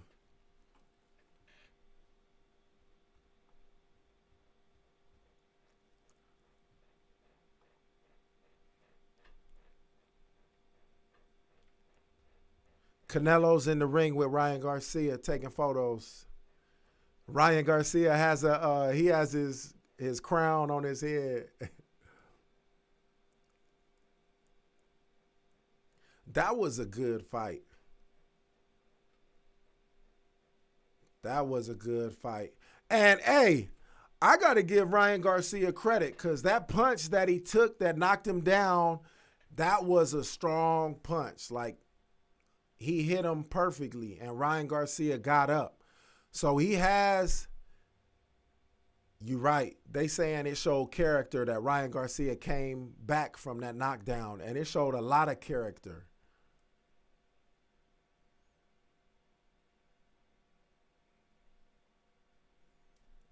That was good.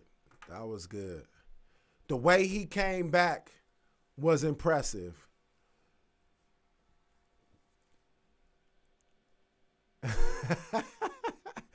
Hey, he was so happy. Yeah, Ryan Garcia got the knockout in, I think it was the 7th round. So let's see. I want to see if they're going to do an interview with Ryan Garcia. Let's see. Make sure you guys like this video. We're trying to get to 3,000 likes. So I think he's about to come up for the interview. Yeah, he's coming up for the interview. They're about to do it.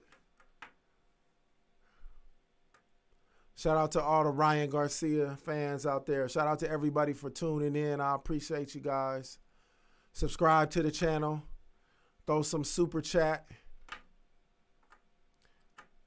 So the final punch statistics, Ryan Garcia landed 94. Luke Campbell landed 74. Ryan Garcia had a 32% landed, and Luke Campbell was like 22%. Oh, here's Ryan Garcia. He's about to interview. Listen. When you ride to the ring on a throne, you better perform like a king, and you did that in this fight tonight. What did you think of your performance? Man, it definitely showed. I think I showed a lot of people who I really am. You know, going to this fight, I wanted to show people that, you know, whatever they call you, you know, they wanted to call me a social media fighter. They wanted to call me a lot of names. Your teachers may call you things. Your parents, even anybody who tries to put you down and tells you can't become something. Remember, you're not who people tell you are. You're who you choose to be. And I chose to be a champion tonight. I wasn't gonna let nothing stop me. Even when he dropped me, I got up. It was a good shot. I was cold, and he caught me, man. I was like, yo, I got dropped. This is crazy. Walk me through that second round. You won the first round. You seemed like you were in control, and then you get hit with that one big punch. And as you told Luke after the fight, first time you've ever been dropped. I've never been dropped in my life. I think I got a little too excited over the moment. I knew I was in control, but I wanted just to dog him. Like, I just felt like I could crack him, but he cracked me. So, yeah, there was that. So I had to adjust and say, all right, I'm going to calm down, because I knew I could beat him. I just had to get right back up and show everybody what a warrior really is like. That's why I got it on my shoulder, warrior, baby. My first tattoo. What are you feeling there, lying on the deck for the first time with a minute or so to go in that round? What is going through your mind? I was a little dizzy, I ain't gonna lie, but I was like, you know what, it's not that bad. I mean, what's the worst this guy's gonna do? Try to come at me, I'll just block. You know what I mean? I wasn't really too worried. You were really excited about this fight, about getting in the ring and proving yourself on this level. You came out there and you were the aggressor in this fight. Was that part of the strategy? Of course. I mean, Luke Campbell has never fought in his life coming forward, so I kind of knew like he was going to back up, and naturally I'm a counterpuncher, but I showed that I could take it to somebody and knock him out, so I'm very happy with my performance. One thing, I'm a man of my word. Let's go, Tank! Let's go! Let's go! I'm ready! Let's go! You know, Ryan, you have a piece of gold around your waist, but with or without it, you have become a shot caller in this division. You've got the popularity. These fans here tonight, everyone that follows you on social media. Hey, don't forget, I see you, Devin. Yeah, shout out Devin Haney. I like him. We got a rivalry, but I want to fight him too. Don't worry. I want to fight everybody. Let's go. That's the question. You fought one time in 2020, first fight in 2021. What do you want to do next? Man, I really want to be a man of my word. I want to fight Tank. I know people are, worried about that one, but I'm ready for it. This fight, I fought an Olympic gold medalist. Pound for pound, at the time, Lomachenko couldn't stop him. The Naras couldn't hurt. I mean, he dropped him, but couldn't finish him. I showed today that I'm special. And I want to thank God. I almost forgot. Oh, my gosh. Thank you, God. Man, he really, I told everybody it was going to be a body shot. Look at everything. I knew it was going to be a body shot long ago because God told me so. Love you guys. Let's go, Texas. Stand up, Texas. Let's go. Before I let you go, Ryan, walk me through that knockout punch. Were you looking for the body shot in that last round? Oh, yeah, he was very worried about that hook coming. I've had that hook since I was born. So he thought I was going up top, and I just changed direction on him real quick. So where does Devin Haney rank on your hit list of potential opponents? Man, Devin Haney, he's going to be that opponent, of course. I want to fight him. I want to fight Tank first, of course. But, it is what it is. If we can make Devin, let's make Devin. Why not? Let's go. Let's go. Hey, I'm ready, man. I'm ready. Hold up. Who do you guys want? Which one? We want Tank. You hear them? Let's go. Last question. What did you say to Canelo after that win? I just wanted to thank him, man, because without, the Reynosos and Canelo being by my side all the time, I don't know if I would have learned all the things I learned, and I'm always grateful for having a good team around me, and I'm blessed. I'm blessed to have such a great team in Eddie and Canelo. They're amazing guys. They take me under my wing, and they show me the ropes, and I thank you guys with all my heart. Thank you. Congratulations, Ryan. Star-making performance against Luke Campbell. All right, there you have it. Ryan Garcia is the mandatory. I don't understand this, so maybe you guys can help me understand. Ryan Garcia is the mandatory for Devin Haney, who is the WBC champion at that weight class. Tank Davis just won a belt at 130, I think it was. So his last fight was a weight class lower than what Ryan Garcia is at. So why wouldn't Ryan Garcia fight Devin Haney first to get the WBC belt, right? I don't really get that. Make sure y'all like this video. We're trying to get 1,000 likes on this video. Who do you guys think? Put it in the chat real quick. Should Devin Haney be the next fight, or should Tank Davis? Who should Ryan Garcia fight next? Devin Haney or Tank Davis? Put it in the chat. Tank. Let me see. They want Tank. Who won? Ryan Garcia won. Nate Robinson won. Tank versus Garcia. Okay. Hey, shout out. Make sure you guys subscribe to the channel. I'll be doing the next big fights. Whatever the big fights are, y'all could catch me back. I want y'all to stay blessed. Take care of yourselves and your family. This is some crazy times. I want all y'all to be safe. Ryan Garcia 2-2 against Devin Haney. Yeah.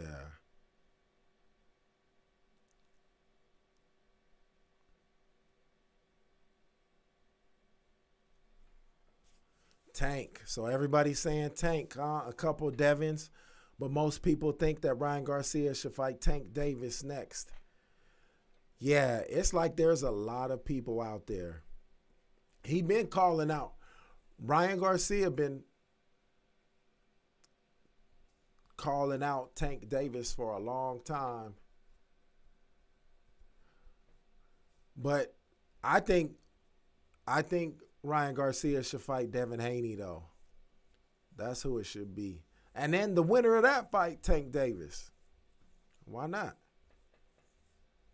Ooh, they're asking who's the best of the young guns. Better than Devin Haney. What about Teofimo Lopez? I think Teofimo Lopez, hands down, is the best. I'm not going to ride no fence. But like you said, Chris, politics over pugilism sometimes. Politics over whatever the hierarchy of the best is. Teofimo may be the best. He may be in front of the Ring magazine. He may be getting all the attention right now. But he was Fighter of the Year as well. Fighter of the Year. That kid, he's not even a man. That young man right there, what he's doing, back-to-back first-round knockouts, doing what he just did right now, getting that knockout to the body in a fight that he was dropped. You can't teach that. You can't teach speed, and you can't teach charisma. He has both. So Ryan Garcia wants the tip top of the world. So too did Ricky Hatton back in his day. That's it. All right, I appreciate all you guys for subscribing to the channel. Catch me next fight. Make sure y'all like this video. Subscribe to the channel. Throw something on the super chat. I got channel membership. I got some great interviews with Keith Thurman, but what did you learn about Sean Porter, Larry Holmes, Amir Khan, all of those on the channel. So check out the channel, subscribe to the channel, like the video. I will catch you guys next time. Peace, blessings. I'll definitely be doing the Mayweather fight in February. Any Tyson fights coming up. All the big fights, I'll be doing them. So I'll catch you guys later. Y'all be safe. Take care of your families. Blessings to you, kings and queens. Peace out. Listen, let me tell you, I've been through the whole emotions of tonight. You remember a few years ago I boxed